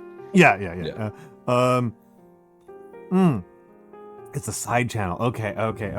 I have still not yet made a side channel. I don't know what you'd even need it for. ASMR, maybe? Like... I mean, what I would use a side channel for would be Japanese language. Oh, that makes a lot of sense. Yeah. Because those even like the limited Japanese study streams I have done have been catastrophic numbers wise.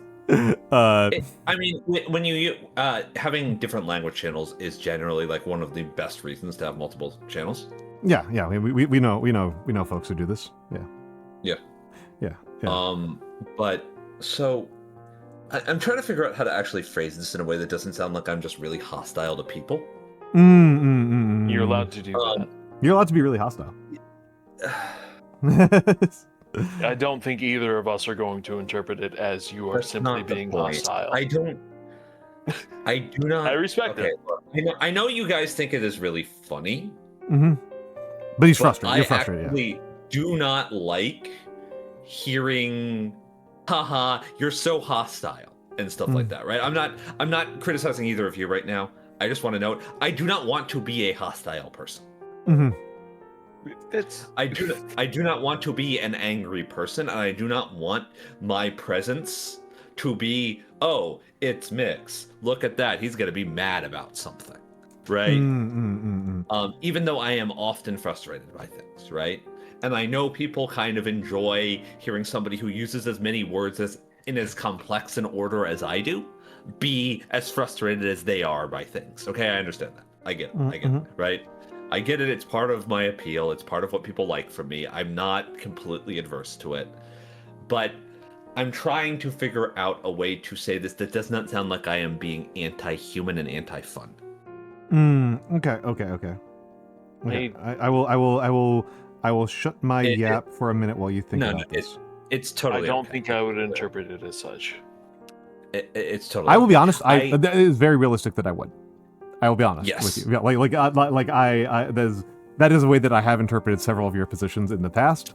You might even be right to do so. Okay, I'm not even saying that you're wrong. I'm saying that is not what I want. That does not necessarily mean. No, I understandable. and I understand that this is I'm saying that you're not being paranoid. In this concern.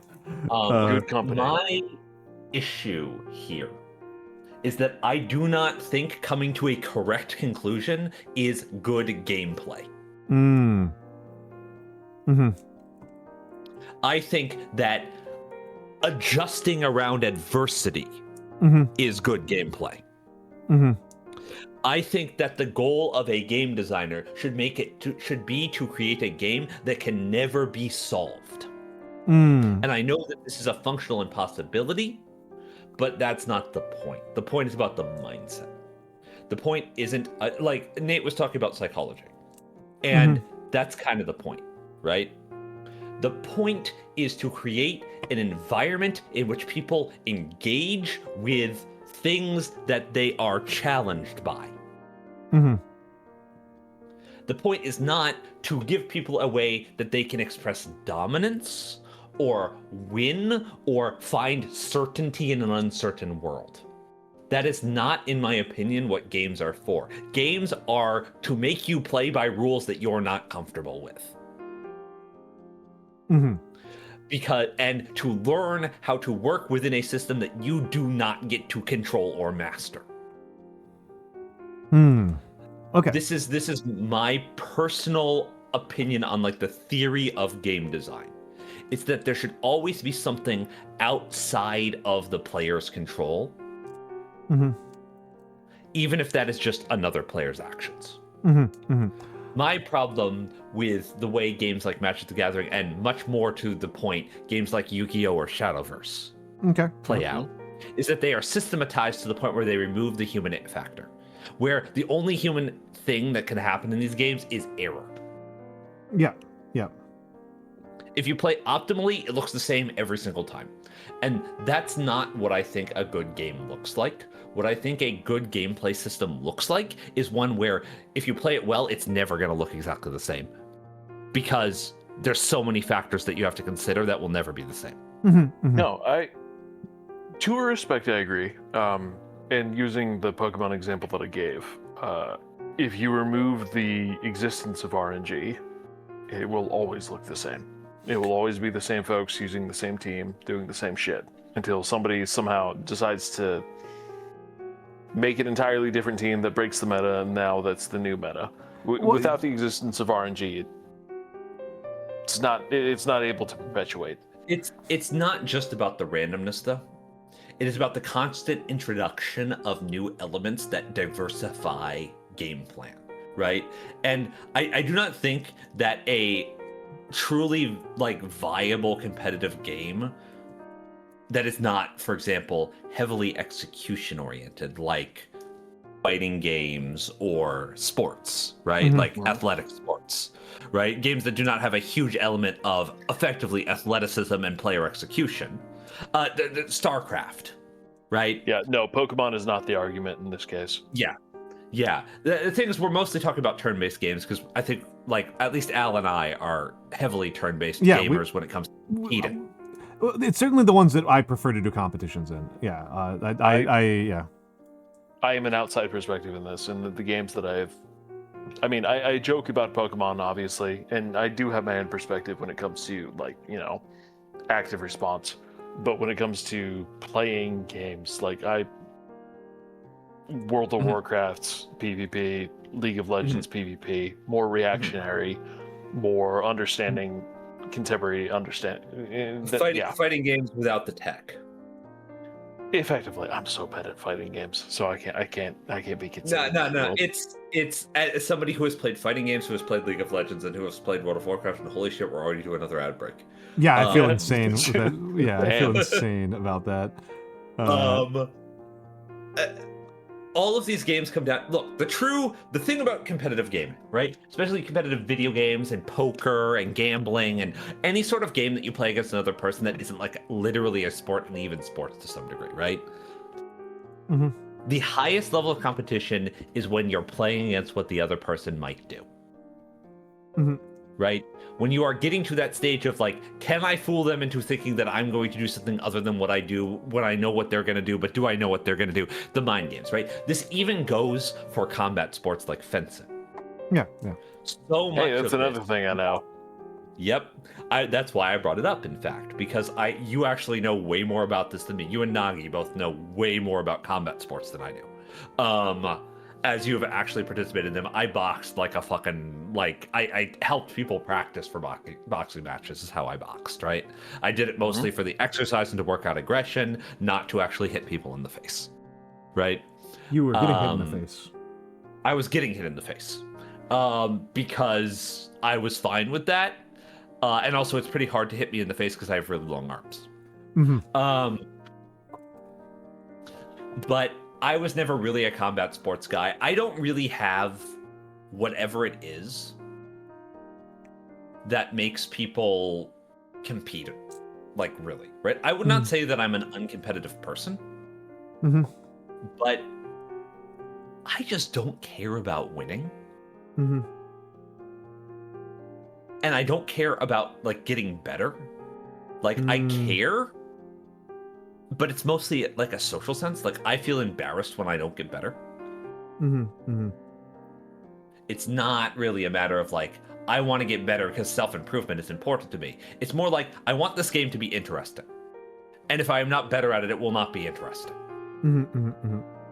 Right? That's a lot of my perspectives on games are not, is this cool? Is this fun? Is this enjoyable? Is this interesting? is the process of playing this creating something that is meaningfully compelling. And a lot of the times I feel is the Ludo narrative good? Right?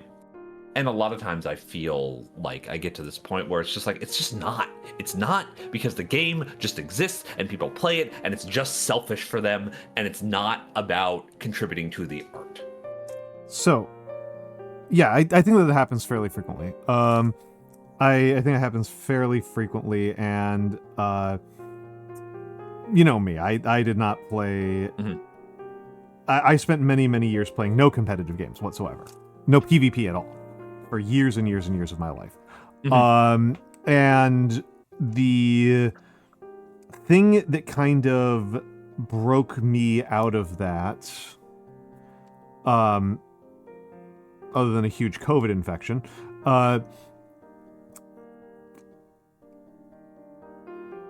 and I think it's largely getting over the anxiety, right? Because I felt like you felt you feel embarrassed when like you don't put on a good show for your opponent. Of course. I felt like terminally embarrassed about that.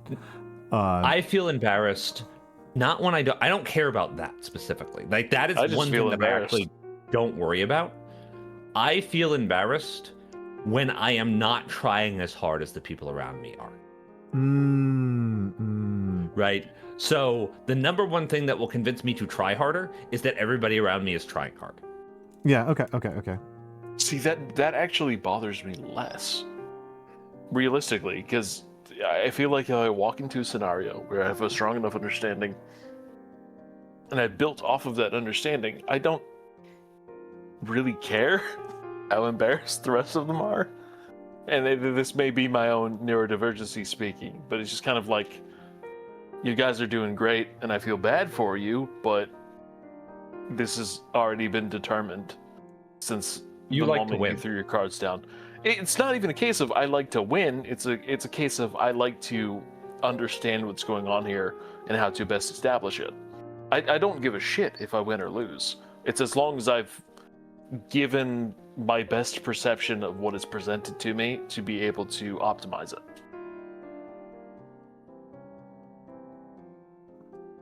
Yeah, that makes sense. I completely lost track of where I was going to go with what I was saying. I have no idea what I was going to say now. You were talking about how you were not much of a competitive gamer. I was not much of a competitive gamer. No, I do remember that part. I just don't have any idea what the hell my point was. Your point was something about feeling embarrassed by not putting on a good show for your opponent. I did say that. I'm trying to remember. Like I was definitely leading somewhere. So I have no idea what it was. I'm also sorry. It's okay. It's okay. Don't be sorry. You guys are fine. You're being my conversation I will only partners. be sorry. You're being There's my conversation no other partners. I don't like this technique I'm doing. But yeah, something that I think is interesting. Something that I think is interesting, and this is something I've reflected on before with Mix and on stream, which is that I am playing a couple of different competitive games these days. Games that have like certain competitive elements to them. And a thing that is striking to me is that some of the games that I play that are, officially speaking, super fucking dead, are actually the ones that feel much more alive to me. Like I am playing Guns of Icarus these days, right? And I played Guns of Icarus yesterday. You won a tournament, you know. What was that?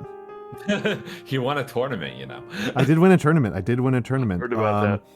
And so I was, and like the actual community of people who play Guns of Icarus is like 50 to 100 people in total. And that's like non-terminal. That's like not at the same time.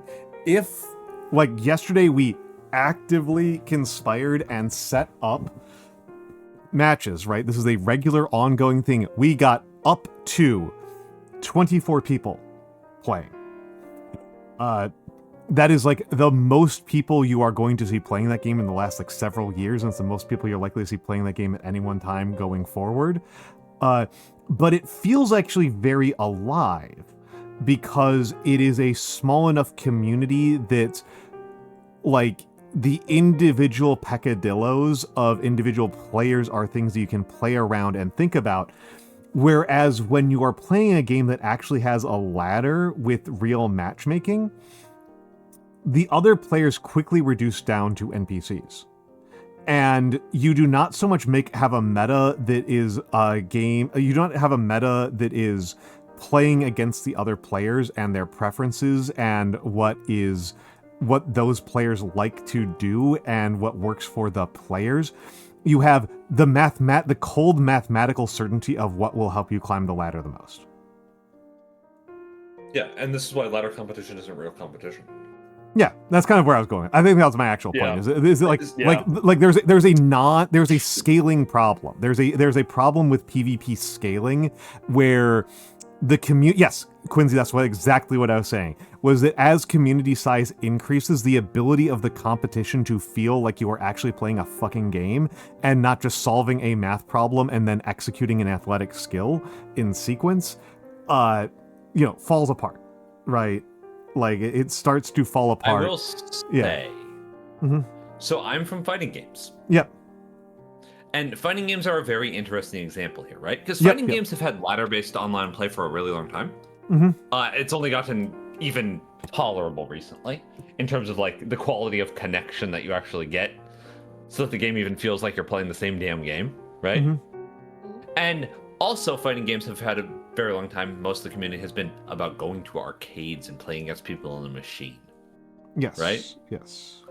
And the thing about fighting games that is very interesting, and this was evidenced recently by Tyler 1 getting his ass beat at EVO.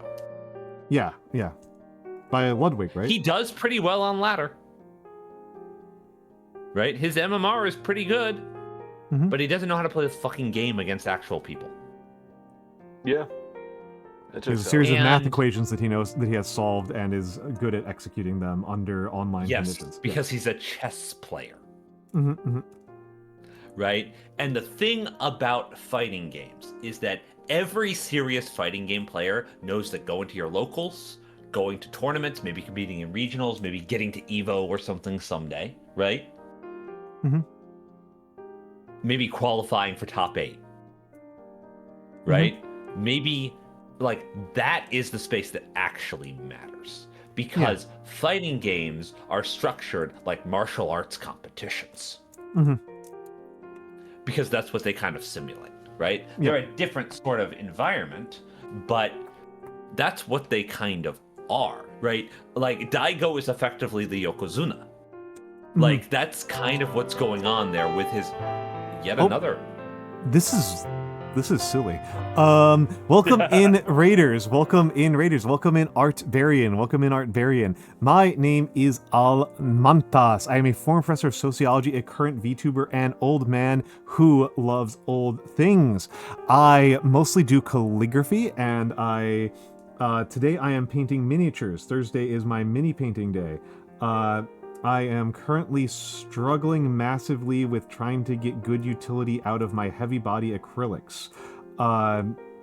And something I've usually been fairly strong on, so I feel really dumb right now. How was the art fairy? You were trying a new technique. I was trying a new technique. I do not like how it has gone. I'm marrying a somewhat established technique I have of mixed heavy body acrylics for making the skin tone, and then I was using another technique I've been using of underlayering with red to make the skin looks a little bit more alive. And I've not mixed the two techniques before. And it is not producing a result that I am particularly happy with, and I'm trying to correct it, and I think I have screwed it up in a novel way. How was the art, though? Art Barian? So you learn. Yeah. And I am joined today by my friends Mix. Hi, I've been mentioned several times in the last couple sentences. Another raid while I was greeting the previous raid. Damn. Drangi Aduraz. How are you doing, Drangi? Weren't you streaming like How long were you streaming, Drengi? I thought I Must- saw you like live at like 12 hours ago. Or did I get confused? Was that yesterday? On days where I didn't stream yesterday. On days where I don't stream, time is infinite. Time is an infinite and vast expanse. Days end when I end the go live. So if I don't go live on a given day, the day just doesn't end. Tomorrow's when you wake up. Yeah, tomorrow's whenever I wake up. Change to Polish format halfway through typing Drengi's name. Oh my goodness! So I was having a panic attack. Oh no! Oh no! You were painting. What was your miniature? What was your miniature? So Art Barian was lining trees, but yes, the Rongi and Raiders. Apologies to the Art Barian Raiders for getting this like doubled up. I am Almantas VT. I am primarily a calligrapher. I am painting miniatures today. I'm painting a little Roman figurine. This is Roman number 26. Because I have somebody bought me a box of 100 of these guys. Nice. So I am slowly but surely chugging my way through them and learning a lot of things about skin tones and about and dry brushing, which has been a wonderful experience because I am mostly here for the learning. How was your painting, Drungi, or whatever you're doing with miniatures? I don't know necessarily painting. Sometimes people will do unpainting gunplas. I shouldn't be what's the word I'm looking for here? I should not be chauvinistic. There we go. Chauvinistic is the word I'm looking for. Mix has redeemed the ad read. My calligraphy. Here is a picture of my calligraphy. This is what my calligraphy looks like. This is my handwriting. You can commission so me. jealous of being able to roll R's. Oh, I love it. I love it. I can't do it in English. It's the same. It's the same as in Spanish. Just It's not. say an English word. No. Just say raid. But raid. Raid. It does read. It's You're the best I getting can there. do. You're getting there. It's a little bit phlegmy. It's a little bit. You get the very Germanic. You're a little bit phlegmy no, there. it really, yeah. No, it's very guttural. Yeah, I can't do that one. So, like, at least you have something. Raid. I need to use outside of the U.S. It needs to be in a like romantic language that isn't English. Oh, then I okay. I can thought you roll meant the like Rs. geographically outside of the United States. So I was like, we can take you to an embassy. I mean, yeah, yes, still true. just take you to the Spanish embassy, and then you can say raid. No, it's Gen Am. I cannot roll an R. You're which is really interesting because you are a much better voice actor than me. In like every other way, you have much better voice control than I do. So it's interesting for you to have weaker voice control than me in any way, shape, or form. It might have been a career choice. Who knows? Might have been. But yes, you can commission me. You can commission my calligraphy. It is $3 per word. I will do it in I have a variety of Gothic fonts. I really should have made the font sampler. I'm a fool for not having made the font sampler like it was requested. I am happy to discuss terms and conditions of what you wish to commission from me. But yes, that is part and parcel of how I managed to stay on the air. Thank you for redeeming ad read, Mr. Mixathy. I'm hoping that the cow stores were going well. Drungi, I'm hoping that they're going well. Any particular successes or failures in tonight's lesson with either the trees or the chaos dwarves? Like I said, I think I have produced a really glossy looking skin tone. I'm adding some glazing over it that is giving it a better bit of a matte effect that is helpful. Makes it look a little bit more like skin and a little bit less like porcelain.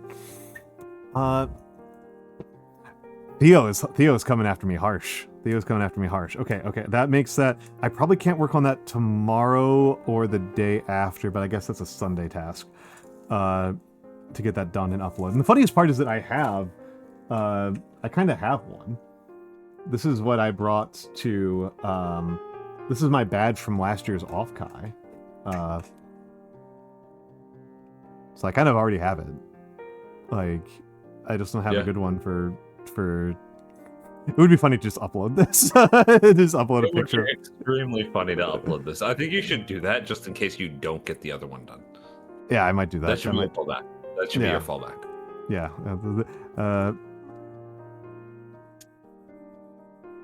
Should just get dark metal paint instead of steel and slapping 3 layers of Nolan oil on it. So true.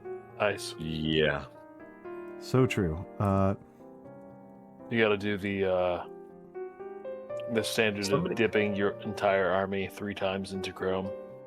Somebody should make a tabletop game, like a war game, where you don't get to build like plastic models or anything. You have to sculpt everything out of clay.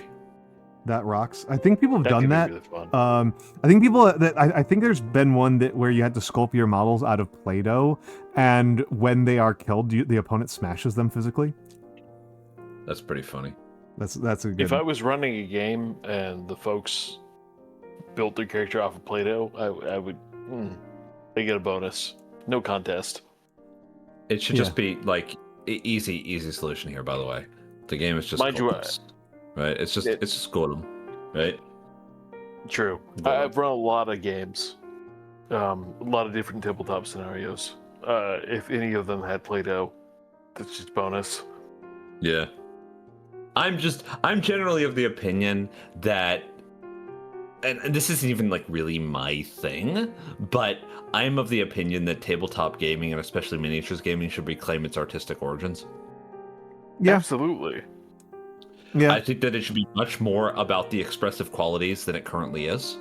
I understand the value of having sort of prefab, right, that players can engage with, but I think it should be an important part of the game's life to be a vehicle for interesting expression and communication. My particular take on this that is definitely like an unpopular opinion, not one I'm really willing to fight people over too much, but I still believe, is that I think using canon colors should be rare. Yeah, I think that at the very least, your samples. army's heraldry and color scheme should be expressive to you as a player. Yeah. I think that, like, from the perspective of a game designer, right, one of the things that I think is pretty important is to provide what we would call templates, right? What we would call, like, a prefab character, right? Profiles. As samples to show, because people are they struggle with this sort of thing, right? Yeah. This is just true. Even if they have the capacity, even if they have the ability to do this, it's really, really hard for a lot of people to create something just kind of out of a vacuum. Yeah. Like, if you show people a bunch of characters that they can, like, as like samples, right? Of like, this is a character, this is a character, this is a character. Like, you're like in 40K terms, like fucking your custom Primarchs or whatever the fuck. Yeah, right? yeah. Well, I mean, in D&D, right? There's obviously like, well, I mean, it would be right, I think, Drungy, to point out that I'm being a huge hypocrite here because I am using historical colors for my miniatures right now, and it feels. But to be fair, this is an art project. Sure. Yeah. This is an active choice you are making. That's true. Yeah. I am making an active choice, and I am making an active choice to. I don't know. To me, it's giving me like good experimentation. Yeah, So this is if the I thing had you're my doing way- for you. Who cares? Yeah. If I had my way, these fantasy wargaming settings, right? They would have a requirement for you to participate in tournaments to have written lore and heraldry for your army.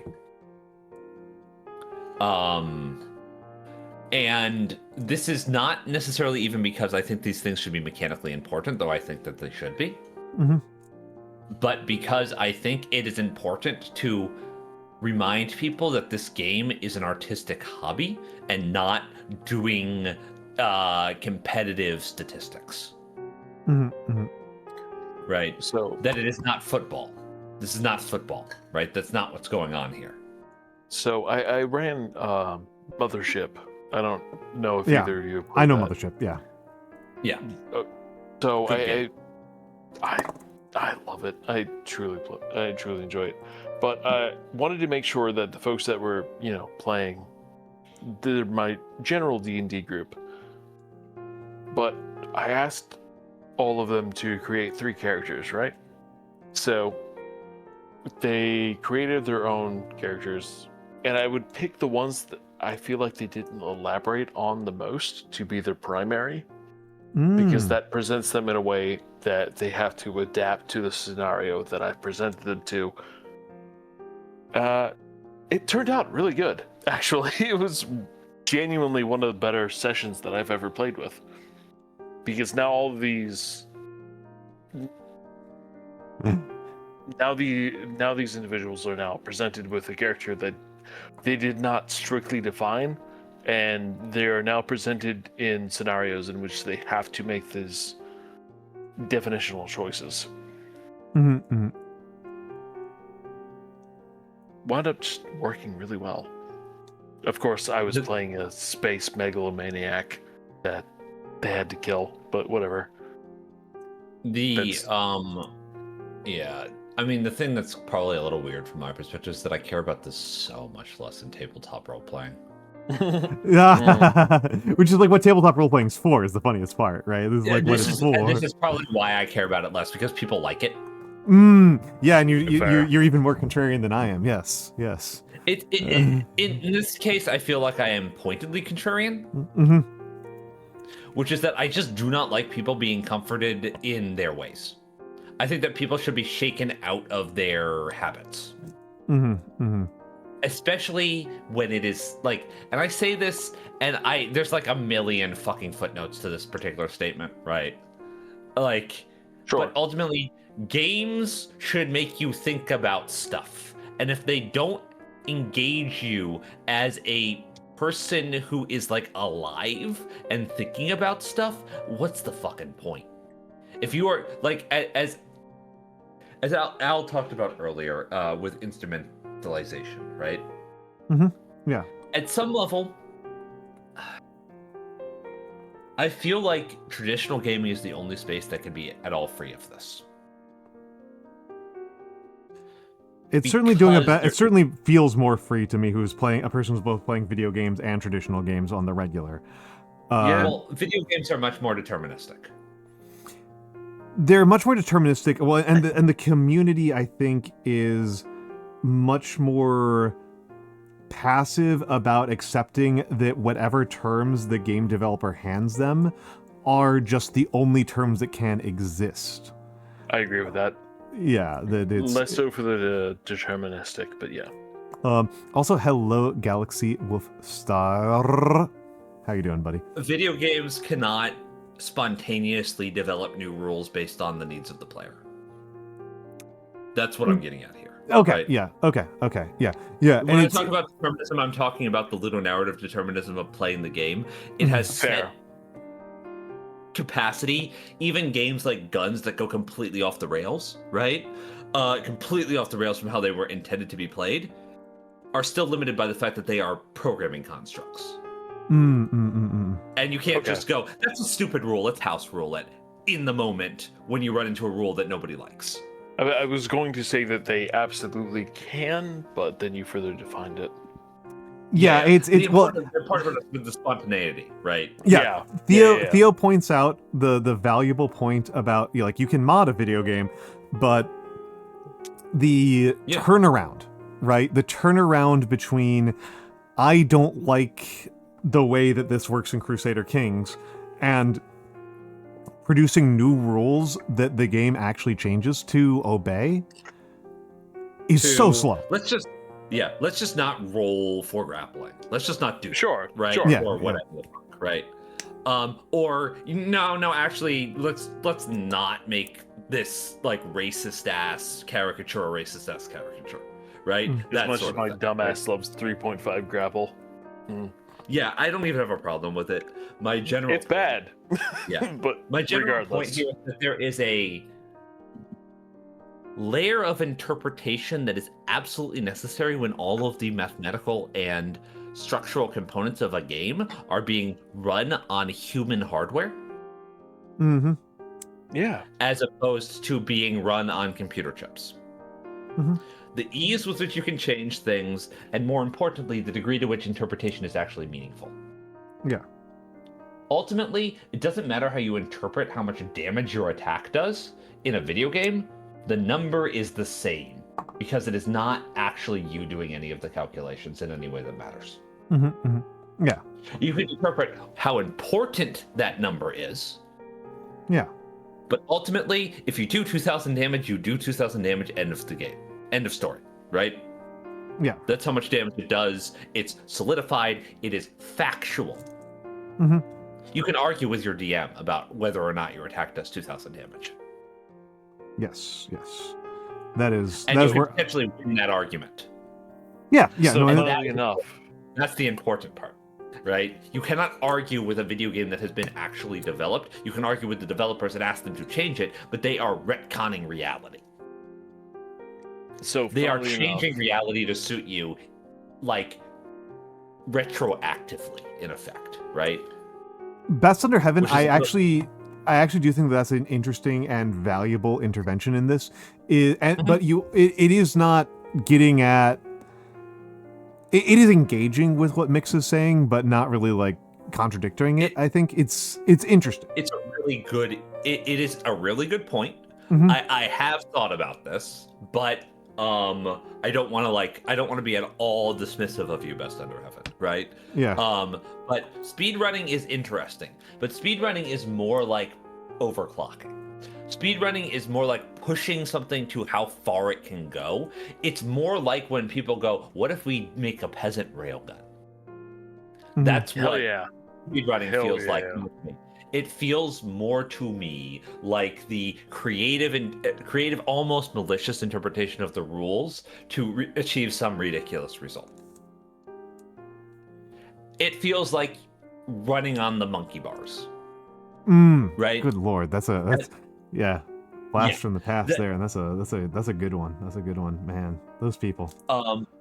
And that is an achievement, but it's still an achievement within the bounds of what is actually defined as a reality by the game. You are not creating actively a new reality other than the one that exists within your quality out, within your experience, which is always going to be created whenever you engage with anything. It's something that the video games cannot take away from you, even if they try. Yeah, no matter how hard they try. Now, personally, how I tend to try to engage with games is discerning the intent of the game. I don't try to beat it because I don't think there's any reason to. I am very instrumentalist in how I personally engage with a game. Because to me, if the game is not going to allow me absolute creative freedom, it's not allowing me any freedom. Right? And I like limitations, don't get me wrong. Right? I like creative limitations, they're fun. But when I say absolute creative freedom, I mean my interpretation needs to be more just as valid as the rules. My interpretation of the rules needs to matter more than the rules do. And in a video game, that's just not true. It does not matter how I interpret how the frame data of a Shoryuken works, right? It works that way. I am arguing with the law of gravity. You have frozen up there, Al. Are you okay? Yeah, it's because I'm stretching. I was leaning really back good. far in my chair, and it lost tracking. Yeah, it was either stretching or you dropped something or were trying to find it. Right? So I was yeah, sure that does like the number. I would have sworn if that happened. I would have been angry. No, I was just my back was just needing a good to roll backwards. Yeah. Yeah. Hey, As see, an so aside- yeah, no. I'm glad that metaphor worked well for you, Best Under Heaven. Go ahead, Nate. As an aside, I need to back up. Oh, you're done. Okay. I appreciate hanging out with you both. It is appreciated that you hung out with us, Nate. Thank you for being here. Thank you for Always being good here. to see you, my man. It's always good to See you have you soon. around, Nate. Feel free to bother me about whatever as it goes. All right. All But right. Be well. Yeah. Goodbye. Good night, Nate. Bye-bye. And Might actually be good morning for him, come to think of it. yeah, it's Wait, hold on. no, he's 6 the other way. hours in the past, right? Yeah. 6 He's the hours other in the way. past. Yeah. We're in the morning for the Europeans. He's the other way from us. Yes. So it's the night for him. He's going to bed at a reasonable hour, is what he is doing. Yeah. Uh, Or maybe Oh. going to dinner or something. a late dinner, a reasonable bedtime. One of the two. Yeah, One of the two. when the hell do we do anything other than late dinner stuff? Like, I I mean, you What- eat dinner at normal times sometimes. I try to eat dinner at normal times. Today was a mess for me. Today was a mess. I chugged a banana smoothie while I was like in the waiting room for Mabel's collab. Oh man, I love banana smoothies though. I love bananas. I love banana and cinnamon Bananas is just like great. the greatest flavor combination. Okay, good night, Nate. Al was right and I was wrong. Good night, Nate. Yes, good night all. All right, Sakura Rose. Have a good night. Have a good night. Have a good night. I don't actually know how much longer the stream is going to go. We are. I think I'm going to finish this guy this stream. I think we're going to finish an entire model this stream, but I am probably not going to keep us going like super duper late, because I don't know. I want to make sure that tomorrow I get in my run. You've had a really busy day. I've had a You've had busy a day. really I've had a busy day. And tomorrow I want to make sure I get in a run. And we are doing community games on the server tomorrow. Infinity. Me and Fate will be playing Infinity. Which means that next week will be either you or Shark Ray. I'll see if I don't get bombarded with work again. It's all good. I'm a little frustrated because I really do have to actually, when I try to learn a game, I have to actually dedicate like actual study time to it. Mm-hmm. Right? I'm really not good at just like, oh yeah, I read the rules. Now let's like I can do this with video games. I cannot do this with tabletop games. You have a high internal expectation for how well you know the rules.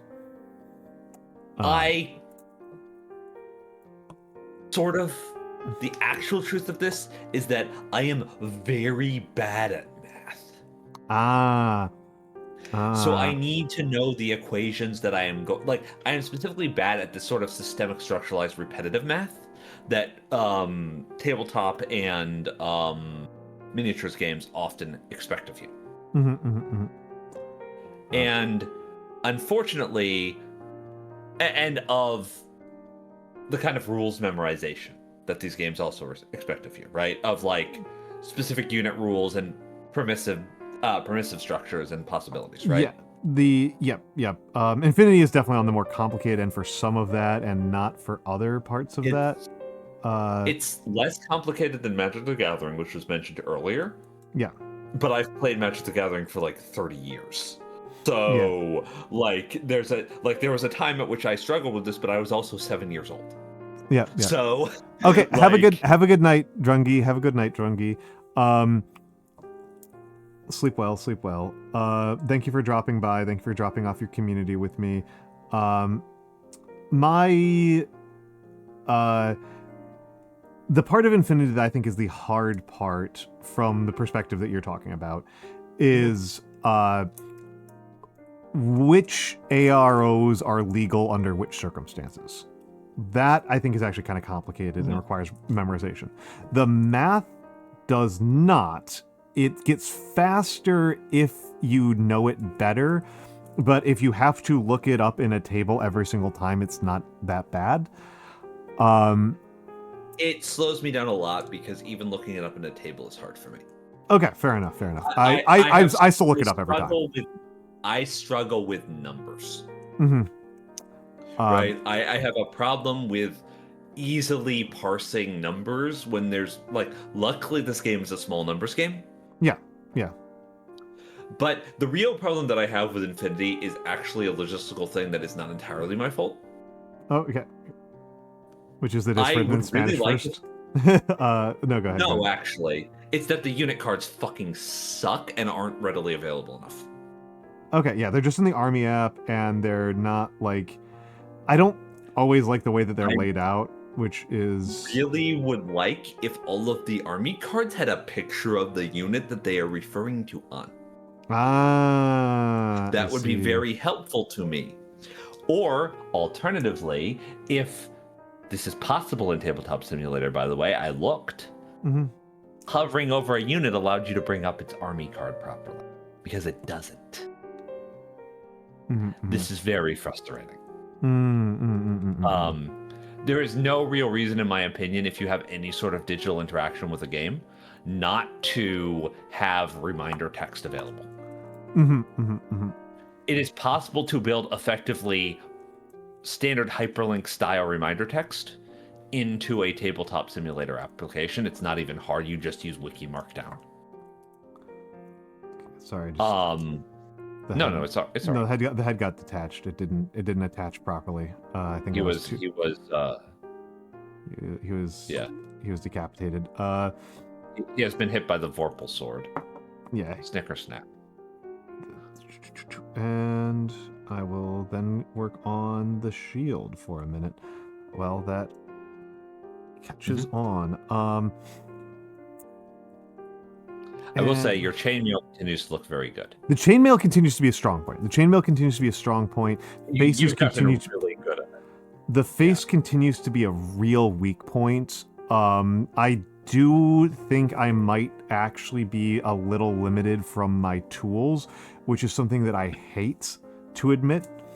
I really, really hate admitting that my limitation might not be my own personal skill, but it might actually be that I'm just not using good enough tools. As Nagi always says, when people say that a poor artist blames their tools, it's because they've never had good tools. Me and Nagi are in very, very different perspectives on this in a lot of ways, and it's funny, but I think that actually she's like broadly right about this one, because her point is actually, yeah, that's true while you're learning. But once you actually get there, then you understand the value of a good tool. Well, I mean, this is part of the reason why I hate doing it now, right? Is that I think I'm still very novice. And so that means I am very dubious about my ability to actually evaluate good versus bad tools. Fair. And so it's something that I worry I am evaluating a tool as being poor when it's not actually poor. I just suck. The truth is also, though, that sometimes tools are purpose-made. Yeah. Detailing in particular is something that there is a reason there are a lot of specific tools for. Yep. Because it is functionally impossible to do without being some sort of freak of nature without using one of those tools. Right? This would be like saying, like, oh, I shouldn't blame my tools while you're trying to screw in a standard screw head with a wrench. Right? Not impossible, but very difficult compared to getting a screwdriver. Right? Yeah. Well, I already have some size 0 brushes. I'm still struggling even with using them, which is part of the reason why I'm inclined to think that it's not the tool's fault, it's mine. But it is possible that they're just low quality size 0 brushes. So that's kind of where I'm at right now. Is that I've never been good with faces, which is why I like helmets. I preferred using helmets before, but now I am regarding it as a good and fun challenge. That I am not meeting. That I am not meeting. Fair enough. Right. And yeah. Yes, Scaldi has said the piece of philosophy that I was poorly quoted. Right. Yeah, and I am very far from a master. I would consider myself to be like one step above actual baby. The one thing I would like to say about this, right? This is, and I'm kind of maybe trying to create a little bit of a permission structure for you here, right? Learning to use tools is part of being an artist as well. Yeah. And I think that you do a very good job of challenging yourself to use tools and techniques that you are not necessarily comfortable with in order to learn. Yep. So I would not be afraid of trying to find the best tool for the job in this case, right? But I also know that you are the cheapest man in America. Yeah, so. I also hate spending money. I also absolutely hate spending money. It's very funny that like I have managed to run a semi-successful print business. Like the worst type of business to run, print journalism, and people like sometimes people are like, wow, what the hell are you talking about? How is that possible? And it's like, the answer is that we all just hate spending money, and we have like active, serious debates over like $100 subscription fees like for the business, like the entire business spending like $100 Yes. on a piece of software is like a thing that requires like a full like Robert's Rules debate. To be fair, mhm. I respect that because fuck subscription fees Oh, yeah, for this yeah. shit. Yeah, You yeah. should just buy the fucking program, and unless they make a significant, substantial upgrade to the program that fundamentally changes its infrastructure, you should not have to pay for it again. There's a place where I find subscription fees to be entirely reasonable from a software perspective, which is stuff that actually needs to be online all the goddamn time. MMOs, Yes, yeah, of course. But in that case, you're not actually you're actually paying for an actual service when you play it. Yes. You're paying for the moderation, you're paying for the server infrastructure, you are paying for community leadership, and you are paying for the continued development of the game. Yep. No, you're paying for something. That's why I think that's fine. But yeah, a lot of this stuff, it's like like particularly when it's like, okay, so we're going to download this and then self-host it. We shouldn't pay a subscription fee for it. You also shouldn't pay a subscription fee to continue accessing the art program that you purchased. That is not the honest truth of the matter is that I am personally almost always the no vote on almost every paid subscription fee because, as you know, I am incredibly cheap, as we have established here, and most of the time that's because it's like the amount of utility we get for the subscribed version versus the free version tends to be very minimal. And I just don't want to spend money on something that we don't actually use to any meaningful effect. And you are coming from a perspective that is like, so I agree with you. Right? Yeah. I actually agree with you on this one entirely, even though I often am the person who's just like, fuck, I'll just pay for the damn thing. Right? Like, because I get very frustrated with having to do workarounds or like, I'm from a Quaker background. I don't like haggling. I just don't like haggling. And that includes with like the process that I engage. Yeah, okay. Right? Yeah.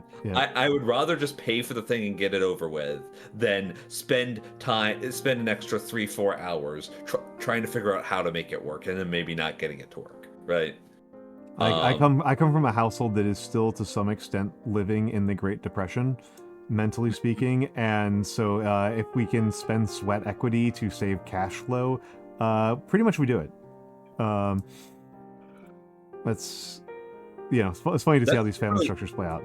Yeah. That is how I approach a lot of things, just not computer programs. Okay. Yeah. Hello, Dark Souls. Instantly. Like, hello, Dark Souls, and hello, RF Komos. Yeah, hello, guys. Yeah. I am a perpetual like anytime we have a question of like, can we do without this thing? I will almost always propose. So like, what happens if we don't? Like what is the actual bad outcome if we just go without this thing? If we just don't have it. That's a good way to think about it.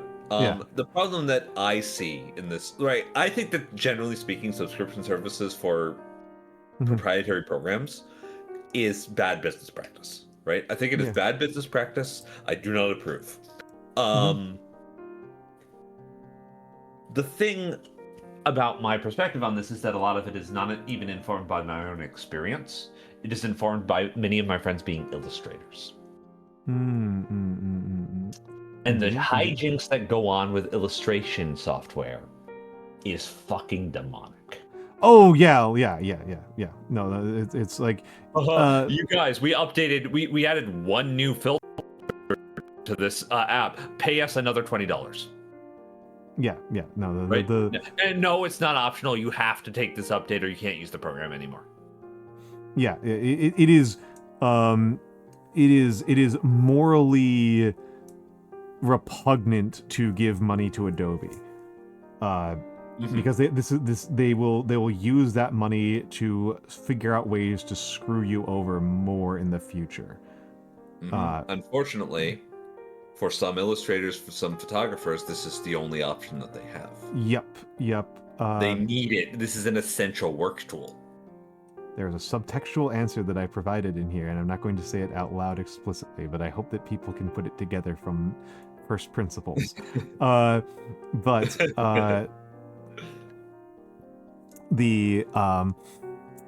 what minis am I painting? This is a Roman legionnaire. This is an ancient Roman legionnaire. I am testing out some new skin techniques, and I am fairly unsatisfied with them. That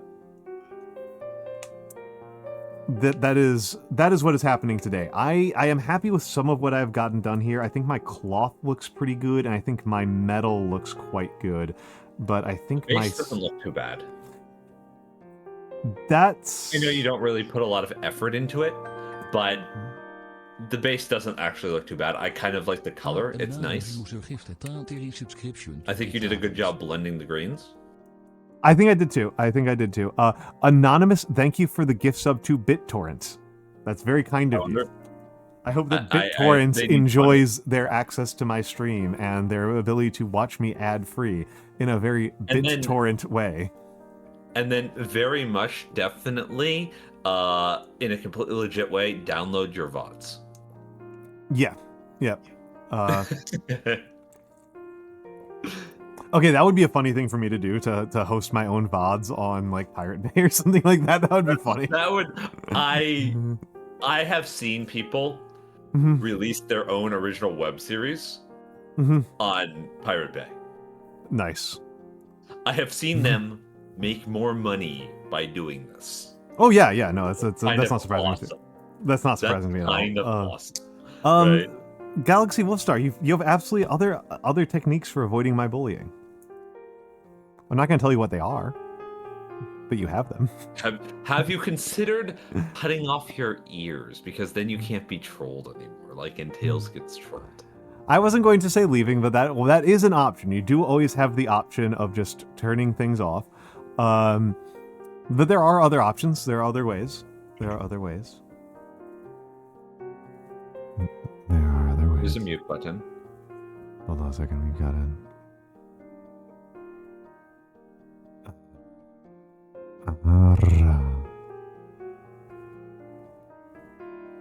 Thank you, Theo. And hello, adders. I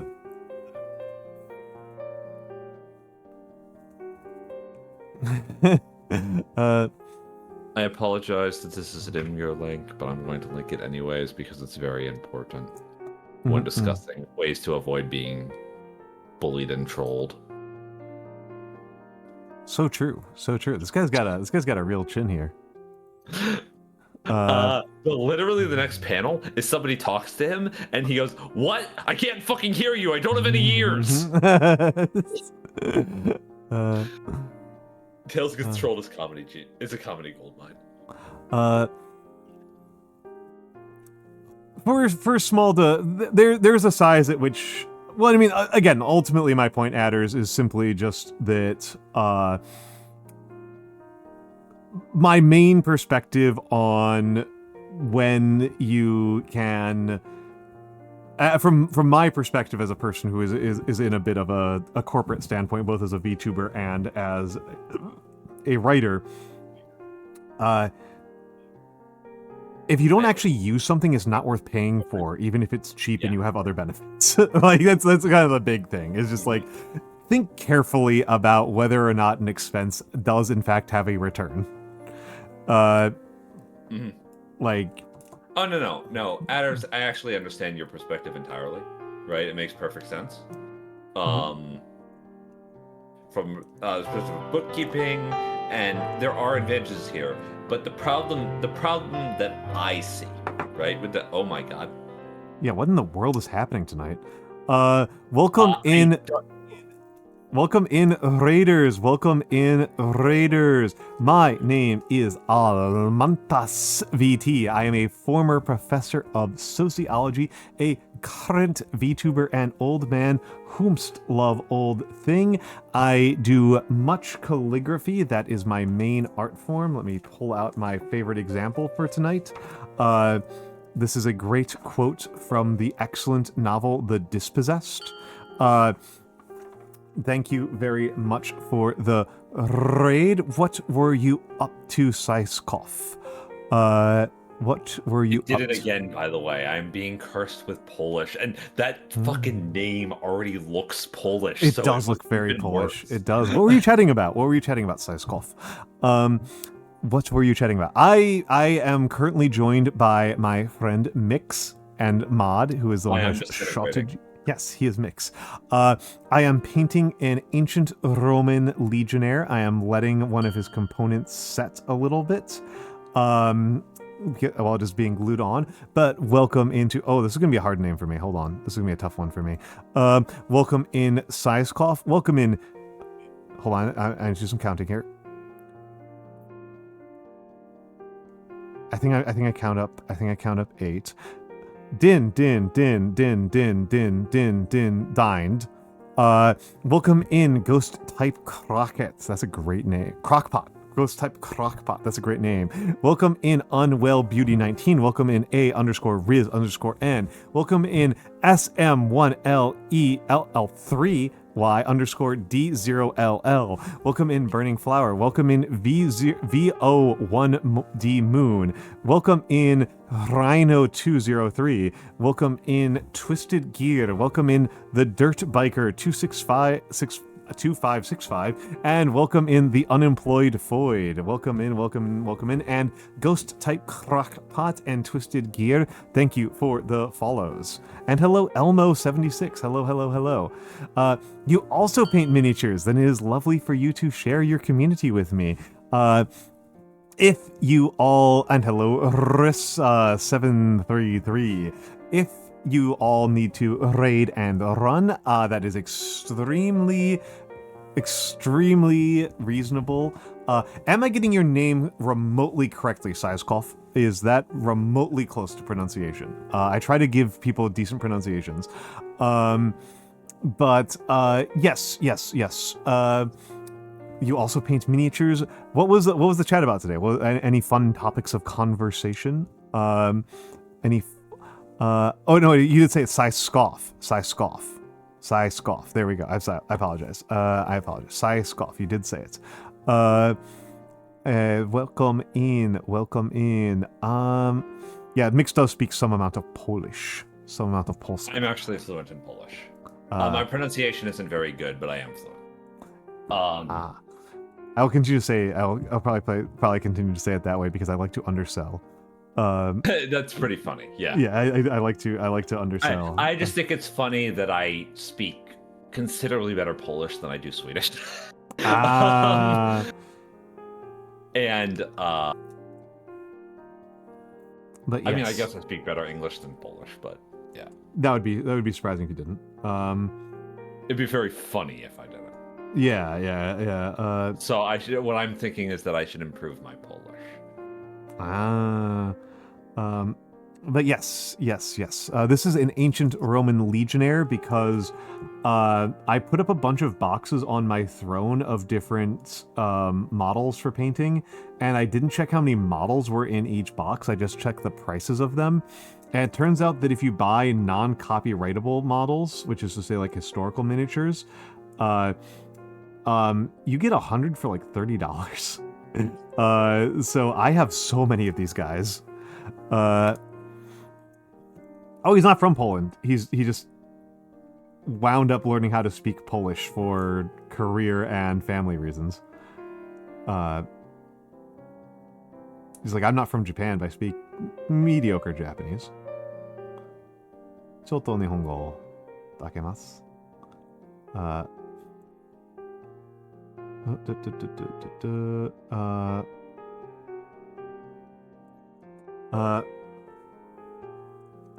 Oh no, adders. Oh no. Speak some Russian and Cherokee. Salagi is a cool written language. I don't know what it sounds like. Such a It's a super cool written language. It's a highly ornate syllabary. It's super cool. Yeah, it looks super cool. Definitely grateful for the Salagi for giving that to us. I don't know if it's obnoxious for me to pronounce it Salagi rather than Cherokee, like a normal English speaker. Your back is killing you right now? I am sorry, Galaxy Wolfstar. You are having You're having a very tough night. I'm sorry. I hope this helps you feel better. Theo says this very annoying, but Crockpot says it's cool. I respect it. Wish I could be fluent, but you only speak broken Japanese and Norwegian. Yeah, I got you. I got you, size golf. I got you. No, I'm being a little bit silly. Your Japanese is probably better than mine. My 私の日本語、まあまあですgo. I need to put some more concentrated time in working on it. I think I might do that thing that I talked about and actually make a second channel for doing Japanese language streams. To try to force myself to use it a little bit more. It's like 3 a.m. so you're getting tired? Absolutely. You're the same time zone as us. We're just freaks.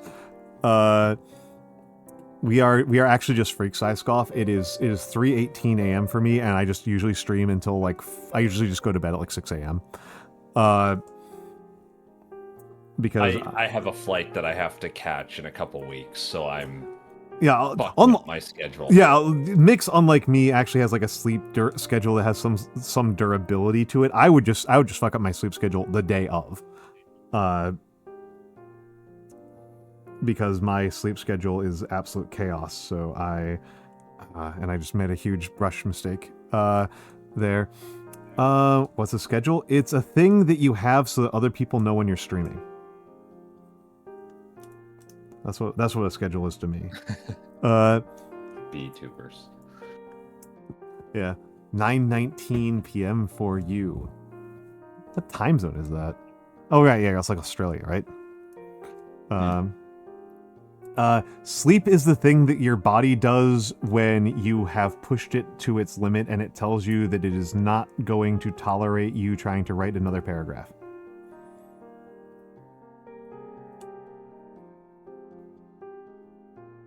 But yes, obviously, if you need to raid and run, please do not feel hostage here. I like that people feel like they are comfortable leaving my stream if they are tired or hungry or just really find me annoying. I much prefer that to feeling like people feel beholden to be here. But if you would like to be here, we'll be going for probably another hour or two. And then I stream Mondays 10 p.m. very reliably. Those are my calligraphy streams. Tuesday 10 p.m. is usually my gaming stream. And Thursday. In jail. What was that? So, you are in ad jail. Oh, I'm in ad jail? They're in ad jail. Dirt Biker 2565. Thank you for the subscription. Thank you very much. Please sleep well, Saiskoff. Please sleep well. She may be in ad jail. Or he? I didn't catch pronouns. It's almost like there's a neutral pronoun that you could use. Oh, it's true. I could have said they, and I'm such a big advocate of the singular they. What's wrong with me?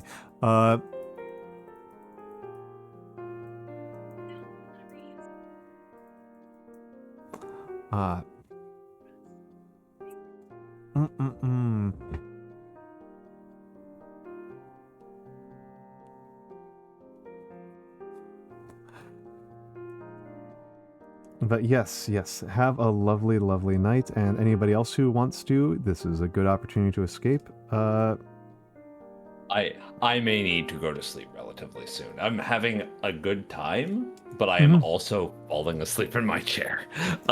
Based. I mean, as you know, I'm a person who struggles to get good sleep at the best of times.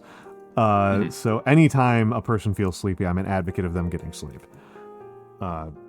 Like I have so many sleep problems. It's just like, yeah, if you can sleep, you should sleep. I generally do not have trouble sleeping, right? Like I occasionally do, but it's like a relative rarity for me. The thing that I have trouble with is staying asleep. Yeah. Opposite side from me. My sleep schedule, my sleep problem is that the time when I wake up matters a lot more than the time I go to bed. So if I am used to waking up at, say, 7 o'clock in the morning, I can go to sleep at 6:30 in the morning, and then I will wake up at 7. I will not be able to get to sleep again for like several hours. Right. I will have to get up and do things and then go back to sleep, and then I'm totally fine. At that point, that's like the number one way that my sleep schedule goes into chaos, right? But generally speaking, if I have like a week's lead time, I can adjust to anything. So, I will say I am grateful that like because my sleep like maxes out at really bad, like my sleep regularity maxes out really bad. That does mean that like the amount of warning I need for changing a sleep schedule to a completely new one is like 48 hours, which is nice. That like because I've worked a bunch of different shifts. I consider myself to functionally be a third shift worker as a VTuber. But I've worked third shift, I've worked first shift, I've worked second shift, I've worked multiple of those at the same time. You know, I did third shift work while I was in college,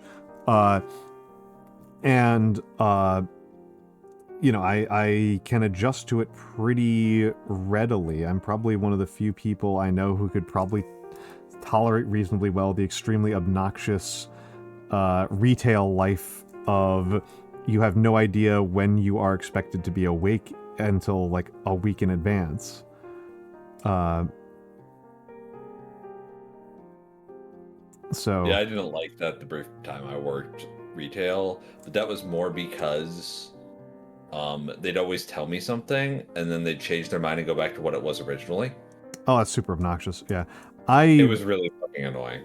I actually found working retail reasonably pleasant. I found the actual work pleasant. Yeah. I did not like the part where they couldn't just give me a damn schedule and say, "Hey, stick to it." What's up, Gato Star? I'm just wondering why he's shivering. Because the ads ended and he is no longer safe. Okay, I couldn't parse that. I couldn't parse that.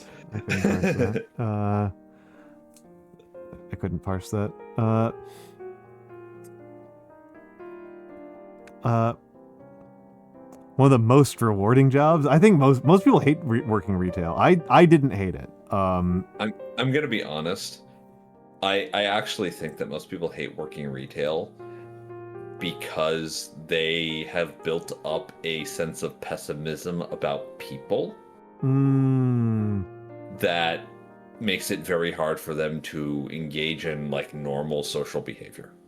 When I say normal, I mean being asked questions that you don't want to answer right away. Right? I mean like having to address the same dumb problems over and over again. They just clearly have never had a younger sibling. I don't know. I'm trying not to be too mean about this. I understand like there's lots of reasons to not like working retail, like how hyper capitalistic it is. Right? But I feel sorry. I do think that in my own personal case, retail work wound up being a lot more pleasant than it does for a lot of my friends who work retail because I'm a man. Oh yeah, I can see that. Yeah, that's you don't get the honey. I didn't have a lot of really obnoxious retail experiences, and I actually was used fairly frequently as a blade of armor for the female staff. So that like when there was like a guy being creepy in the store, like they would kind of like have me like kind of just like be like, hey Al, can you like show up in aisle 4 and help out like customer service in aisle 4? And I'm like I know nothing about these products, but like it took me a while to figure out that like it took me at least one attempt. Like one time that happened, I like no idea what was happening. I was like, sure, I know nothing about these products, but okay. And it was actually just that they were being like the customer was being really creepy to the manager, who was a young woman. Yeah, the blade of armor. Yep.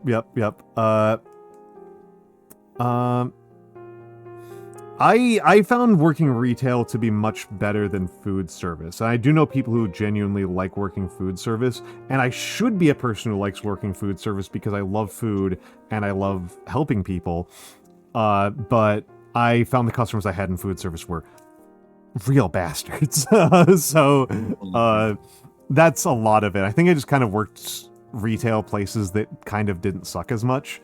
I worked like, you know, I think I do wonder if it's like the kinds of places that like food and things that people burn through pretty quickly, as opposed to like furniture or clothing. I think those might be worse.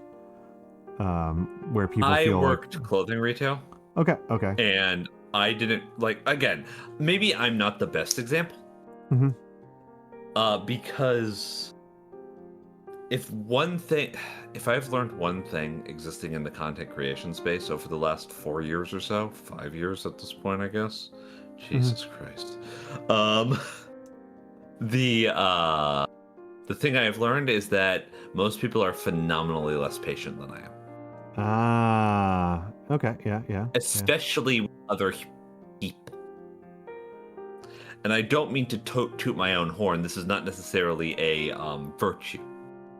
Mm-hmm. Right? But I do not have the urge when I see somebody asking a dumb question or being kind of like annoying or a little bit slow on the uptake to be like, come on, why aren't you getting with the picture? Hurry up. I want to stop engaging with you. I'm tired of talking with you. Right? That's not really what happens to me when I'm talking to another person. Yeah, I am similar on that front. Yeah. The way I've heard it described so many times, it's just that having to talk to people and be nice to them is really hard. Mm. And I'm like, is it? I don't want to like judge your experience, obviously, but I do not think when somebody is being like, man, I don't even really know how to phrase this in a way that doesn't sound pretentious and arrogant, right? Mm-hmm.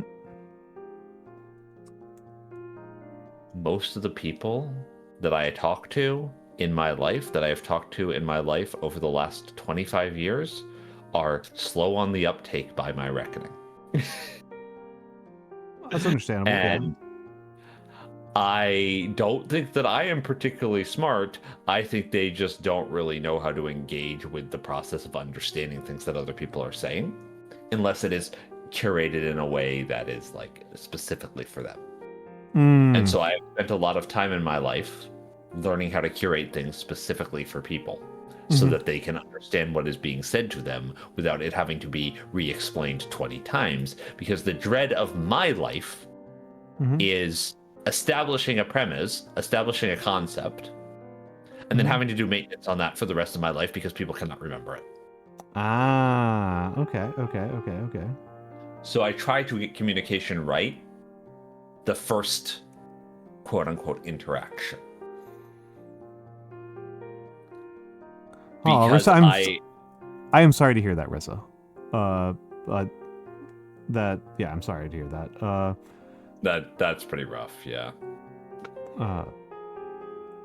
I actually ghost type crockpot. I'm 43. I'm talking about some stuff that, like, my perspective on this comes considerably before COVID. I don't really think that COVID caused these problems. I think that, I mean, if you want, I don't want to go into my whole canned speech about education because I did that already today on my stream. But I think that a poor theory of mind causes this problem more than anything else. I think an unwillingness to see other people as complete people and not as like speed bumps in the way of going about your life is often what causes this problem for people. And I don't mean to say that they have no empathy. I'm saying that their empathy has been beaten down by the systems that they live in. If you know what I mean, right? Yeah. Like, people have hard fucking lives, and I respect that.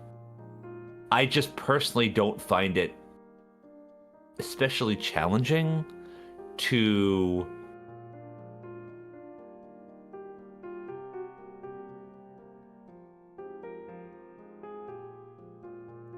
deal with folks, including like upset customers, right? And you know what? I'm gonna be real with you. Part of it is probably that I'm a man. Yeah. And I'm a relatively tall man who people say, for some reason, is like kind of intimidating. Right? I am very like I've never understood that. Maybe when I was younger and in better shape. But I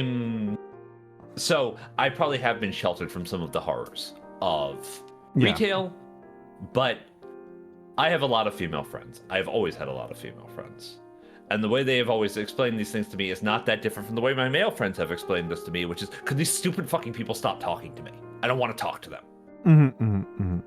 This is not interesting or enjoyable for me to do. Could they just leave me alone and let me collect my paycheck without having to do a job?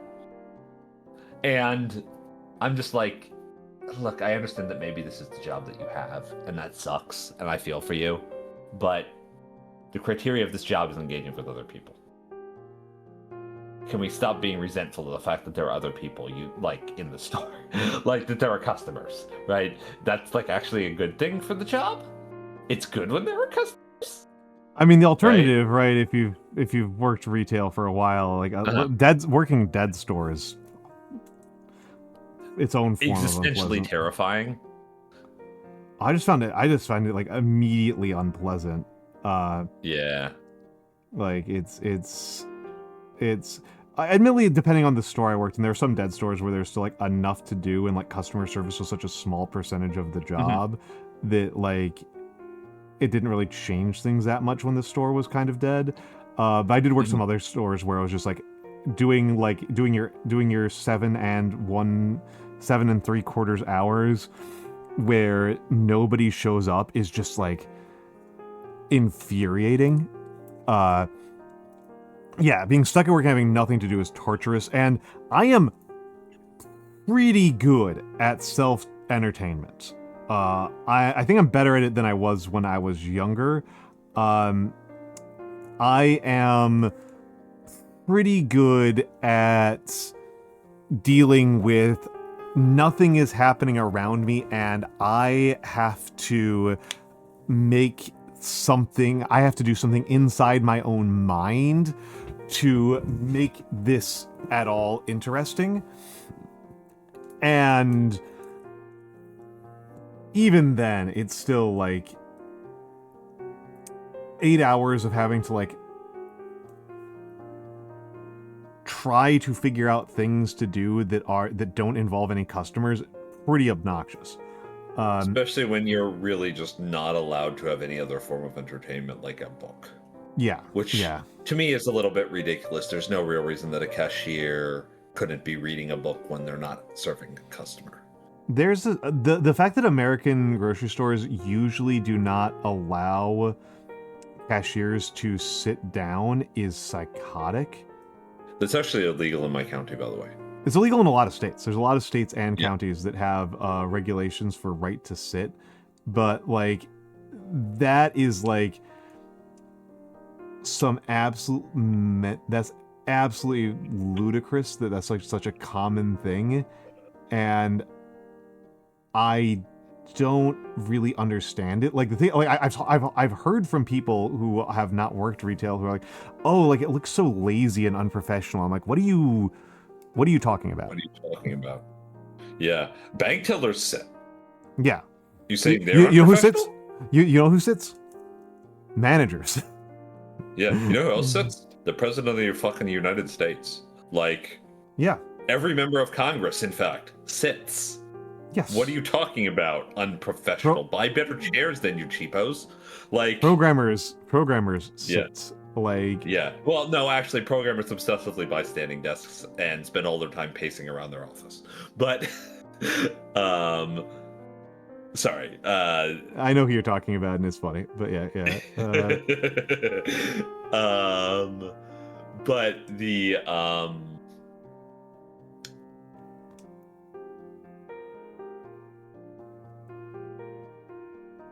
gotten pretty fast at doing these shields. Yeah, you have. I've Uh, noticed your progress on that.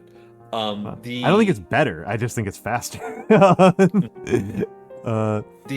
The thing, like, I can't help but fall back on my, my disgusting pinko ethics here, which is that no, the reason that they do this, and it's the same reason why school works the way it does, because it's about reminding you of your fucking place. Yes, very much so. Very much so. Right? Yeah, it's about reminding you that you are beneath others, and paradoxically, in this case, that means standing up. Yes, you're not only are you beneath others, but you don't deserve to have basic comfort and privileges. You haven't earned that by being a good enough worker. Yeah. Right? And that's psychotic. Like, it's actually diabolical. It's actually like the work of Satan. Yeah, it is. Or Ronald Reagan is the case. I mean, this is one of those things. Okay, this is a semantics thing. I'm going to divert into a semantics topic because you love semantics so much. But I think we both are in agreement on this. So you're using this language of demonic, right? I think that you and I are very much in agreement on this. It is frustrating in English that there are, like, it's so hard to just not use religious language, right? Like the best phrasing there is to describe this behavior is demonic and satanic.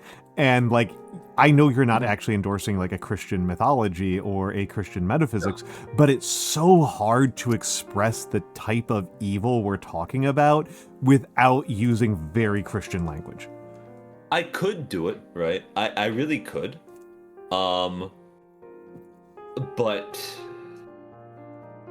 I mean, okay, so the unfortunate thing is the word that I actually want to use is the word that it's not that I could not use it, right? Because it's not a slur or anything, it's antisocial. And that has some very unfortunate connotations, you see. Yeah. That it is very heavily tied to even still now. Even though this is the exact, like, the managers who will not let their workers sit down are the definition of antisocial, right? But the actual reason I use words like diabolical and demonic and satanic is because I think they sound really funny. I think they also do sound funny. I think it's also kind of valuable for the type of conversation. Well, I mean, demonic does. I never thought of demonic as grand. I never thought of demonic as grand. I always thought of demonic as like deceptive and dishonest. It's like evil in like a deceptive and like dishonest way. I think that the definition of evil is pettiness. I think that when I picture the concept of something being demonic, right? I think they are an evildoer. They are poking you with a pitchfork. Just to hurt you because fuck you, right? Oddly, my conception of like the Christian's course of evil has been set considerably by the tabletop role-playing game Kill Puppies for Satan. In case people have not heard of Kill Puppies for Satan, you really should. It's not actually super great, but it does have a couple of points in its favor that are amazing. One of which is it has no capitalization. Yeah. In the entire rulebook. There's a TTRPG called Kill Puppies for Satan. And the way that it works is that you are agents of Satan on Earth. Satan gives you magical powers in exchange for doing his bidding. And part of the premise in the game is that you are huge losers. You suck. You are not the people who are doing grand, ambitious evil, like poisoning the watershed, or like crashing tankers and or like changing tax laws to cause seniors to go without heat during the winter. No, your purpose is to do incredibly petty, stupid acts of evil in order to convince more important humans that there is no loving God. So that is why you are killing puppies. Ratchet. It's very Pratchett. Yeah, it's very Pratchett-esque. Yeah. That is why it is killing puppies. You are not doing grand acts of evil. You're doing incredibly stupid acts of evil. You are creating pessimism, basically. Yeah, you're creating pessimism and nihilism. You are sundering people. Real nihilism, not real nihilism, but the emotional nihilism. You are sundering people's sense that there is a moral order to the world. And yeah, you literally, there's literally like a point scoring system for like killing innocent animals based on like how you do it, and how pointless it is. It is that one thing where Darkseid picks some random guy. Yeah, it's that kind of crap. It's that kind of crap. Yeah.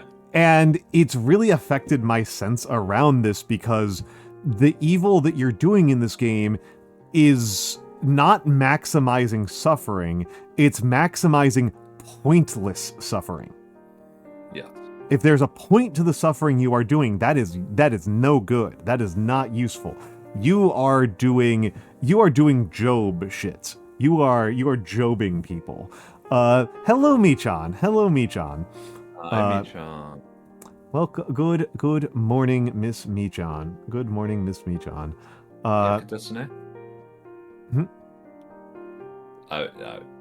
Also, yeah, it was Thanos, by the way. Okay. Yeah. Thank you, Marvel nerds. Thanos is a ripoff of Darkseid, so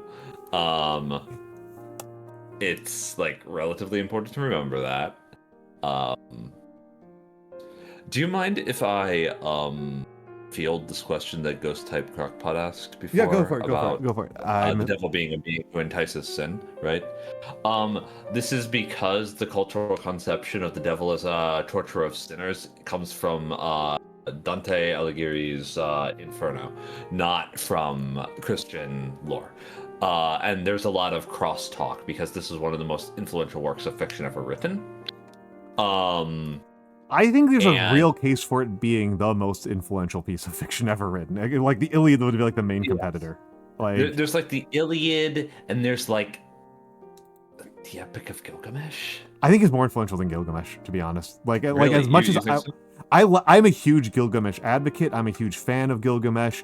I think the fact that Gilgamesh was lost for thousands of years puts a huge damper on its ability to be as influential as it could have been. Well, I'm not sure if that's entirely true, given that... So, almost all of the mythologies that succeed, right, Sumerian, yeah. right, very clearly are taking ideas from Sumerian.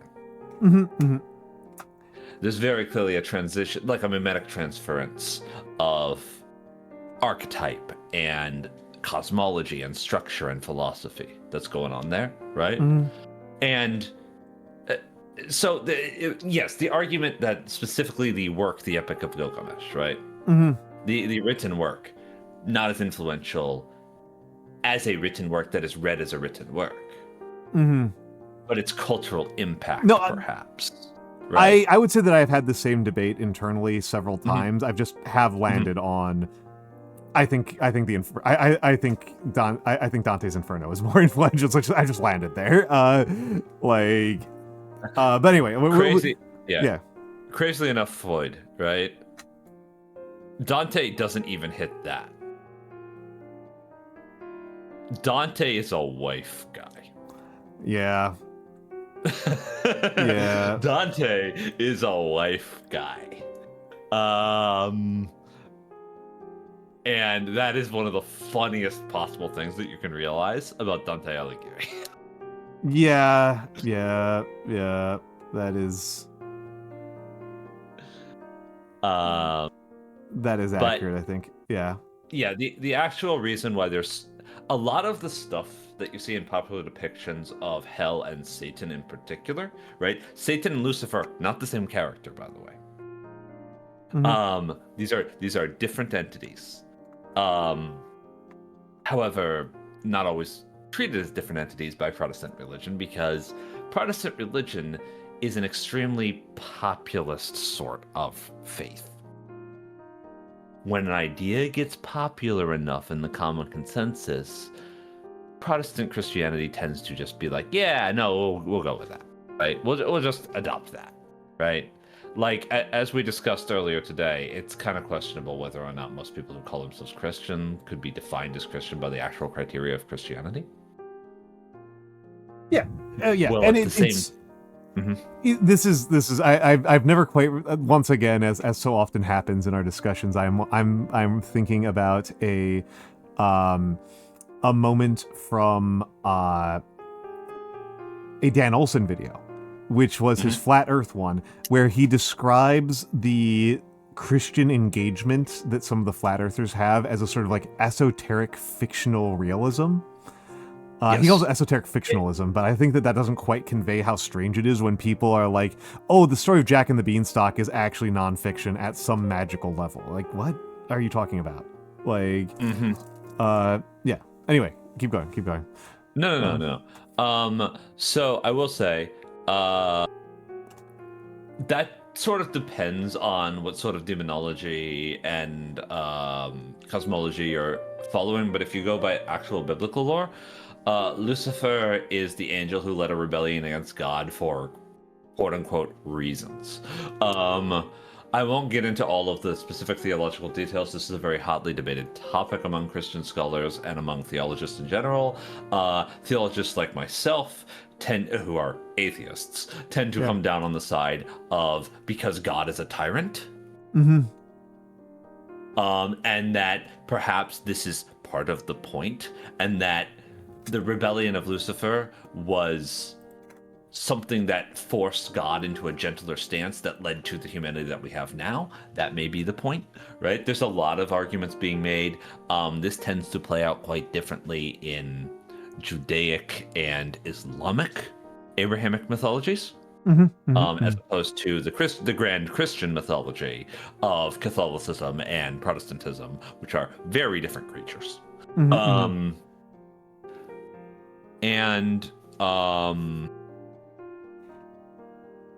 It's generally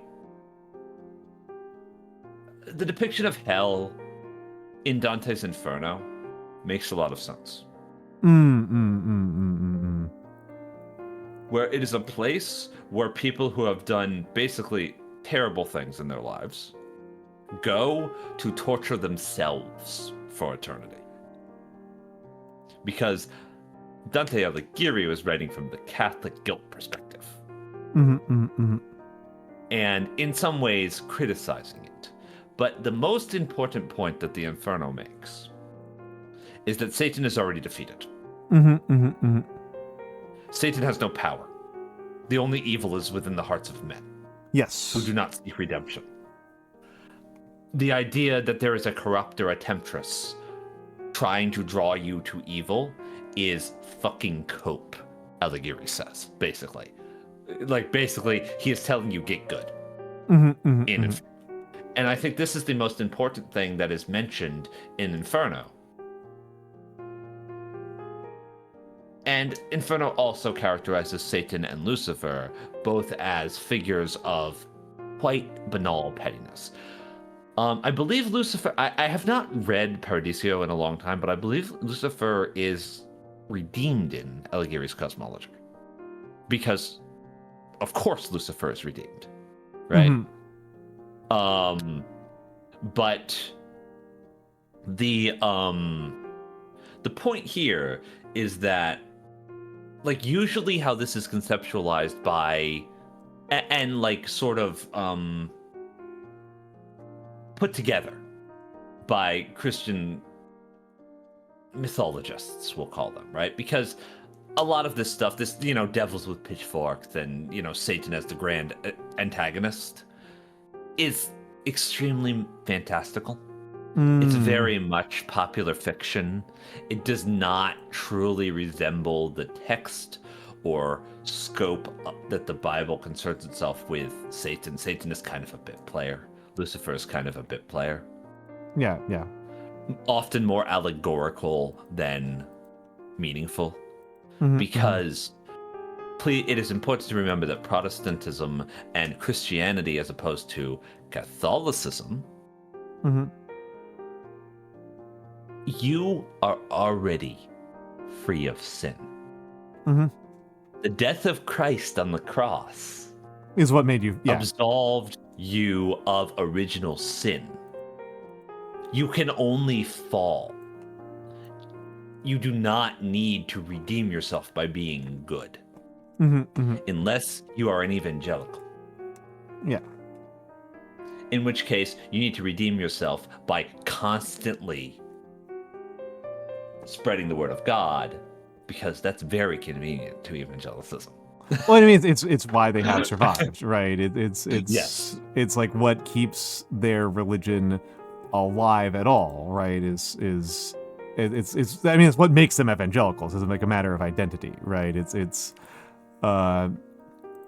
what makes them, real to a certain extent.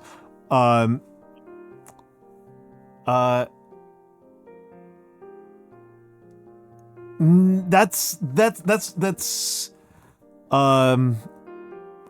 I mean, it's worth saying that the Inferno is a modern reimagining, right? That is a modern story. Modern. It's a modern story.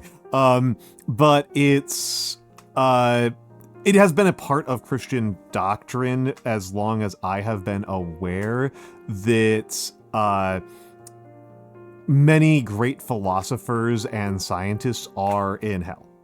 That's not because being intellectual is something that condemns you, but because being intellectual is not something that defends you from being unaware and unaccepting of God's light, right? From vice specifically. From vice, and I mean, oftentimes we're talking about like the ancient Greeks, right? That like Plato is in hell because he did not have access to God's word, etc. But there is variation on this, right? There is another important factor to this as well, which is that I do not believe that Dante intended to write 3 books. I think he intended to write one great poem, and one of the most important things about Dante's Inferno to remember is that it is Dante Alighieri's self-insert fanfic. Oh yeah, no, I mean he's also that's definitely a way to look at it. It's also like to a certain extent, it's like it's really kind of an extremely long like Chad Soyjak meme. Like, he puts his political opponents in hell, right? Like, okay, I am out of gas. You're out of gas as well. Thank you all for being here. I think that we are cashing out now. So I did not make a schedule this week because I post my schedules on Sunday, and I had power out until Tuesday evening, so I never made a schedule. Tomorrow on the Discord, which I just linked, me and assuming that Fate is ready in time, we'll be playing a little casual demonstrator game of Infinity, which is my favorite tabletop war game. Ghost Type, you did not derail stream. You enhanced content. This is what Al and I talk about. Like, casual. This was good. This was good. This was a good conversation topic. I'm actually really grateful for it, because this is actually not one that I think we like gravitate towards naturally, and I think it was a useful way to break up. Because you and I have a couple of common conversation topics that I think we've kind of gnawed on a little bit much. It feels as though sometimes we are retreading old ground for the benefit of the audience, right? Yeah. Which is it's true for the benefit of the audience. Sometimes I don't think it's necessarily the best thing for the audience, but it's natural for us to fall into these old forms of bickering over our favorite pieces of art in particular, right? We keep on doing that over and over again, and it was good to get it broken up by getting to talk about theology, which is Mix's actual background, right? Like, I'm a theologist, and I am a theologist, a behavioral scientist, and a cognitive linguist, right? That's my academic credentials, so to speak, right? Yeah, and for me, it is primarily sociology, and I don't think it really counts yet, but there is something to be said for my level of knowledge of classical history, and Chinese history, and chemistry. it's certainly that, and the philosophies associated with ancient history are Yeah. also things that you far outstrip my knowledge of. Yeah, Right? yeah. So, But yeah, when we talk about like talking about like anime is something that like can be a little bit of a like retreading and like going over and over and over and spinning our wheels constantly kind of thing. So there's only so many things that we have both seen. There's only so many things that we have both seen, and the ways in which I think that for some of the stuff that we disagree on, like we've kind of just hit like this impasse where it's just like a fundamentally different experience, and there's not actually a lot. Sometimes a little bit feels a little bit sterile. We're bickering about our qualia. Yeah, we're bickering about never quality, which is a little sterile. It's not a very fun. Yeah, yeah. It gets sterile when nobody's had any sort of breakthrough. Yeah, right? yeah. And we maybe we'll hit one of these days, but it is nice to get to engage seriously with theology. Anonymous, thank you for the gift sub to thank_you. Thank you very much for that. Thank you very much for that. It's highly again, these are what keep me streaming. These donations and commissions are what keep me streaming.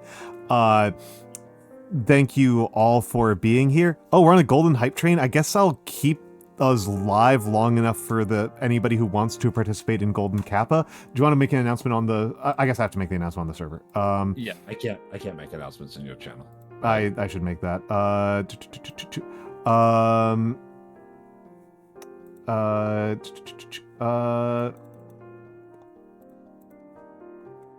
At here. Nope. At here. Okay, there we go.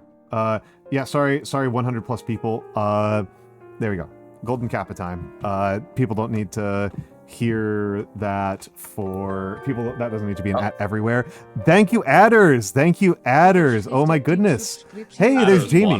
Golden Kappa. Yeah. Thank you. 10 Adobot Volcano. There's another one I know. Good old Jamie. Yeah. Puzzlella, Jamie, Mono, Goose Lord, Jay, Yari, Divvy It Up, and Gumiho. Thank you very much. Thank you very much. Thank you very much, adders, for the 10 gifted subs. That does make, again, this makes a huge difference for me. This makes a huge difference for me. I do not have, my other job does not pay a lot of money. So like the streaming does in fact make a difference. When I said that we are ruthless cost cutters at the journal I work at, that includes my wages. That's a lot of how we are able to operate in the black, is that I am not getting paid very much to be an editor. Yep. So I really, really, really appreciate it. I really, really appreciate it. No, ghost type crockpot, I like saying the entire thing out. It is not long at all. He really likes saying everybody's name out loud, and he likes reading it exactly as it is written. I will usually kind of condense it down to like kind of the intended reading, so I don't usually say Galaxy Wolfstar _, though I will occasionally say that. I usually just say Galaxy Wolfstar. You are getting off lucky, Galaxy Wolfstar. There is a person who is XX1 _ Starboy _ 1XX, and I usually say the entire thing out loud, and he hates it, and I love it. And of course there's had a less cringe name, buddy. And there's the one that I actively torment, and he's into it. X _ A _ N _ A _ D _ Yes. U _ Yeah. Good old Xanadu. Yeah. Good old Xanadu. I will continue to call you Crockpot. Oh, okay. Thank you, Theo. Thank you, Theo.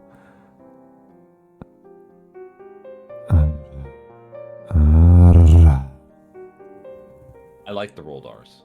I like that a lot. It's a really good technique. Thank you, Galaxy Wolfstar. It makes it sound like you are about to intimidate somebody, right? Mhm, So I appreciate that, since that's typically how you use that particular reading. Yeah. I need to. I think I will need to tie her to a chair. But I need to test its effect on Inari. Oh yeah.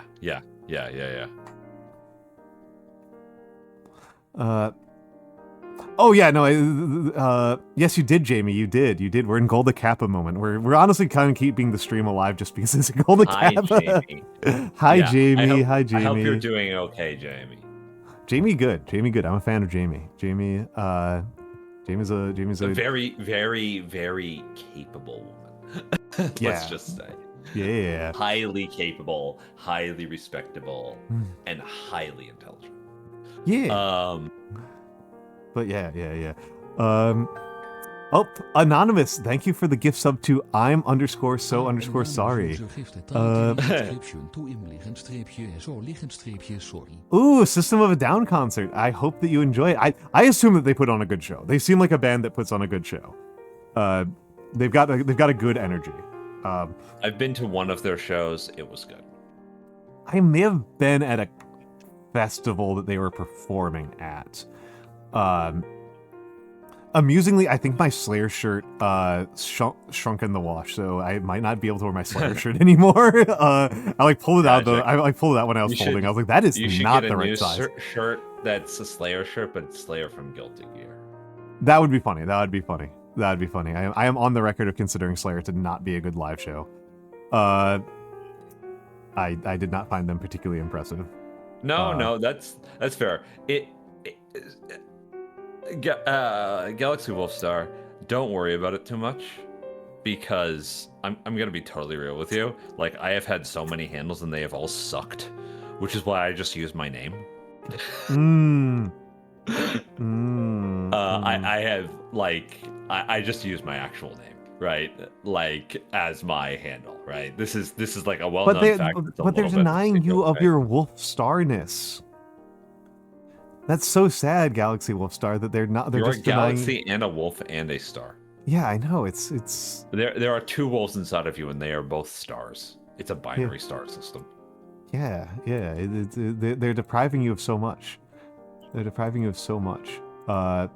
shouldn't do that. That's rude of them. That is rude of them.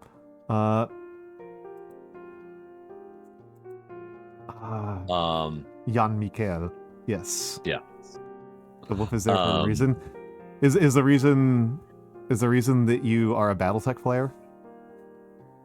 Because that's like the cringiest faction in BattleTech. Oh, I thought yours was just a deliberately misspelled address. Adders. I thought that was the intention. Okay. I'm pretty sure. I figured it was just like adders because snakes, you see, right? That's what I thought. So I'm gonna keep thinking that, and there's nothing you can do to change my mind. All right, now it is time to end. Oh my goodness. Okay. I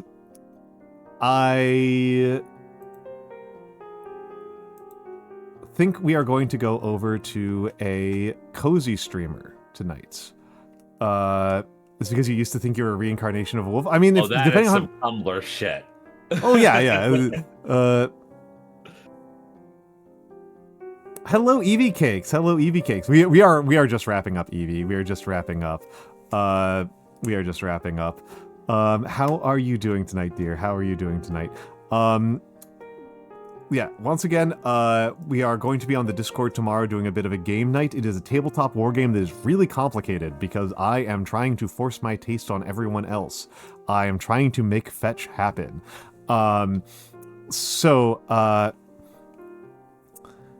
Yes, we got a golden kappa. Hello, Weeabiscuit. It is good to have you here, Weeabiscuit. But yes, we are... hold on a second. I think the person I was thinking about raiding might be wrapping up. Oh, she is wrapping up. So we're going over... we are going over to somebody. We are going over to a dear friend. Hold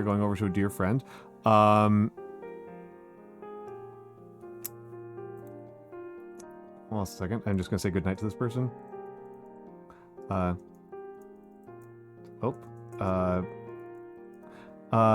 Okay, we are going over to Madra Mimi.